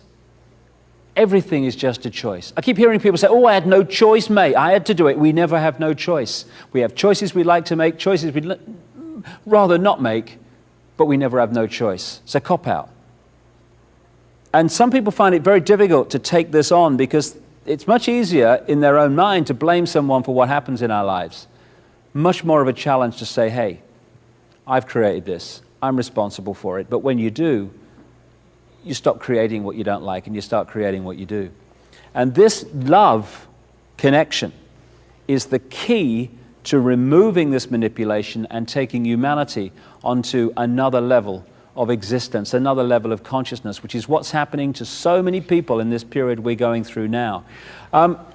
There's been some tremendous science that's going on over the last few years and is going on now.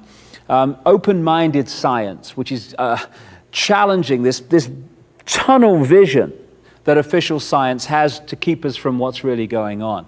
One excellent place of this research is called the HeartMath Institute in America.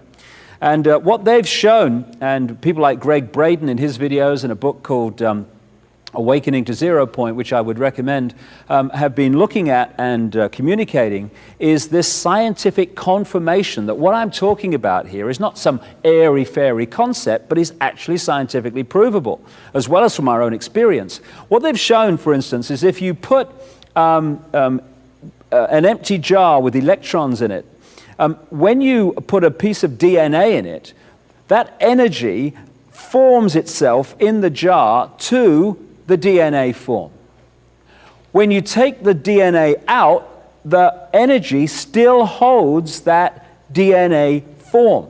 In other words, when we're walking through our lives in the supermarket or whatever, oh my goodness me, the price of fish this week. When we're doing all that stuff, we're actually resonating and changing the energy field around us in relation to our state of being. So you don't have to be kind of in front of a camera talking about this stuff. You can do it in your everyday life. If you go out with an open heart and love in your heart, you will be changing the energy field to that resonance of love wherever you go. Insignificant, ordinary. There's not an ordinary man, woman, blade of grass, breath of air, insect, anything, anywhere in creation. But there are billions on this planet who think they are, so they live ordinary lives. Just because they think they're ordinary. They are the extraordinary. They are genius waiting to happen. It's just a choice. It's just a thought. Another thing that's been established by this open-minded scientific research is that fear, because everything's about wavelengths and resonating energy to various frequencies, fear is a long, slow wavelength.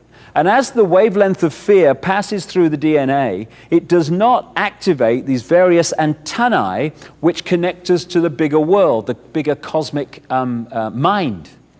But the wavelength of love is very quick, a very short wavelength, and therefore as it passes through us, it's activating these antennae all the time and connecting us to the outer world. Now this is interesting from many points of view, not least this.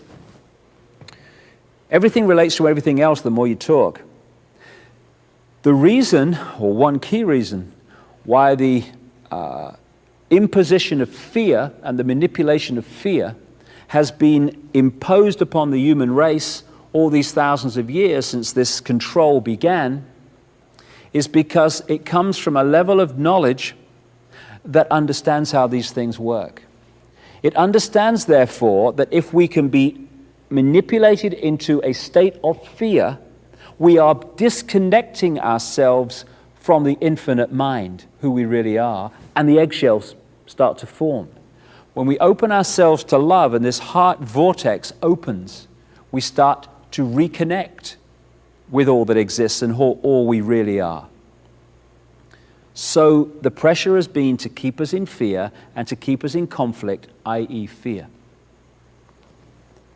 And also it's been understood that because we create our own reality by our state of being, our imagination of ourselves, it's been understood that if through outside influences, manipulations, propaganda, etc., our imagination of ourselves can be manipulated to be ordinary man and woman in the street, I've got no power, then through this process, our imagination of self, I am ordinary and powerless, will create a physical experience of being ordinary and powerless.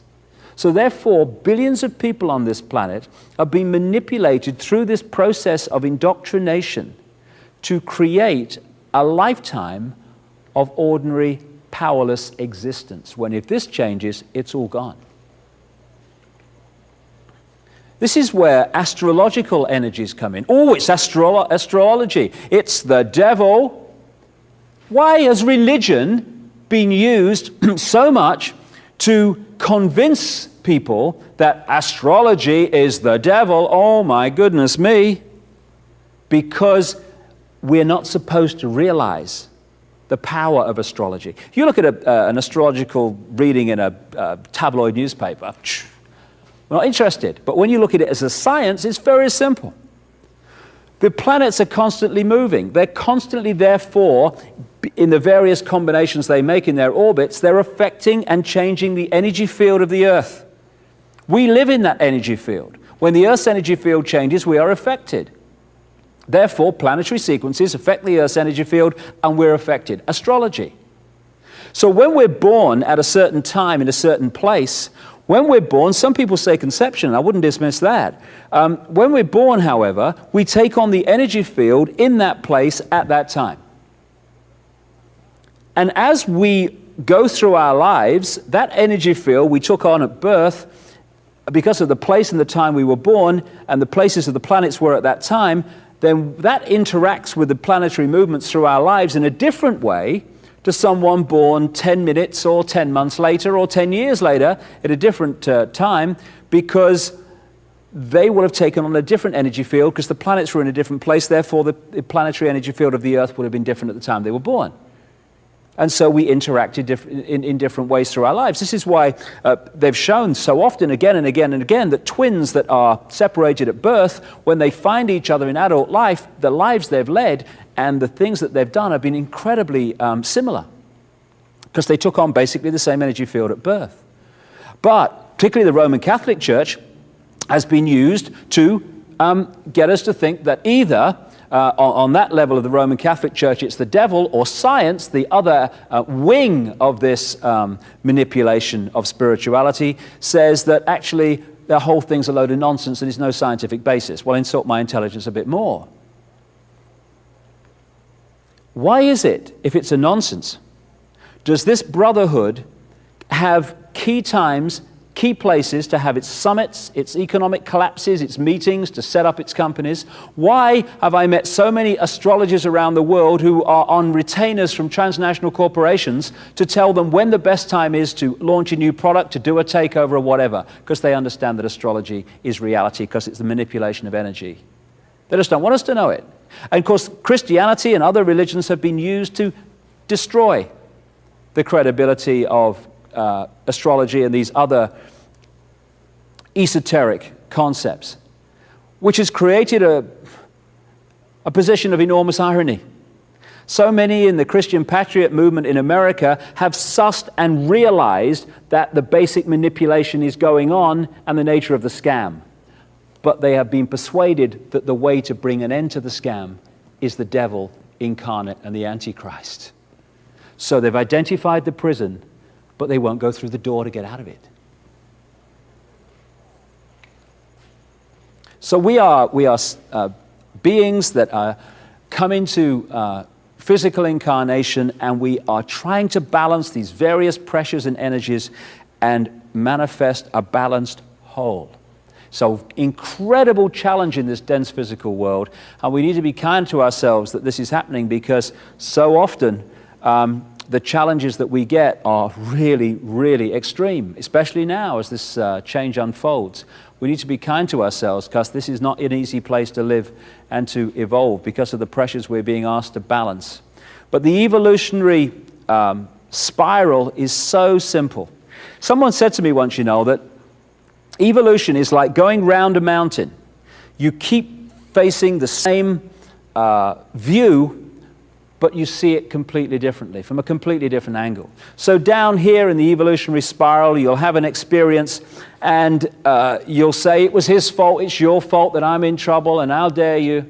And then as you evolve, you face exactly the same experience, but then you say, why have I created this?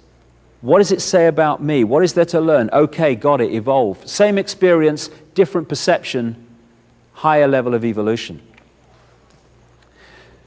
Now we are at the point, I've mentioned a number of times in these last few hours, where we're at the end of a 26,000 year cycle. As I travel the world, it's obvious that there's an awakening going on, and again, the science is starting to identify it. Some years ago, a different pulse, a different resonance was identified in the center of the spiral of the galaxy. More recently, probes that have gone to investigate what's going on the sun have identified that tremendous changes are going on in the sun. Its magnetic field is falling, and there's incredible solar flare activity that's starting to emerge, which will be very powerful in the years ahead and fundamentally affect us.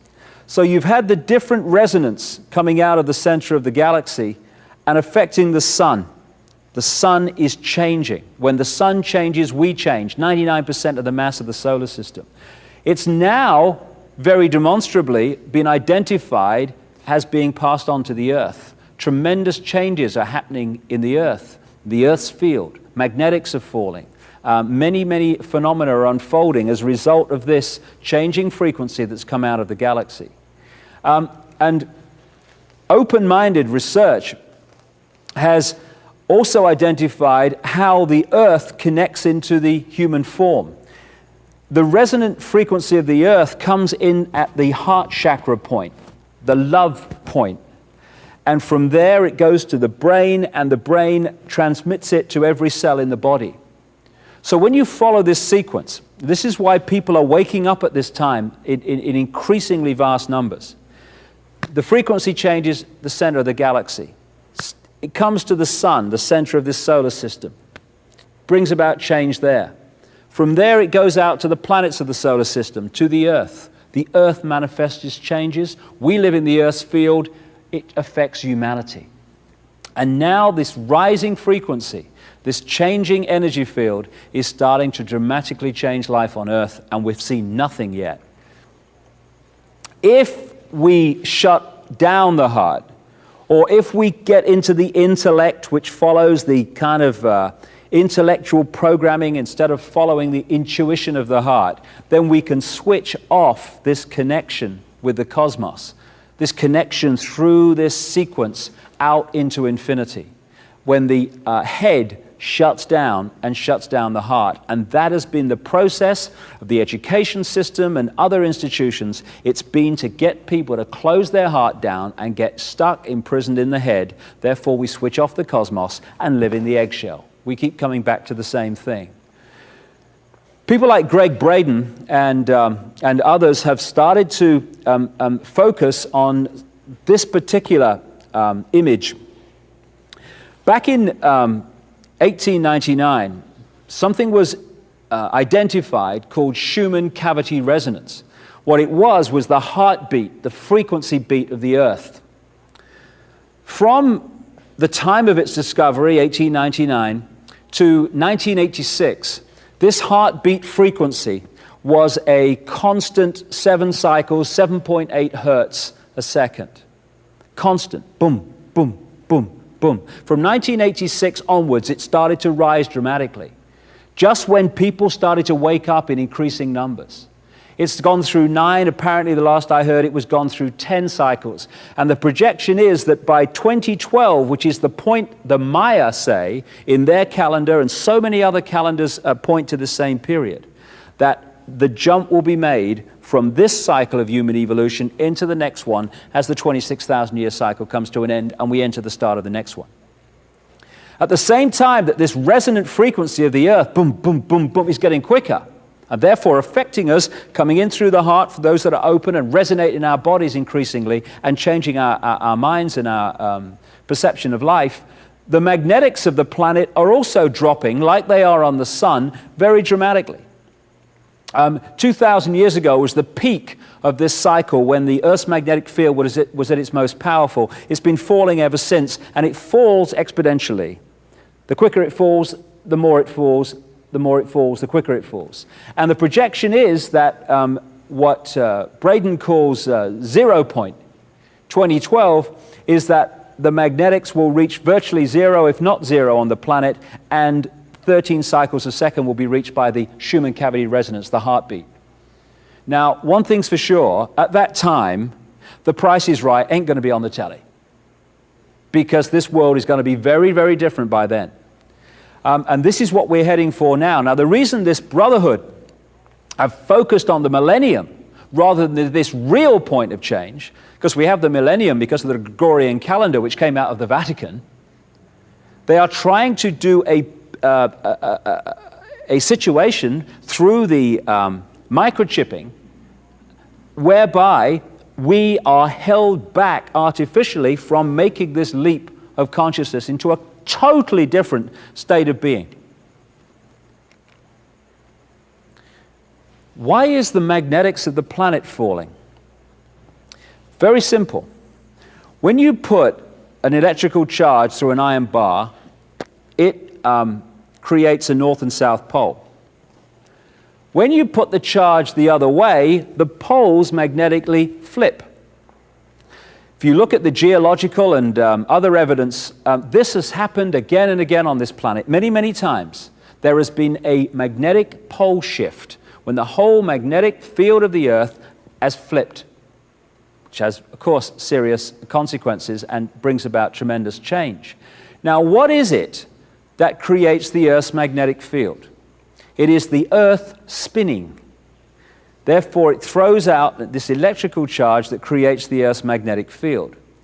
One other thing that's being identified as this change unfolds is that the Earth is spinning slower and slower. As it does so, the power of the magnetic field that it creates is getting less and less powerful. And again, the projection is around 2012 that the Earth could stop spinning altogether for about 3 days and then start to spin the other way. And what will happen at that point? The poles will flip magnetically. And the poles will change, and that, the geological and other records show, has happened again many times. Indeed, you look at some of the ancient texts and descriptions, they talk about phenomena that fit very well into this happening before. They talk about the longest day, the longest night, and what have you. So we're entering a period of fantastic change, which is getting faster all the time. And we have two challenges here. Two challenges, one after the other. The first is to open our minds, start taking responsibility back, and remove this edifice of control and suppression of information, which will allow the full flow of knowledge of who we are to flood into the public arena. Once people get access to that information and start to realize who they really are and the nature of life, then we can go into stage 2, which is the incredible consciousness shift that is going to happen and is happening for many people already, but can happen for everybody if we open up to the knowledge of what's going on. And to do that, the edifice of suppression has to go. And what I see so often in the kind of what we call the New Age movement is they're focusing on the second bit and they're in denial about the first.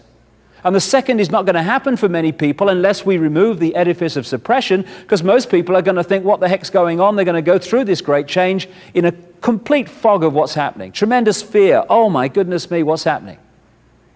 So there's two things to do here. One is to start focusing on how the world's controlled, identifying it, removing it. Secondly, then we can concentrate unhindered on the transformation spiritually that is unfolding to the year 2012 and beyond. One area too, key area, because I mentioned the Gregorian calendar, that has been used to control us and de-link us from who we really are, is the manipulation of time. This planet works on moon time, 13 moon years. That's the sequence of time that we work on. Naturally, that's what nature is connected to. That's what the woman's menstrual cycle is connected to. But we're not connected to that.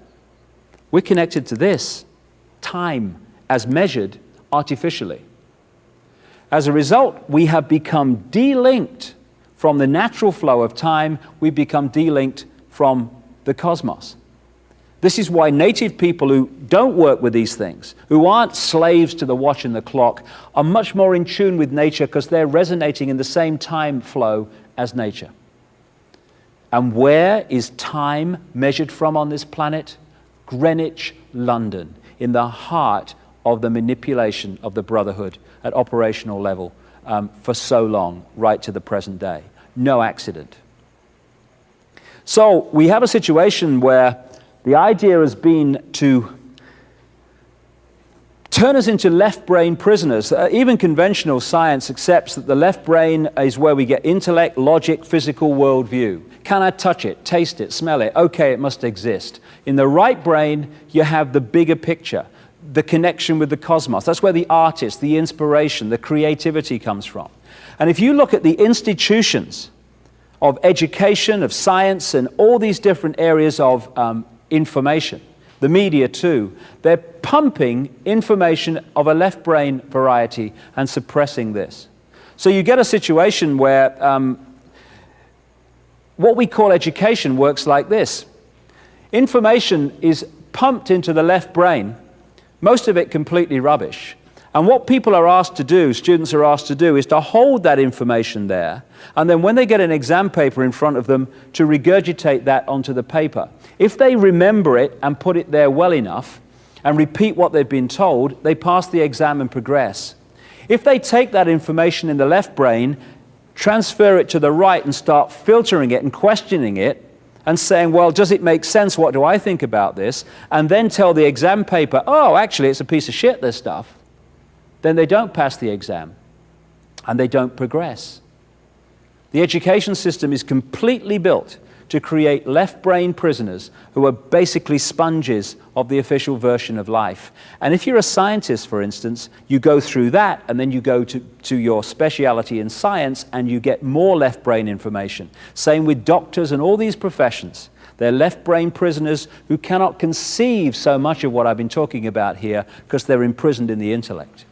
We can just balance those two sides of the brain, the intellect and the spirit, the mind and the heart, then suddenly we are transformed in terms of our perception of ourselves.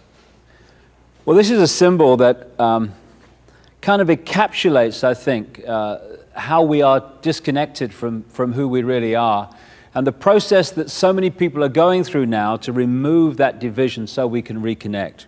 What you're looking at there symbolically is I call it lower vibrational emotional range. It's the range of frequency that resonates the energy within us to fear, to guilt, to resentment, to lack of self-esteem. And the more that we are manipulated to feel those things, and the more we manipulate each other to feel those things, the more what I call that cesspit vibration of low vibrational emotion gets more and more full and more difficult to get through, and therefore out to the multidimensional state that we can get into as we reconnect with the ocean, with the cosmos.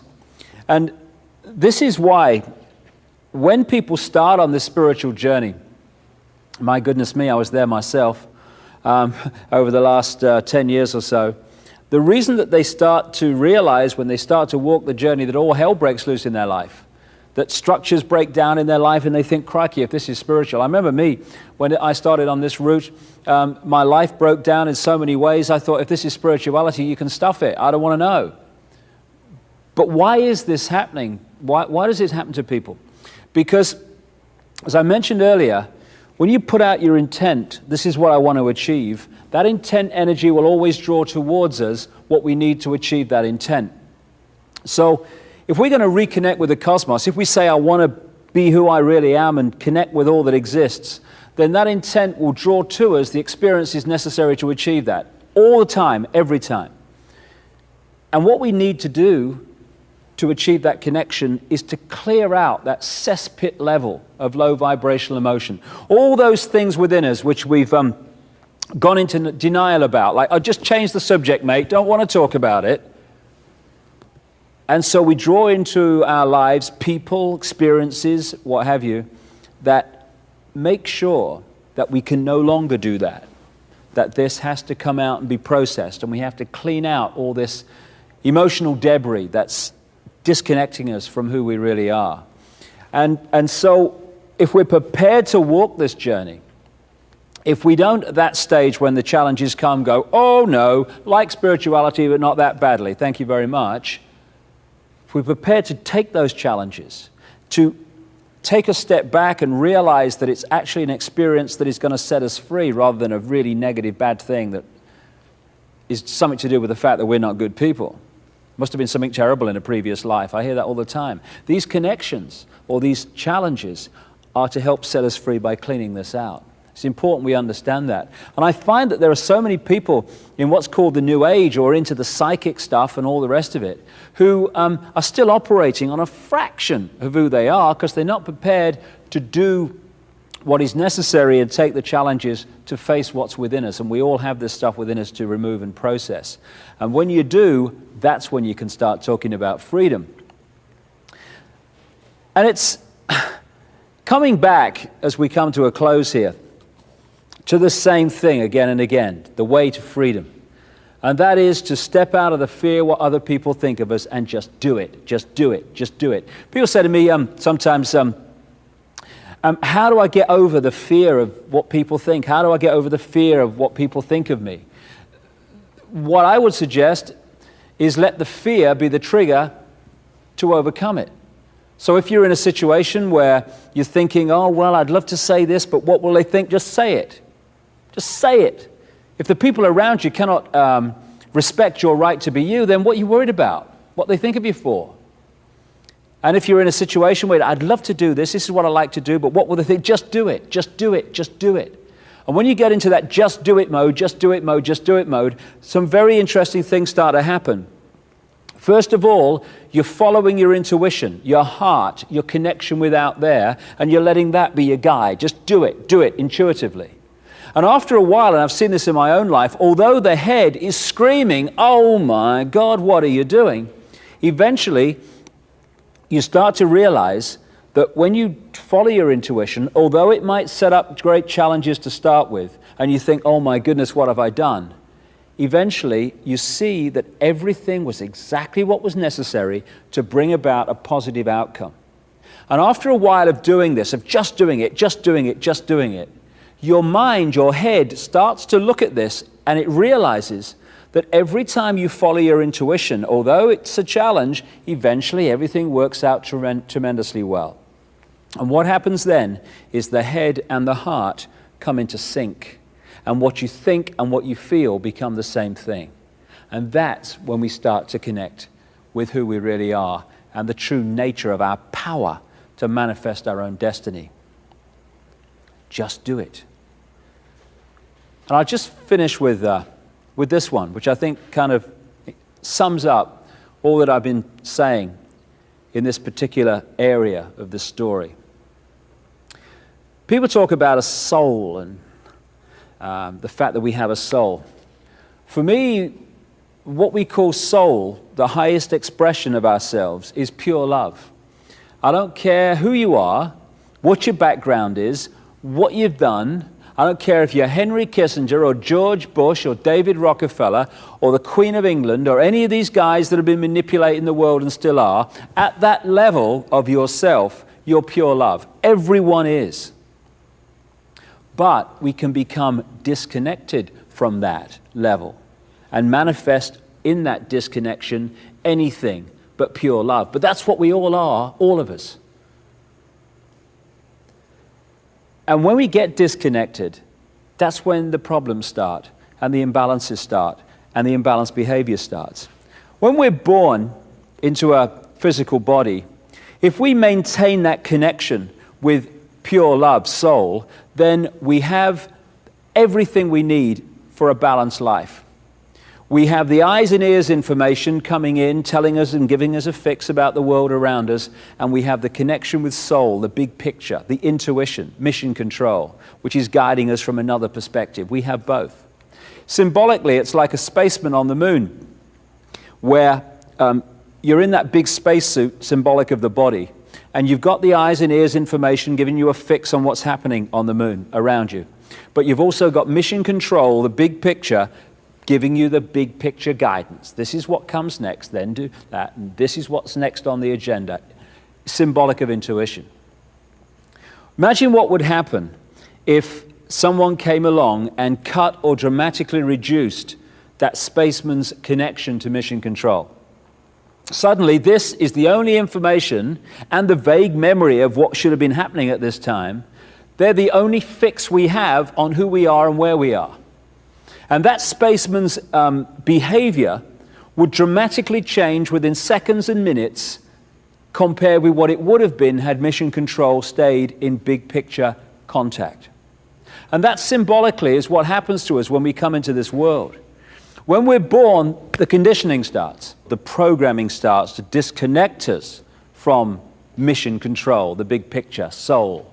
So the eggshells start. We start to be conditioned to see ourselves as either just a physical body or subjected to some God and what have you. The programming gets started from the moment we become conscious. A friend of mine once said something very true. If you're born to loving parents and they tell you that 2 and 2 equals 5, and then you go on to nice teachers and they tell you 2 and 2 equals 5, and then you go on to university and professors with letters after their name tell you 2 and 2 equals 5, all your peers around you are telling you the same because they've been through the same system. The media is telling you constantly 2 and 2 equals 5. It's no surprise that the vast majority of people go through their lives believing 2 and 2 equals 5. The conditioning of belief which disconnects us from who we really are. And if we can just break that eggshell and we can express the true nature of who we are and not live someone else's version of what we should be, when the eggshell cracks, we reconnect with mission control. And at that point, we taste freedom. And that is the challenge now that we all have and the opportunity we all have. The Chinese have a word that means both danger and opportunity. We're at the point now of that choice. Because that's what life is. It's a choice and learning from the consequences of the choice and making different choices and learning from the consequences of them. That's what evolution is. And we're at a point now where we can make incredible leaps as this 26,000-year cycle comes to an end. The next 15 years are going to transform life on Earth. They're going to transform the nature of our perception. They're maybe going to transform some of the physical Earth also. One thing's for sure, it's going to be one heck of a challenge. But no matter how challenging it gets, one thing remains constant. We live forever. We are everything, and everything is us. Whatever we're experiencing in this moment, it's just an experience. We live forever. And if we can hold that focus of who we are, we get out of ordinary little man and woman in the street, I've got no power, to I am everything that exists and I can manifest and create whatever I want. We are genius. We've forgotten we're genius. And that's why a few people run the world. I'm going to end with some words by a singer in America who wrote new words to the American national anthem. To get away from the nationalism, He called it the earth anthem. And the world that he describes here is the world that is just a thought away, just an open heart away, just a change of perception away.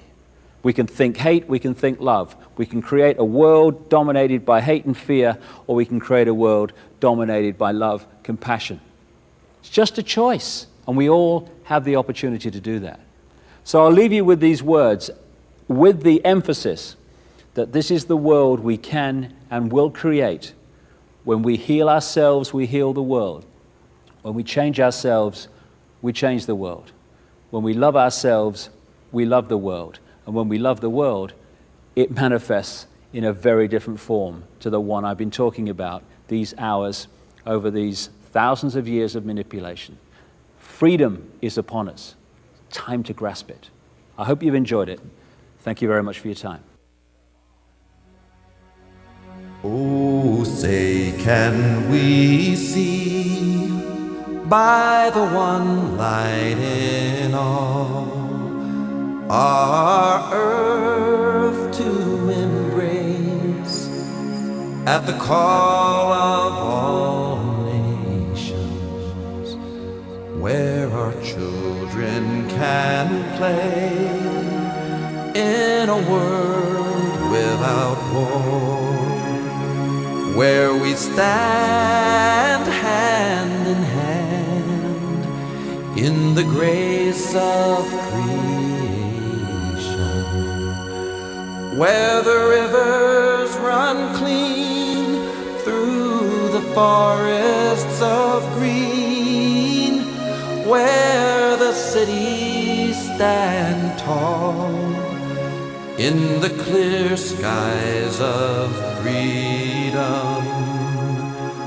Oh, say do our hearts sing out for harmony and love forever on the planet of our birth, blessed with peace.